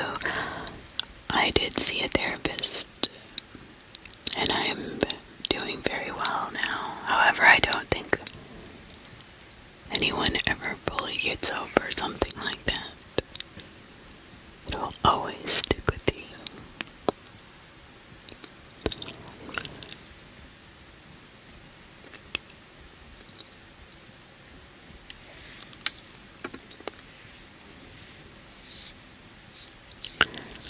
You never know what you're watching. I mean, I've seen people fighting and threats, but luckily, nothing has ever happened that grotesque in front of me. Oh my gosh, that's a lot.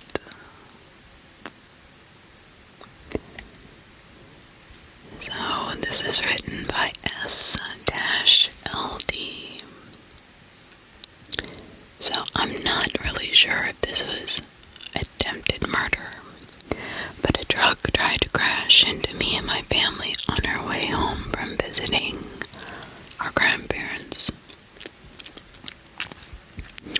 All 5 of us were in the car. It was really late,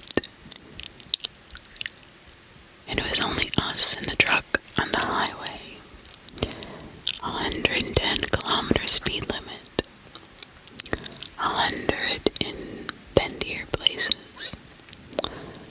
The truck was so freaking close that my dad was blinded and could barely see the road. I turned around and immediately got blinded by the 2 headlights. Dad had to speed faster than he'd ever driven to get us to safety.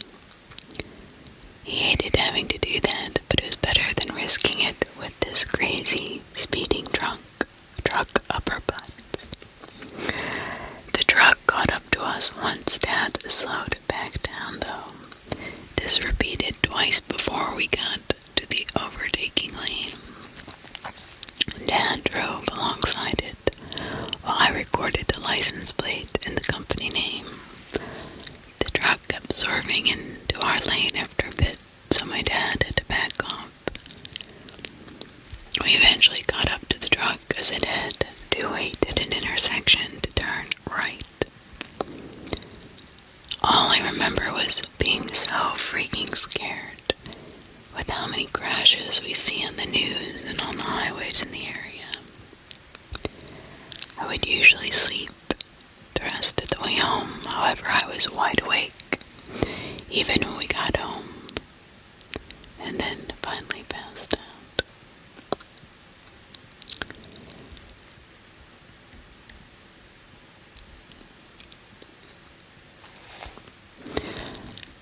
So, apparently, her dad rings the company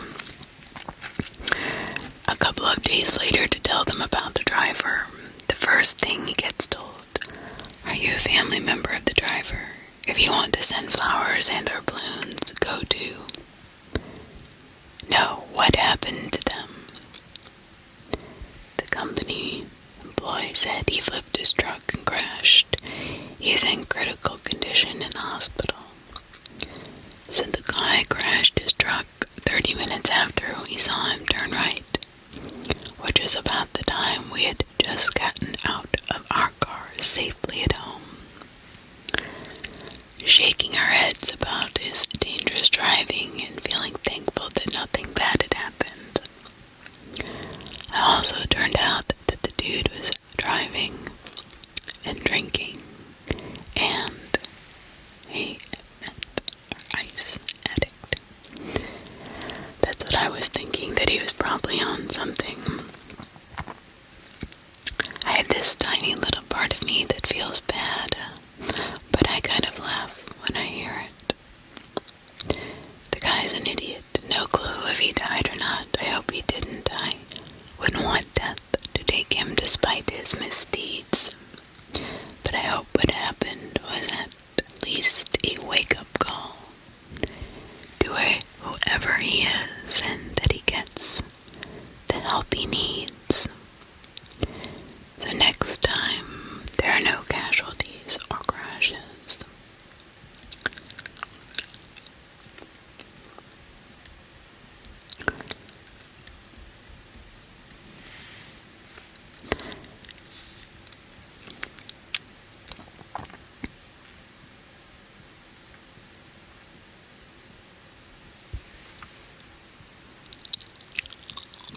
A drunk man was pushed down some stairs by a bouncer. Unfortunately, the drunk man was unable to catch himself and instead spun around and landed on the pavement, with the back of his head making first contact. Ouch. He was alive for a little while, but quickly succumbed to his wound and arrested on the pavement. So he died on the pavement. He was declared dead 15 minutes later in ED after being transported by an ambulance. There was no CCTV or clear evidence of malicious intent that would hold up in court. The man was known as a drunk and had no friends or family. Ruled an accidental death. I had to walk past that spot most days going to work, and I will never forget his face, the look of mystified horror, followed by the glassy eye, slack-jawed expression that comes with death. I was the medic that transported the man. I was by his side from start till the declaration. One of the most visceral experiences of my career thus far. Wow.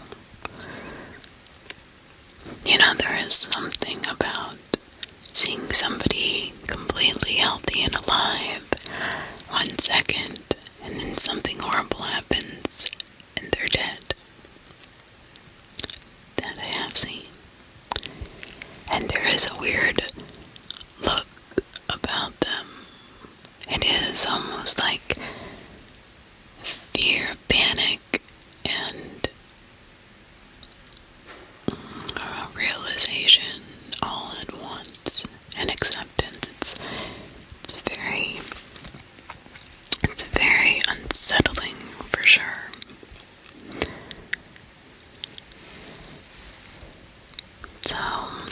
is written by Anaconda 425. Anaconda 425. I live in Syria and I've been forced to leave my house due to ISIS attacks on our city.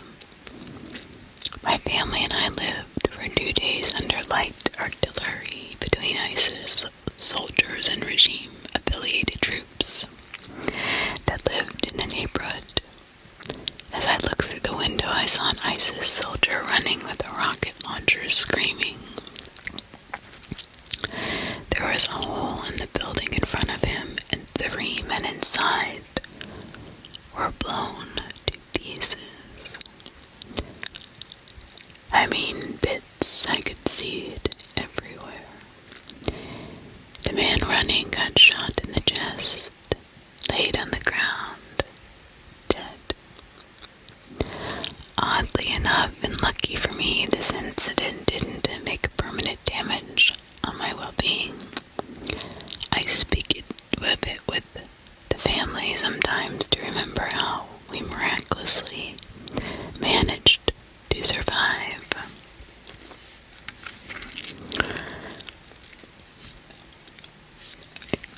You know, people don't think about when there's fighting going on in overseas affairs. You know, I don't think the news talks about the residents that have to live there with them and who aren't involved at all, but yet they're just, if they're at the wrong place at the wrong time, that's it.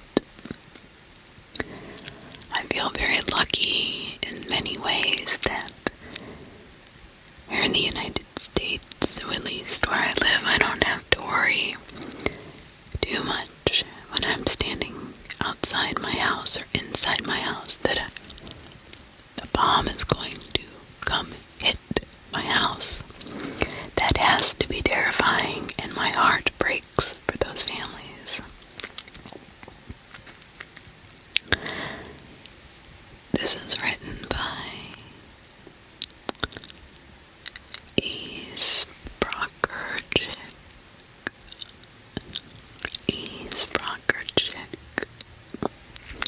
I saw my neighbor murdered in cold blood in my own driveway.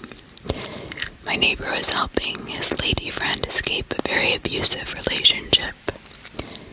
The lady's ex hunted her down like a dog. Saw my neighbor walking back home with her after they went to get food for his kids. I heard 3 loud pops. I sprinted outside to find her screaming and him blown out of his shoes into my driveway. He had a hole in his chest big enough to put my fist in. There was nothing I could do to save him except sit with him and hold his hand while I prayed for him to pass quickly. I will never forget that night. And 48 hours later, I broke the lease on my house and moved in with my boyfriend who lives in a much safer borough. You are an awesome neighbor and a wonderful father. Kane, you're certainly missed. So there is a news article. It happened in Pittsburgh, CBSLocal.com. Meeksport shooting police chase. That's terrible. That is tragically sad.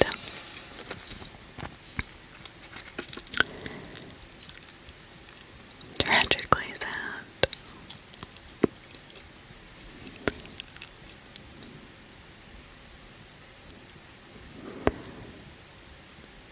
Sometimes reading these makes me forget how lucky I am that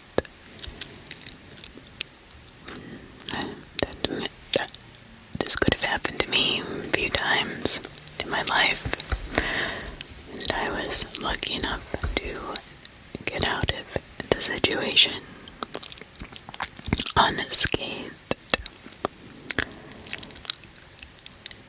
This is written by Jefferson Air Mattress. Jefferson Air Mattress. Thank you for holding him and being a great human. I've been severely injured and alone. I didn't know if you would ever see another human to beg them to tell my kids and wife how I could get out. I have never felt so lonely and helpless. Someone like you did come along and kept me company while her husband called for more help, and they saved me.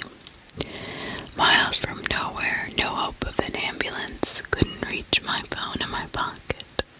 It was just chance they were hiking near.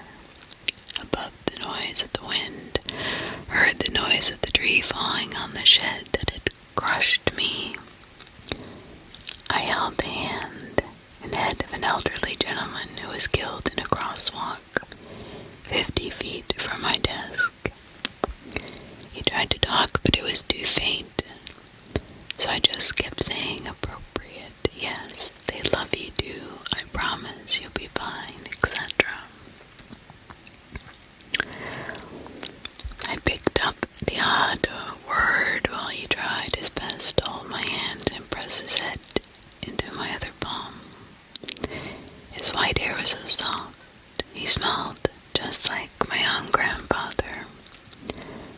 I had last seen decades earlier, and they became the same person to me. A sad waste of a life. He had the kindest gray blue eyes that became glassy and faded into a blank stare. They were still open when his heart stopped. So I'd just like to tell you that you did a very important thing. Being with somebody when they're dying is better than just walking away. People need other people during that time, especially if there's nothing you can do to save them. Remember this. Don't run away. Don't close your eyes. Don't scream. Please, just comfort. That human connection is so important when we are in our last moments of life. Nobody wants to be alone.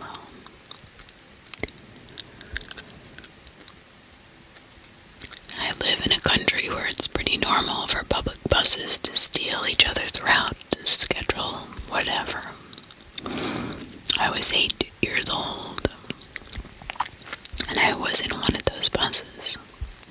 I guess my driver was the one acting wrongfully, although along comes another bus. This is very early in the morning. Both the buses are full of people. I was going to school. I was in 2nd grade. The driver of the other bus stops my bus. Both the drivers get off to yell at each other. The second driver has a gun, but he is older, more feeble. My driver grabs a gun and shoots him once. I saw everything as I was sitting by the window. I watched the body fall and the red stain pour out of him. The world goes completely quiet for me, as if I were deaf. The last thing I heard was the soft gunshot, 22 caliber maybe. I get off the bus and I walk to school 20-25 blocks away. I don't remember a single thing about that entire walk. When I get to school, I'm pale. I wouldn't react when spoken to. Eventually, my senses came to, and I was able to speak normally and matter of situation has made even the sound of fireworks going off something that really affects me. So here's kind of a fun fact. My now husband was in the other bus and also witnessed everything. Oh, that's wild. I mean, if you think about it, how lives pass, that gives me chills, actually. I mean, she was in 2nd grade. They didn't know each other, but how crazy is that? That's wild. That was such a tragic story. That was quite a feel-good ending. This is written by re_I__I__I_.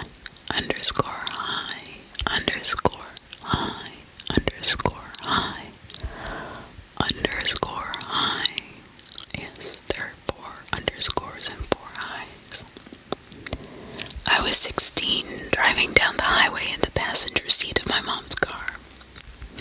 About 3:30 p.m., traffic came to a complete halt and we were in the right-hand lane. As we were creeping along, a semi-truck appears on the shoulder of the highway, doors swung open wide. We moved past. There was a trail of blood down the doorstep onto the concrete and leading out about 20 feet further down the road. As we crept further, the trail of blood ended with a man lying face up, completely covered in his own blood. There were no police, no ambulances yet. This is a highway in the suburbs of a major metropolitan area in the U.S., so plenty of people saw the scene before it was taken hold of by emergency services. What happened? Well, it turns out the truck driver had a partner with him.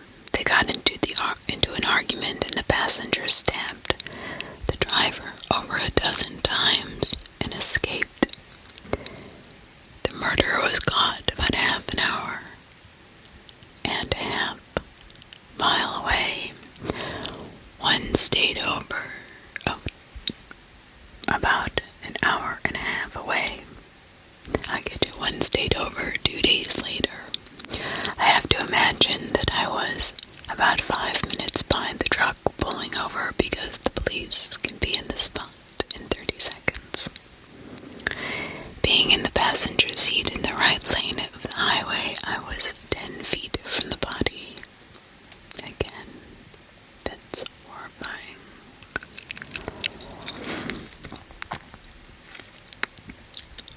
Yeah, when somebody decides to murder somebody else, they don't ever think of all the other people they are going to affect by their actions. Obviously, not just the person that they are mindlessly killing, but their family, their children, their significant other, wife, husband, their friends. I mean, it's a horrible thing to find out somebody you know has died at a young age. It really is.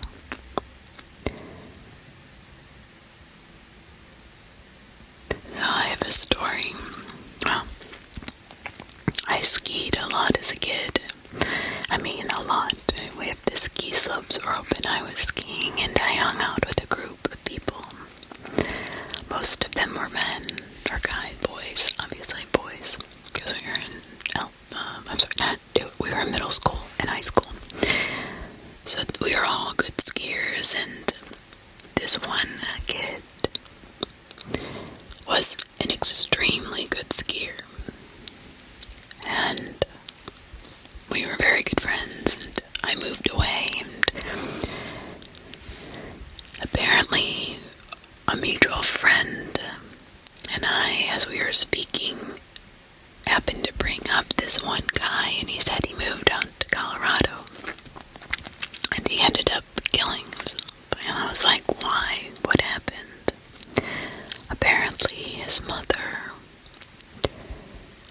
had terminal cancer for at least 2 years and did not tell the family, and just died one day, like out of the blue. Apparently, he was very close to his mother, but she didn't think it was appropriate to tell her children that she was dying, so they couldn't say goodbye, and it just ate at him until finally he just couldn't take it anymore. I just thought that was so sad. This is written by Safety Man 1964. Safety Man 1964. My girlfriend was taking her dog for a walk while I got showered for work. I'm in the bathroom when I hear voices coming from outside. I look out the window and to my horror, there is my girlfriend talking to her abusive stepfather, who is standing about 5 feet away from her. I couldn't hear what they were saying, but I knew it wasn't good. Stepfather, to my horror, raises his shotgun and shoots my girlfriend in the face, then shoves shotgun under his chin and pulls the trigger. What?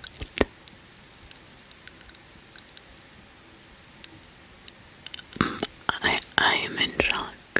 I'm reading this as with you. I'm actually speechless. Life has never been the same for me. Lots of messages on this, so thank you for the support, he says. This was 20 years ago, and I'll never get over it. I can live with what happened.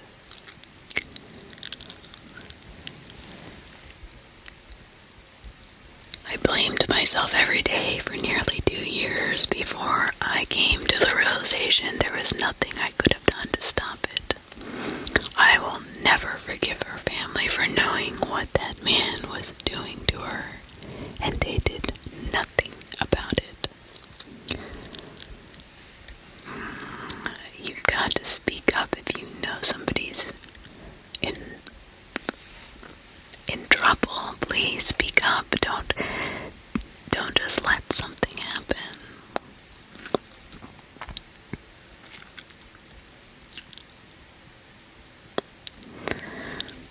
Written by Watch the Universe Burn. Written by Watch the Universe Burn. I was about 8 to 9 years old when we were on vacation in a village, kind of like a resort area. While we were checking out, my father was at the desk while we were waiting in the lobby. An argument broke out between 2 guys who were at the lobby bar.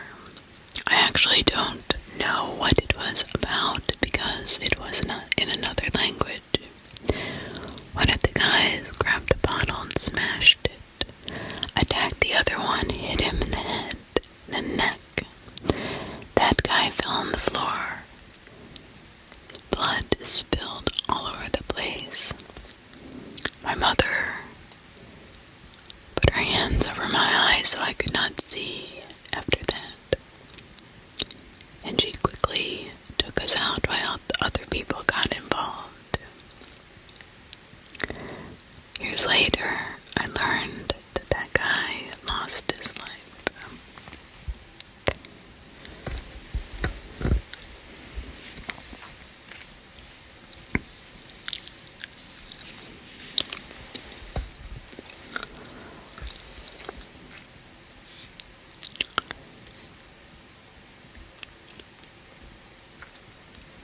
This one's written by Nachos _of Nurgle.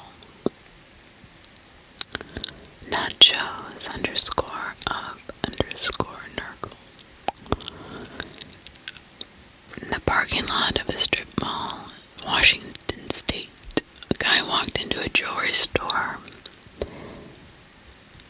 that he pulled out a gun and robbed. Plainclothes security guard waited until the robber exited and shot the robber in the back. I was in a car. I didn't hear the shot, but I saw the guy fall. Some shoppers gathering around his body. We drove by slowly to see if we could help. When I saw how fast the pool of blood was spreading, I pretty much knew he would not survive.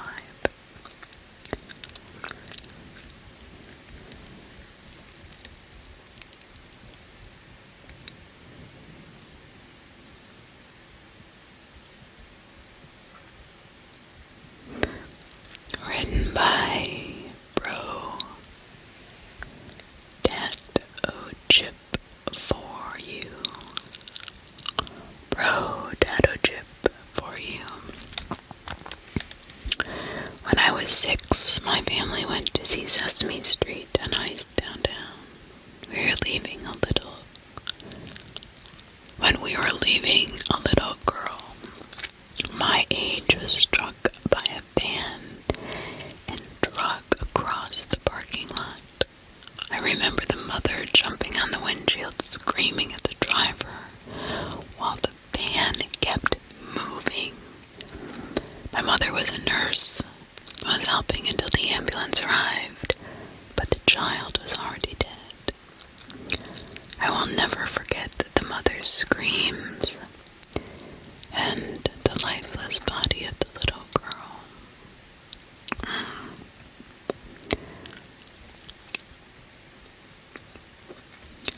You got to slow down in parking lots and in residential areas. You do not want to kill a child.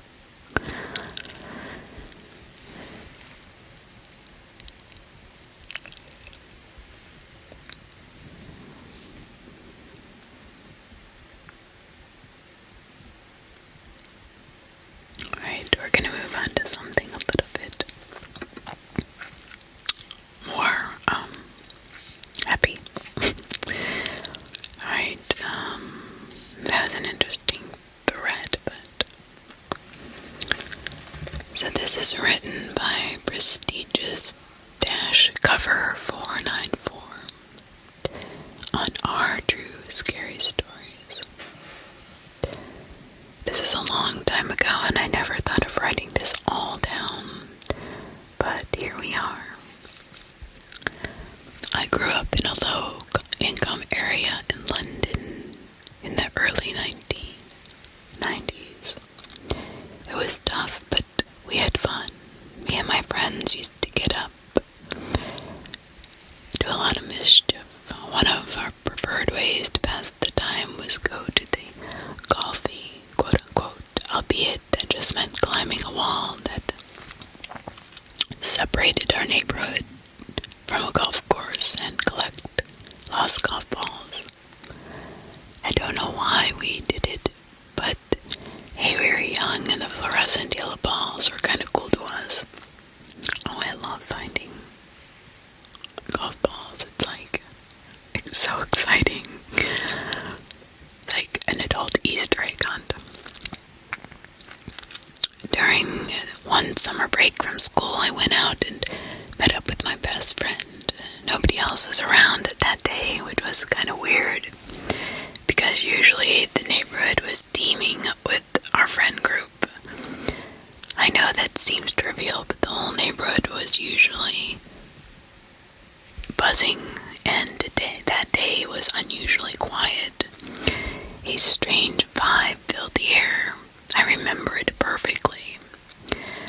We wandered around talking for a while and inevitably got bored. He suggested a trip to the coffee to see if we could find a ball, so off we went on the short walk. We got there pretty quickly. It wasn't far, but I remember that we just couldn't find anyone around. I don't know. It was bizarre to say the least. Like we could hear normal neighborhood noises, as you would expect, but we just never encountered anyone. No cars, no people, no kids, no dog. It was so strange. I remember we commented to each other on it being really an odd vibe.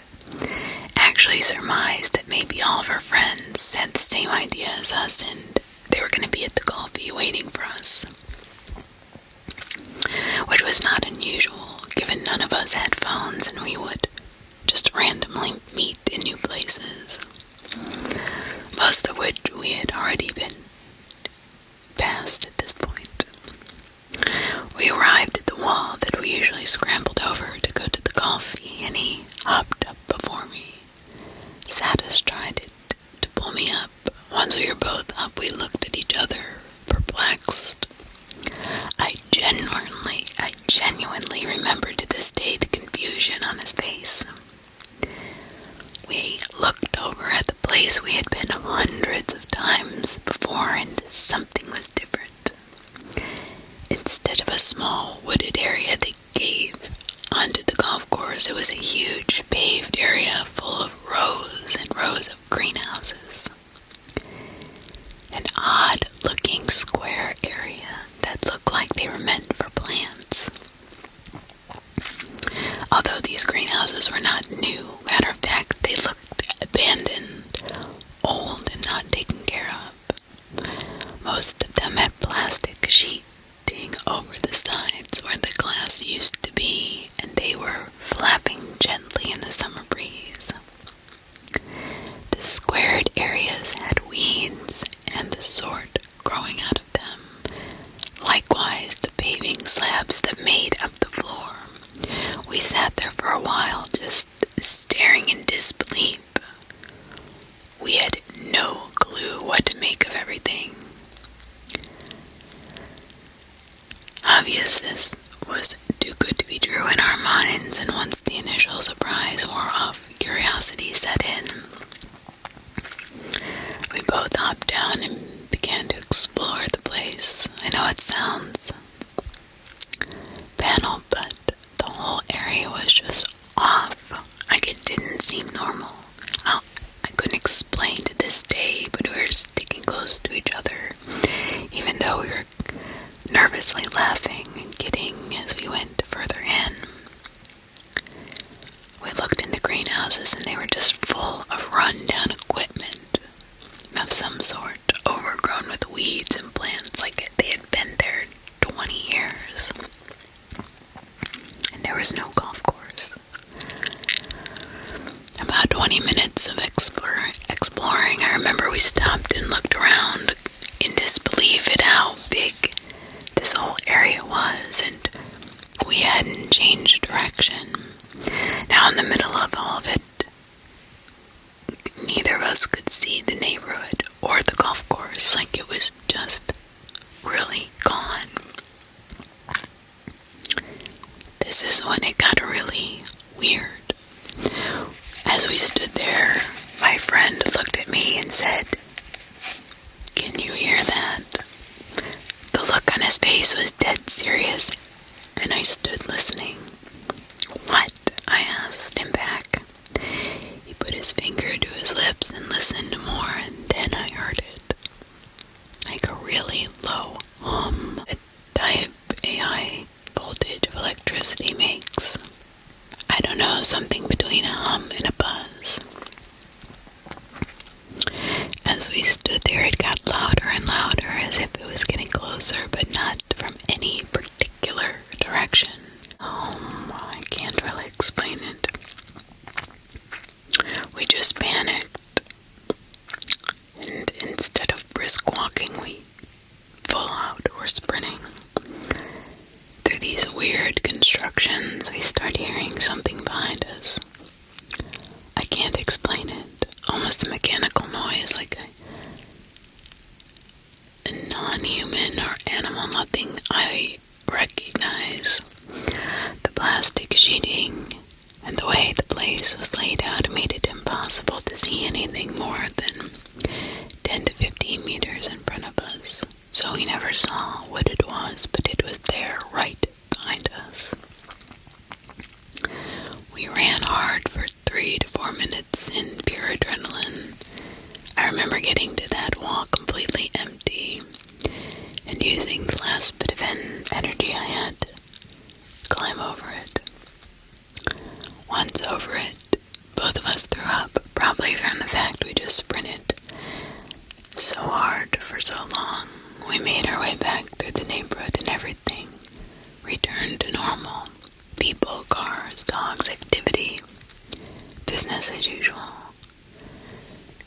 best part is, once we explained what had happened to our friend group, they obviously wanted to go see what we had found and what had chased us, because it sounded understandably insane.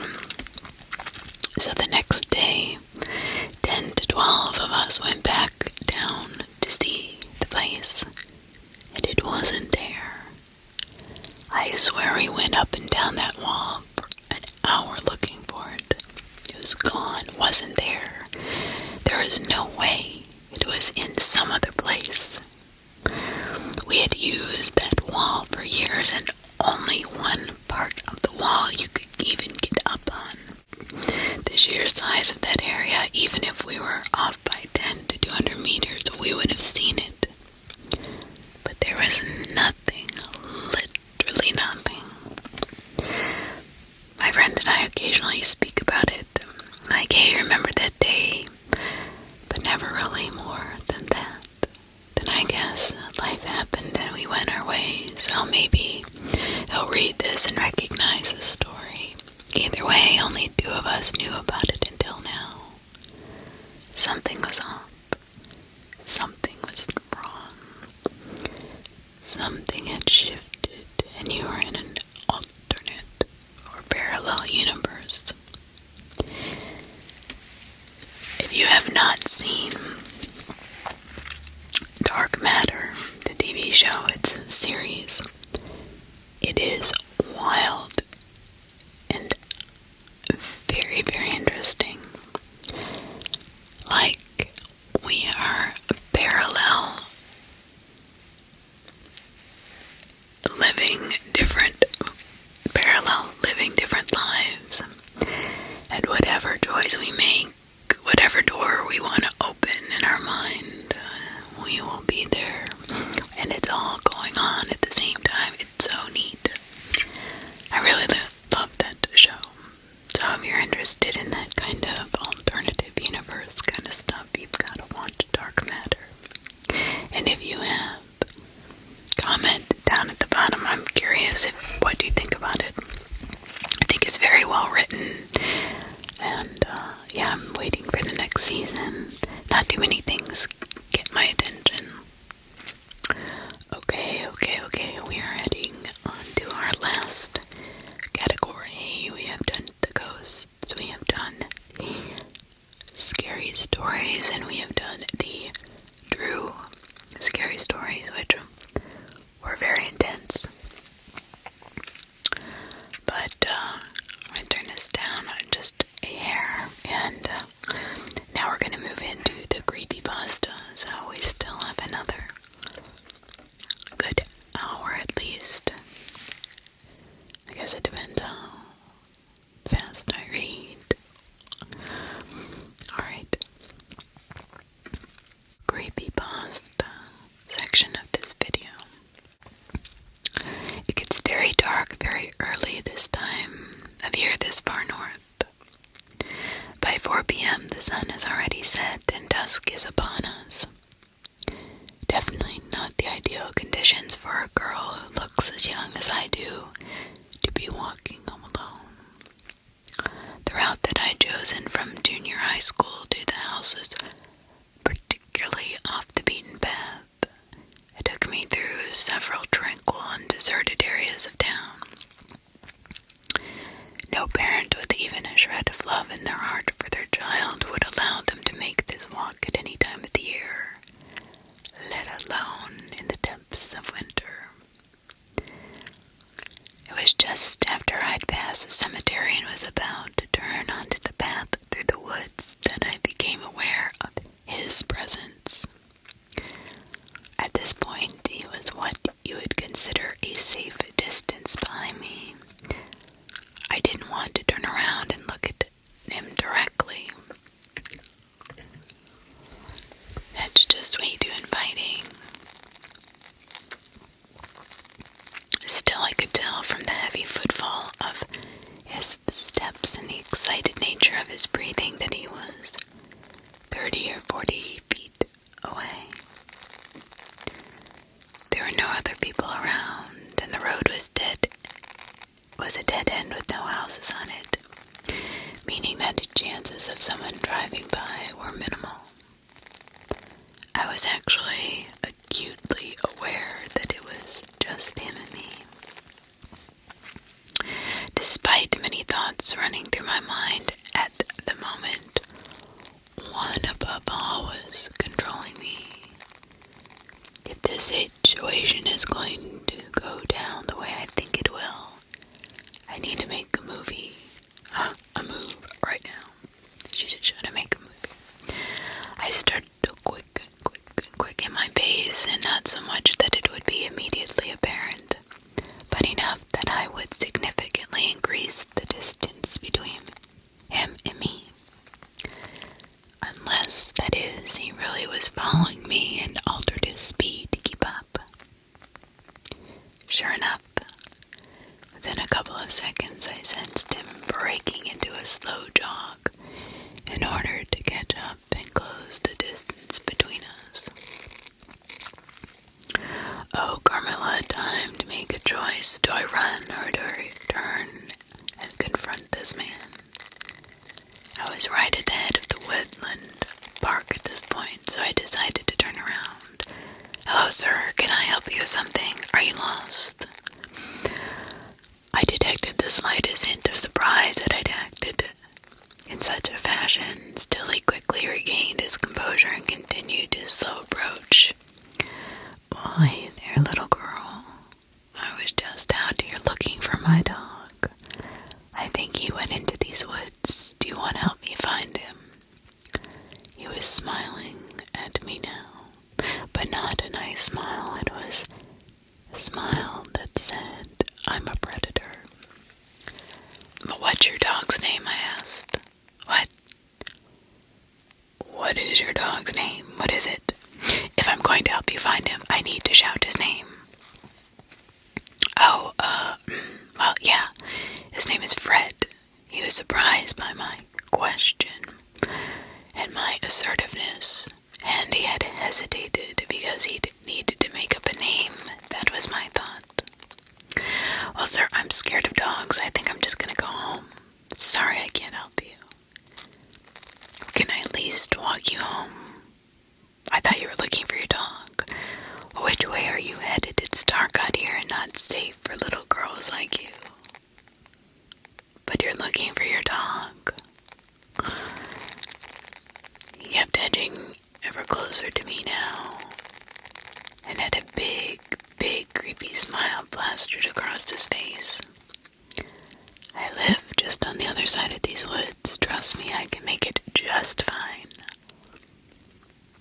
Oh, I'd still like to walk with you if that's okay. I mean, I'm sure my dog is in there somewhere.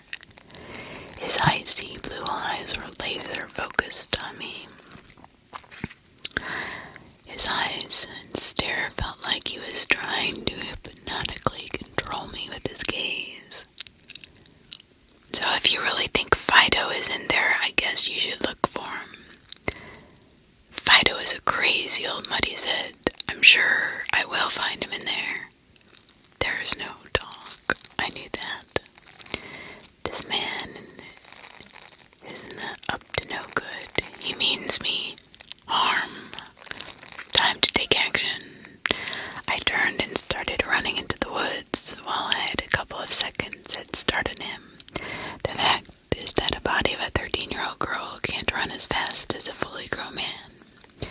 And he caught up with me ridiculously fast, so quickly in fact that we were still within view of the road. The street lamp gave off enough light for us to be seen by a passerby of one, or actually to approach. What did you run up for? He asked. I'm not going to hurt you. Really? Sorry, mister. I got scared at the thought of your dog running around in here. I've gotten bitten by some pretty nasty dogs when I was younger, and the thought of it happening again terrifies me. Oh, okay, I understand. Let's keep walking, and I'll keep you safe from any stray dogs.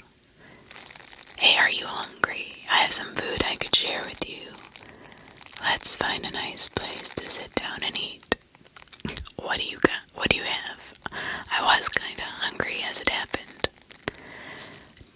delicious homemade spaghetti and bologna sauce. Let's go a bit further into the woods and then I'll share it with you. He didn't have a bag with him. He didn't have any food because there's no way he was hiding some container full of food in his pockets. This was bullshit. No thanks, mister. My parents say I'm allergic to garlic, so I shouldn't eat Italian food. Okay then, let's just keep walking. His heart rate was increasing and the adrenaline was kicking in.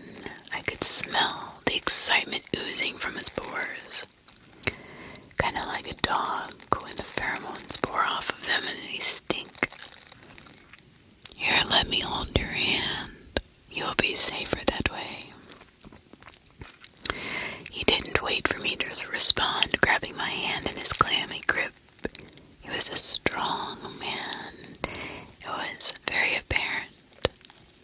Large hands. There was no way a regular girl of my height and frame could be able to escape this bastard.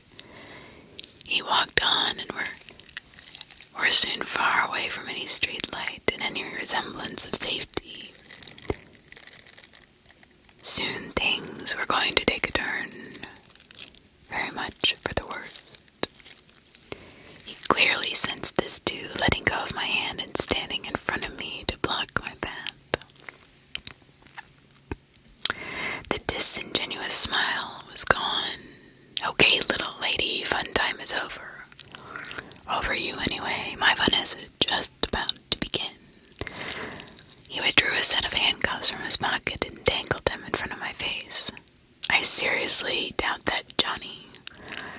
This is the part that I always loved the most. The look of utter shock on these idiots' faces when I first called them by their name. I'd seen it dozens of times before, and I never grew tired of it.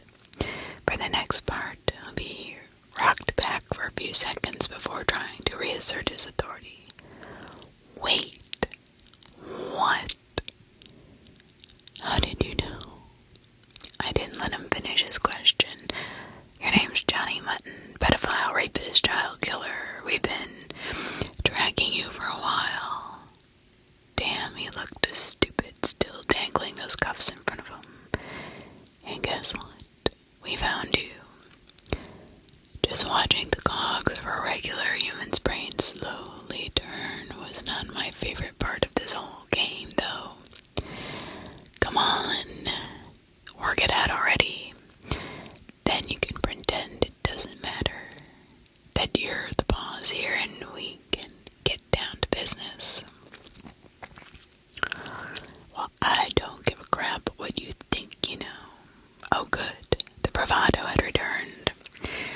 Oh, this was always more fun when they still thought they had the upper hand. I'm still going to torture you, R-word you, and then leave little pieces of you scattered all over this forest. Okay. Again with the dangling handcuffs. What is wrong with this idiot? Which hand should we start with? You on my left. The schmuck had a look on his face like it was Christmas and his birthday all rolled into one.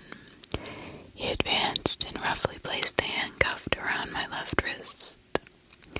Things are going to get real ugly now, little lady.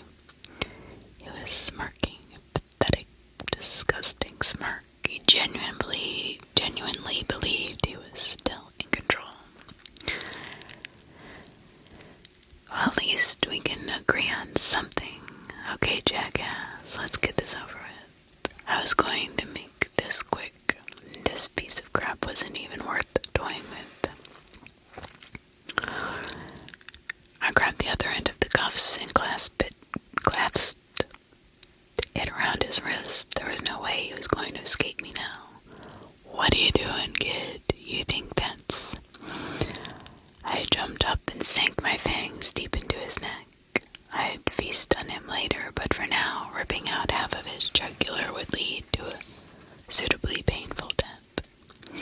I climbed off of him and spat out the chunk of flesh on the ground in front of him.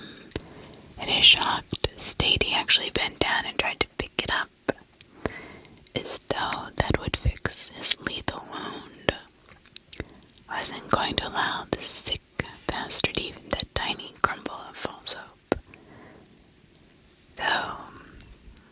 then dragged him away into the middle of the clearing. Any last words, Johnny? Yeah, this is a little cruel of me. Yeah, what with the fact that this asshole was choking to death on his own blood. I don't have much sympathy for these type of people, I'm sorry.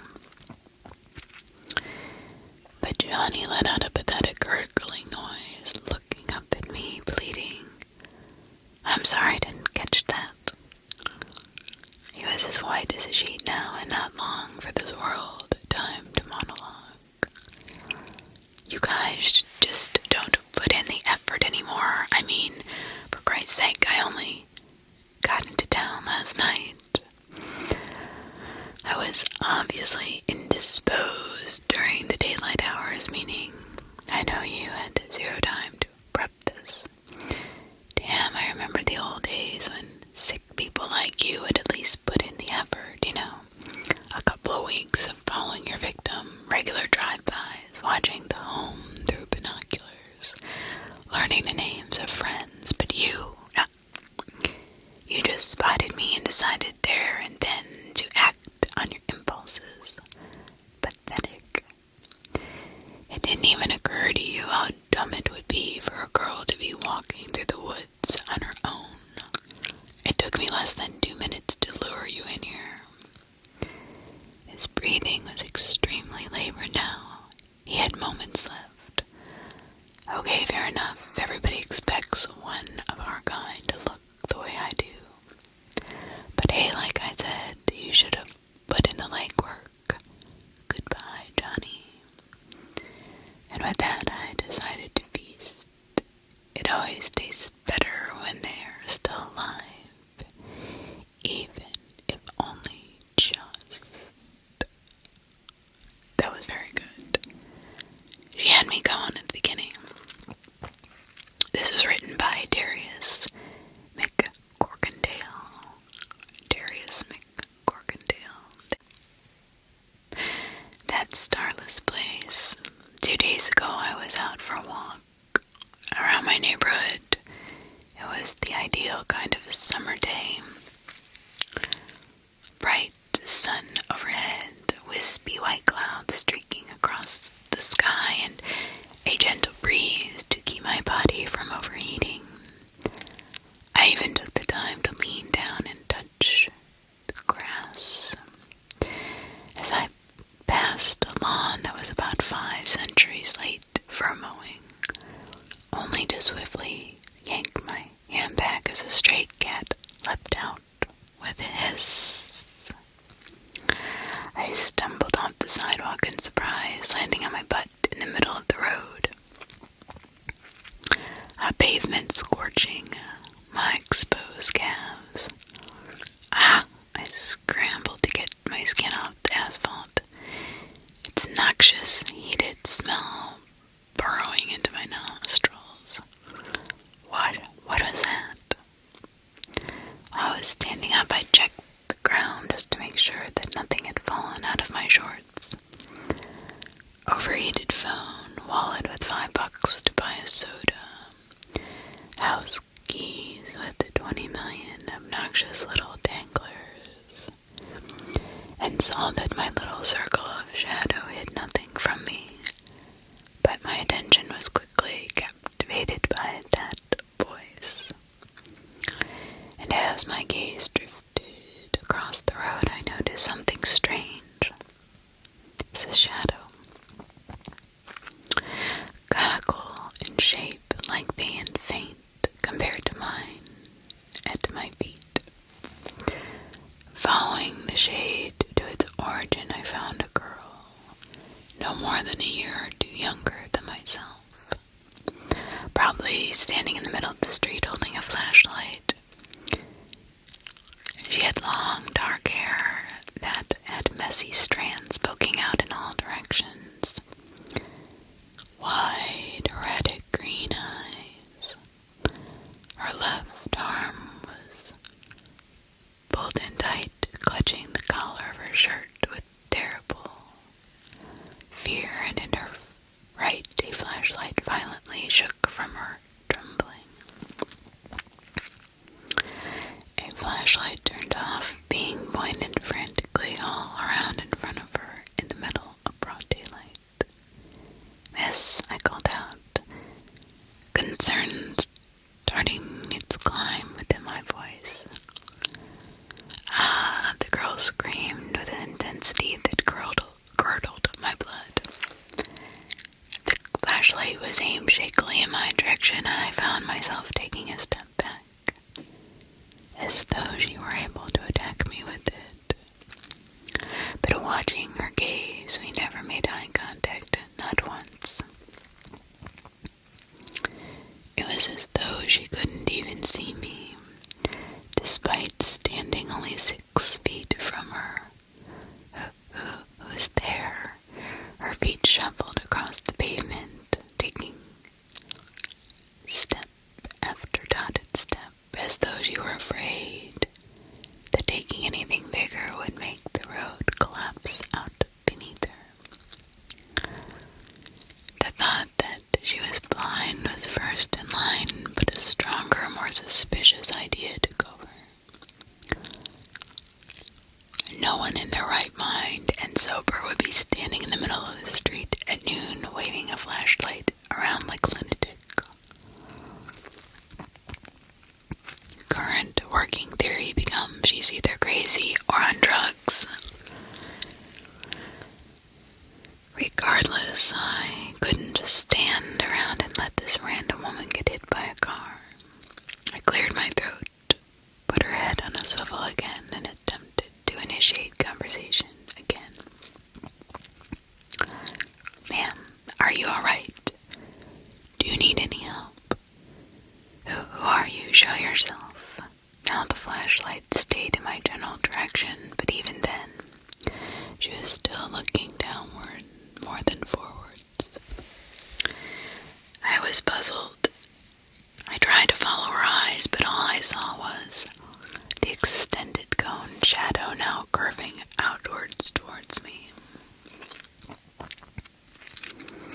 Licking my chapped lips, I swallowed and opened my mouth once more.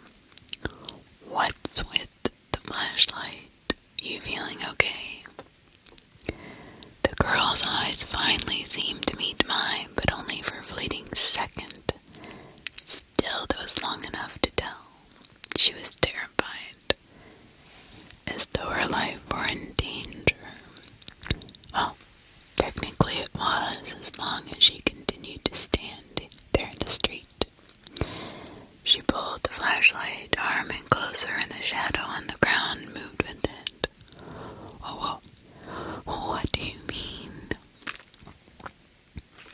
A sound revving, rolling over pavement, cutting wind faster than it should be in this neighborhood.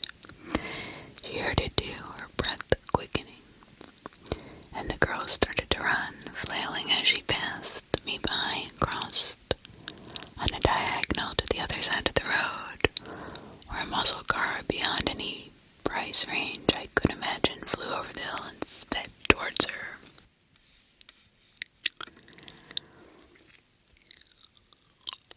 "Stop," I shouted directly to her, hopelessly, at both the girl and the car.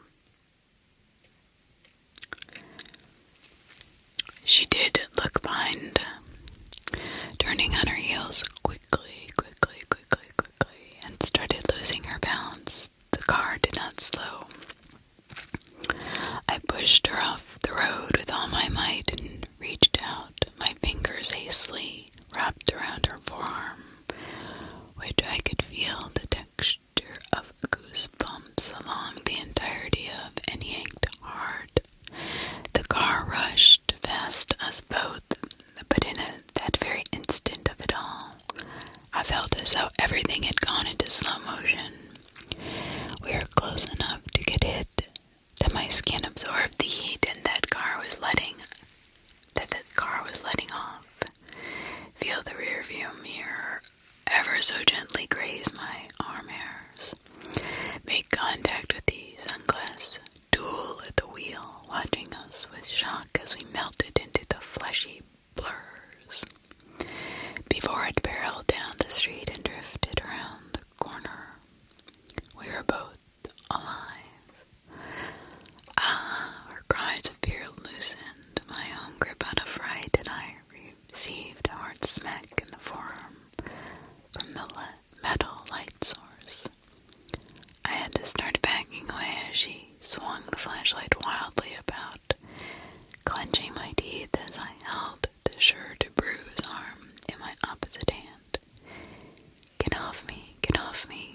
off me. Chill out, you nearly got hit. Nearly got both of us hit by a car, I groaned, wincing as pain reverberated from my arm where she struck me. When I looked back at her, her eyes were definitely staring in my direction, but she still wasn't looking at me, more like through me, still unable to notice my presence. Nonetheless, my words seemed to calm her as if only a bit. She looked as though she had something to say. We're on a road. I looked around for a hidden camera, expecting to be bunked. When no one popped out of the tall grass, I turned back to her inside. Throwing my arms upward for a moment. Yeah, we're standing in the middle of the road right now, and you are, like, legit blind. Not trying to be insulting, like, genuinely asking. I'm not blind, but how can you see me? What? What do you mean? The girl stood up straight, her eyes now focused squarely on my chest. Will you come a little closer? Are you gonna hit me with that flashlight again? Just please, I can't see you. Please come out where I can see you. Okay, by this point, I'm just gonna let you know I was utterly confused. With the sun beaming down on my neck, I took a step forward. Slowly, I get scared easily. Another sigh escaped my lips. I halved my natural walking distance, moving less than a foot per step. 8, 7, 6. When the toe of my shoe finally entered the conical shadow, I saw her visibility tense up for a moment. A terrible idea had started to weave itself in my brain, but the threads were too thin for me to consider it in any serious sense. I, to the very definition of slowly, stepped forward and fully stood in the faint shadow. Again, the girl jumped for a moment as I approached. But this time she was quick to calm and soon let out a deep breath. I was worried you were some kind of, I don't know. I'm just glad you're human. Seriously, how long have you been outside today? I was really beginning to get frustrated. Only a few minutes here. She looked down, covering her mouth with a free hand, her shoulders shaking as she tried not to cry. When she stood up, I could see the wet spot near her eyes where tears were wiped. The flashlight stayed aimed towards me the entire time. My stupid friends, they dared me to go into the old house. This old house. I thought I could show them up, but I forced air out of my mouth, around closed teeth, looking around awkwardly, before offering a hand and introducing myself. She accepted it and shook back softly. It's Amanda. Amanda, so do you. Her eyes suddenly widened and she began slapping her flashlight on its handle. No, don't go out. Not now. The threads began to overlap. I looked at the ground. The shadow was fading and returning in rapid succession, until it finally faded and left Amanda sniffling. I was about to ask what the deal was with the flashlight again, but instead I paused as she reached around in the air with her hand. Can you hold my hand, please? This murder part of me was starting to say, run, actually screaming, run. This wasn't my problem. I'd already stopped her from getting run over. With reluctance, I slowly held her by her wrist, which led her to hurry up beside me.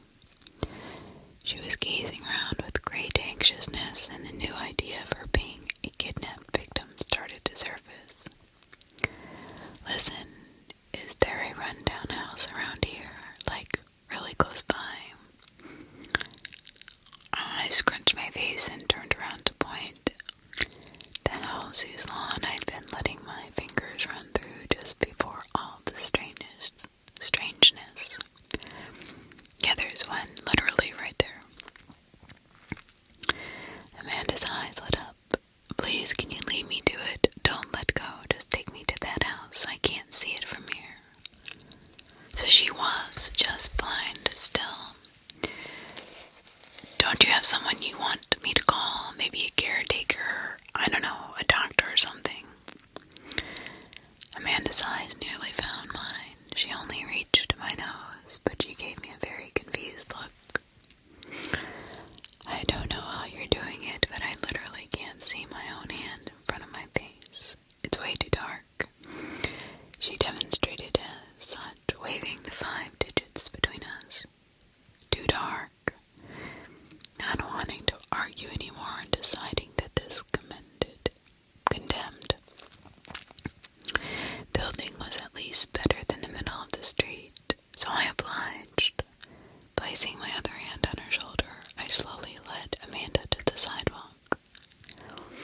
Assuming she couldn't see it either, I warned her of the ledge, and she was quick to step up. Thank you, she said. Onward we went, shuffling down the cracked stone path at the front of the door. At some point, she must have found her bearings and stepped forward on her own, hand sliding around it till it found the door. Without hesitation, Amanda's hand threw itself for the knob, and on contact, she gripped it with all her might and thrust the door open, which to my great surprise was not locked. She hurried inside the dimly lit hallway and began nervously laughing, shaking her arms out to let off energy, or so I assumed. Standing in the doorway, I bit my lower lip and scratched my head. So, you all good now, or?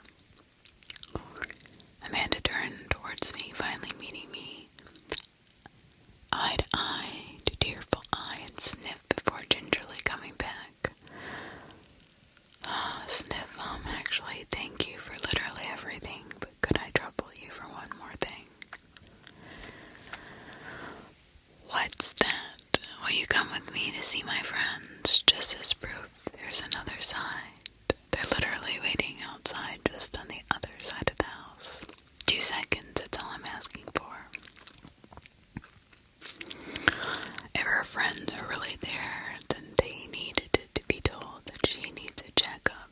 Someone in her life that could actually do something at least. Fine, 2 seconds and I'm gone. But I was keeping my guard up.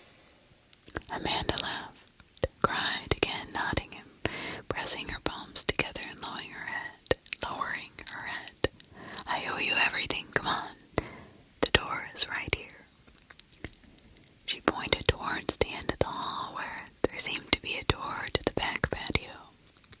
I followed along, watching corners from my peripheral vision in case some goon boyfriend of hers tried to jump me. As I approached the door, Amanda threw it wide open and laughed again, one of massive relief, and I could only stare. I could see one concrete step before everything started to fade into the deepest, most pitch-black nothing I'd ever seen. Amanda waved into the darkness and took off sprinting, vanishing in an instant. There you are, a voice called out from the dark. I couldn't believe what I was seeing. My hands flurried for my phone, swiping up to use the light feature. Still too hot, wasn't powering up. I reached around looking to see if Amanda had left her flashlight behind, when something poked out through my pocket, a basic ring light on my keys. Hey, come over here, what are you doing? Shaking my head, I turned it on, barely usable. It only illuminated maybe 2 feet in front of me. Enough to catch a pair of legs speed walking at me. I gasped as Amanda reappeared before me with a questioning gaze. You coming? Where did you go? Now you're being the weird one. No, stop it. How can you see out there?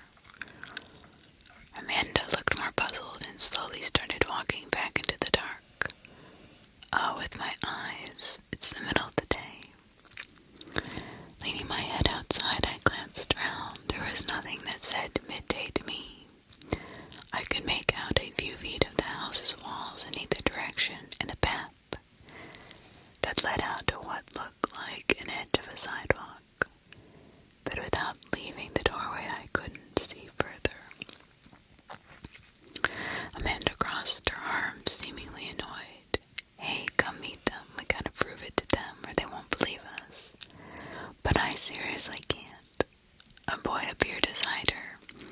He hopped up quickly to the same segment of stone Amanda was on. Can't what? Other side her. You gotta be kidding, Amy. I'm not. And you weren't there. It was awful. She gave the boy a decent shove, nearly sending him to the ground. This seemed to annoy him because his next decision was to snatch the keys from my distracted hands and run off into the dark. Come on, come get him. Anthony, Amanda yelled. I impulsively leapt off the porch and straight forward where I saw the jingling lights. As the lights spun around and round, it illuminated at least 3 more faces, all laughing at Anthony acting like an idiot. I nearly tripped on the curb as I stepped off the sidewalk, and the last bit of light I saw was the ring light being shown in my face. And then total darkness. He had pocketed the keys. Hey, give those back, I shouted, trying to not let it show that the dark was beginning to freak me out. In response, I heard the quiet shuffling of footsteps behind me. I made a grab anywhere I could hear, but each time I only ended up with air. Guys, knock it off, Amanda screamed. You're such assholes. First you make me go in there, and now. I lost focus on Amanda's voice as I received a shove from behind suddenly. I stumbled forward and my heart plummeted to the depths of my stomach. This is where it's going. Yeah, Johnny. Hell yeah. Anthony's voice sounded off my right. I gritted my teeth and swung a fist in that direction. It missed, but what was answered was a very hard punch into my shoulder. Tripping over my own feet, I fell down, hitting the ground as hard as I couldn't tell where it was. As my wrist throbbed, I looked straight upwards, nothing, pitch black. Not even a chance of a beam of sunlight or twinkling of a star. What happened to the sun? I muttered, sweat rolling down my cheek. Anthony, and who I presumed to be John, laughed. Another voice spoke up. Hey, Anthony, enough, man. You're just beating on. Shut it, or maybe you can go home and cry to your mama, huh? The dissenting voice did not sound again. I could hear Amanda gasp. Oh God, it's the same for you over here. I tried to get back up, but every time I pushed off my knees to stand, someone's hand struck me from a different angle and threw me off balance. A hand on my chest, 2 palms under my ribs, fingers dancing across my face, poking me in the eye. My toes being stomped upon by invisible boots, a punch to the gut. When the slapping was getting boring for them and none of it was visible, I tried to run. They pushed me back or yanked my arm or tripped me onto the pavement. No sign of the house, no shapes of the cruel strangers I just encountered. Everywhere I looked, it was all the same. The dark struck out and there was nothing I could do. Hey, Amanda shouting,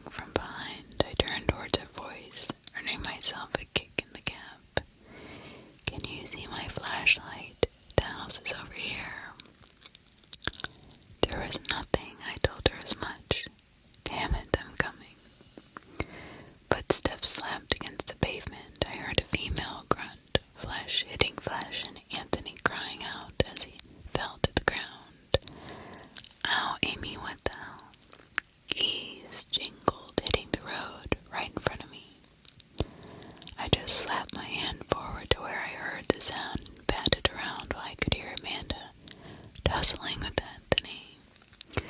Pinky finger grazed a bit of metal. I reached to the left and grabbed a keychain from some trip I'd been on.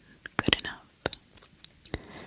I dragged the keys back to me and quickly stood up, fumbling frantically but blindly to feel out which attachment was a ring light. Just as I felt one more shove from behind, the silicone button sat beneath my thumb. I hit it and spun around, seeing my other attacker, John, having to wind down another punch he was gonna throw. My hands extended naturally as he fell forward in surprise. I pushed him to the pavement before flashing the light around more. There were two other boys just standing around, kicking rocks, avoiding eye contact. And then there was Amanda, being thrown back by Anthony, who turned towards me and pointed. "John, let's get him."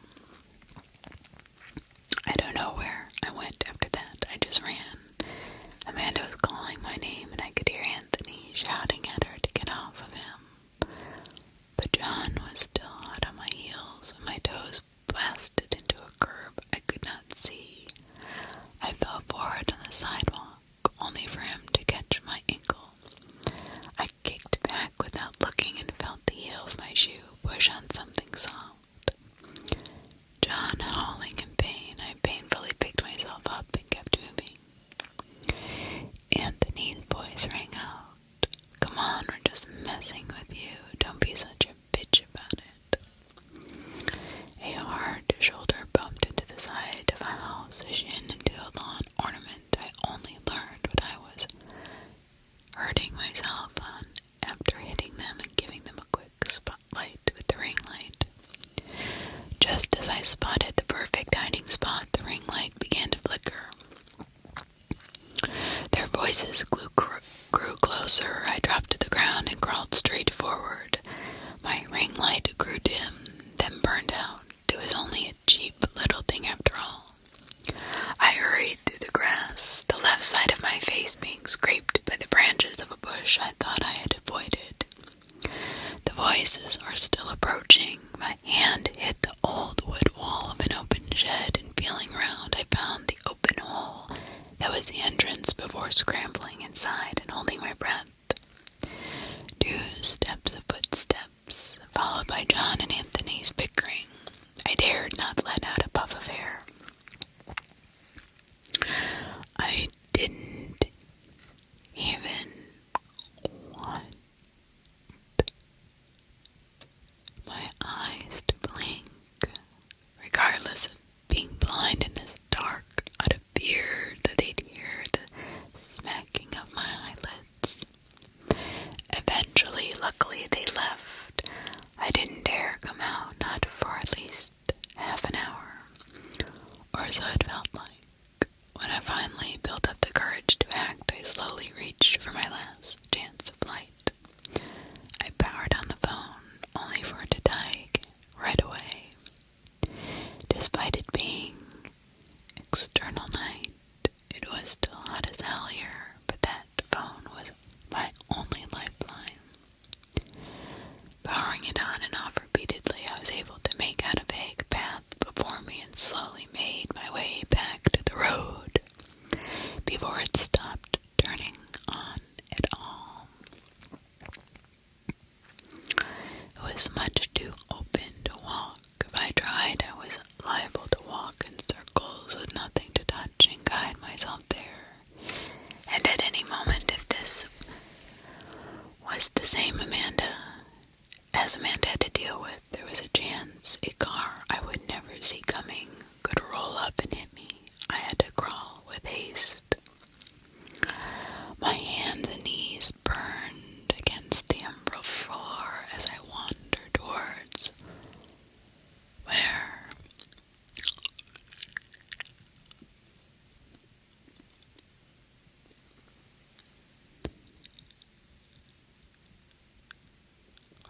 house's back door was. My heart pounded against my sweat-laden t-shirt, but I was determined to find my fingers. My fingers slammed into the curb. I hurried onto the sidewalk, keeping one hand along the curb. I felt something sticky and smelly squish under my palm, and I had to call upon every ounce of willpower not to stop and vomit right there from the smell of fecal matter I just pressed on. Feeling out on the right side for where the lawn stopped and the stone path began. Hands clamped on my shoulders and I froze. They had found me. I felt wind against my ear, the breath of one of those kids. A whisper escapes in my heart. Bungee jumps in despair. Once I understand the words, I stand and let the hands turn me around before pushing me back the way I came. A few moments later, I was being guided up the stony steps and the door out was before me. Amanda slowly pulled it open, trying not to make a sound that would attract the others, presumably. I'm sorry for all this. I just ran inside and through the house, staying as silent as the night should be. Written by Red Nobot Tyrant. Oh, I really like this one. From creepypastafandom.com wiki. Shadow delusions. He had to watch Lila while his parents were away. Wyatt didn't mind, it was easy. Watching her has never required too much. All he had to do was feed her and make sure that she wasn't too bored. Lila was at the age where she could do most anything for herself, but sometimes she would need help with minor things such as getting things from the cupboard, which were too high for her to reach, and Wyatt would help her as he always did. Wyatt would sit in his room until Lila needed him, right now as she did. Wyatt, can you help me? Lila implored. He got out of his bed, and that was made nice and neat like everything else in his room. He was somewhat of a neat freak and slightly compulsive. I need a cup for my chocolate milk. Okay, Lo. Just wait. He smiled and walked to the kitchen where everything she needed to make it was already laid out, except for the cup. He retrieved it and laid it on the granite counter, leaving it for her to make. He went back to his room and lay down. Right when he was about to fall asleep, a knock was at his door. He opened the door cautiously. At this hour, it could be only one person. Boo, Lila, he scolded. I can't sleep. I'm too scared. I saw something. Okay, sleep with me. She ran straight to his bed and tucked herself in. She lipped him a thank you before closing her eyes. Wyatt joined her in the bed a few seconds later, and they both dozed off. He woke up in the dead of night, but doesn't know why. His eyes averted to Lila, who is often asleep on a bundle of springs with bedding and sheets. Suddenly he saw something draped on the wall. It slowly made its way across the walls, twitching, writhing. He holds Lila closer and closer, tighter and tighter. He wasn't only scared for his life, but hers too. But then it disappears to who knows where. Wyatt passed it off as a simple illusion and went to sleep with some trouble. Whatever it was, it wanted to torment them first. Lily said, "Where are you?" He scours everywhere in the house for her. gone. The only place left is outside. Outside, that must be it. Wyatt rushes out of the house only to find her in the back of the house near all the trees. I found you, he enthused. Okay, now you hide. I'll count. Come on, Lil, I'm tired. Okay, she grumbled. How about we have some tea, he said. She lightens up immediately and smiles. He sipped invisible tea from a plastic cup. He was always slightly embarrassed about what he would do with his sister, but he loved Lila, and it would always cheer her up, so he would do it anyway. They would talk and laugh during this time, but Lila would do most of the talking. They were talking about everything they could suddenly. It all ended. Wyatt, what's behind you? Lil asked. There it is again, the black shadow-looking figure on the wall. It wasn't moving, it just stared at them. Its menacing black face with no noticeable features. Wyatt looked over his shoulder. He's speechless. It's not an illusion, it's real. It used to be on the walls, but now it's off. It wants them, it needs them. Never had Wyatt felt so helpless. He had to wait almost a whole week before his parents would be home. There's no car for them. Only numbers of family members who will think they're crazy. They're forced to stay with it for a whole week, and then they could be dead. That night, sleeping would be impossible. Lila laid with Wyatt again. She was saying things like, will it get us? Wyatt didn't know what to say. He didn't want to lie, but didn't want to scare her. He himself was uncertain. He hated the feeling. They miraculously slept, but they were terrified and only got a few hours of sleep. Wyatt woke up and saw it on the wall looking like a shadow again, but it was staring straight at him. It was oozing a black substance that would be all over the walls. It outreached its arms to great proportions, removing them from the wall, and grabbed it. Lila. It grinned at him. It appeared not to have a mouth, but it became noticeable. It was like someone was smiling through dense black fabric. Its black, sharp teeth were daunting him. Tears welled in his eyes. Lil, he said. He tried fighting it. He did, but it wouldn't budge. It was like having the wrong key to a locked door.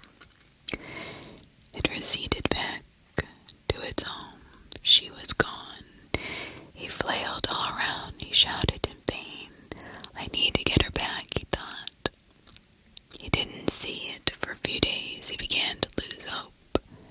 Then one day he looked outside. He saw the monster again, but without Lila. It beckoned him with a sharp finger, as if saying, if you want her, follow me. But how could he trust it? It kidnapped his sister. Against every fear in him, he opened the door and hesitated towards it. Each step made him feel like he had lead in his feet. He cowered towards the kidnapper. If he died, at least he would have Lila, or would he? Suddenly the monster engulfed him within itself, and he was in a completely different world. Utterly demented, covered in the monster's sludge, no sun shone. The sky looked like a pile. It made the world a dark gray. The only thing he could see was a forest, dense in fog. He went into the dying greenery, uncertain of what to look for. It seemed like forever walking, the fear gnawing at him, eating him alive. He was so helpless. Lila, he saw her in the distance. She was in a cage. It was disheartening for him to see her be treated like an animal. He walked to the cage and said her name. She looked. She was trembling.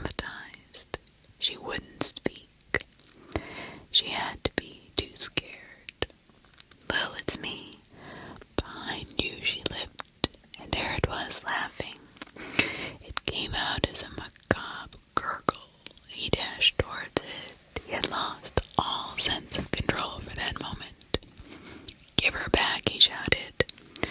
The monster used to lurch, but in an instant he was in the monster's grasp. He was stuck. Now in the cage with Lila, she was scratched and heavily covered in the substance it oozed. "Wyatt," she mimed, "don't talk. It'll do terrible things." It consumed her like it would Wyatt. There was taking her. She'd soon know when it brought her to a cage.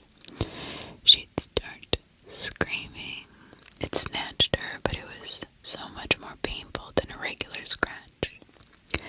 The pain seared through her. It left her bleeding. Her whole back had been red, and some of the substance had gotten in it, which only amplified the agonizing pain that made her pass out.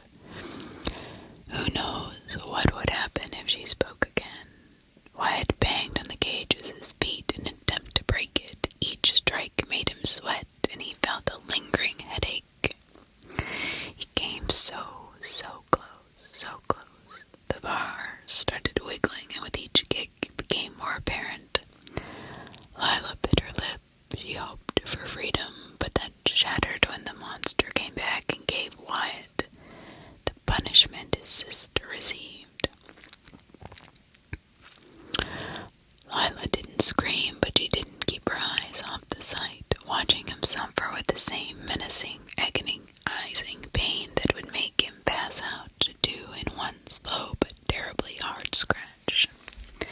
She saw what it looked like. It was terrible, blood slowly streaming down with bits of black like a tainted river on his olive skin that had a shade of red like Lila's. It lurched towards her. He heard the sound of crunching leaves under his feet. She was petrified. She was still. It touched her lightly and she passed out. They were helpless, tied up with cold metal cuffs with the ice-cold brick wall behind them. The only light was a fire in the distance that drew closer with every second. "I love you, Lil," Wyatt grieved. "I do too," she said as it drew closer. Closer and closer it lurched towards them, and each echoed footstep drew it closer to them. The echoing stopped. Wyatt felt it breathing on him. It stopped. The light died, which left the room pitch black. Then the light came on, and closer than ever before, there it was, staring at him. He let out a scream of pure terror, but it was halted. The silence was followed by heavy, maniacal breathing. Lila was left there helpless, sweat trickling down her face, gave her face an odd glow. "I'm next," she thought. Every hair was on edge, her breathing was rapid, her body salvaging each breath it could find. She was whimpering, scared out of her mind. Fear was the only thing in her eyes. With no one by her side, she'd die alone by the hands of that thing. She didn't hear a single footstep. It was gone. She was home again. It sent her home, but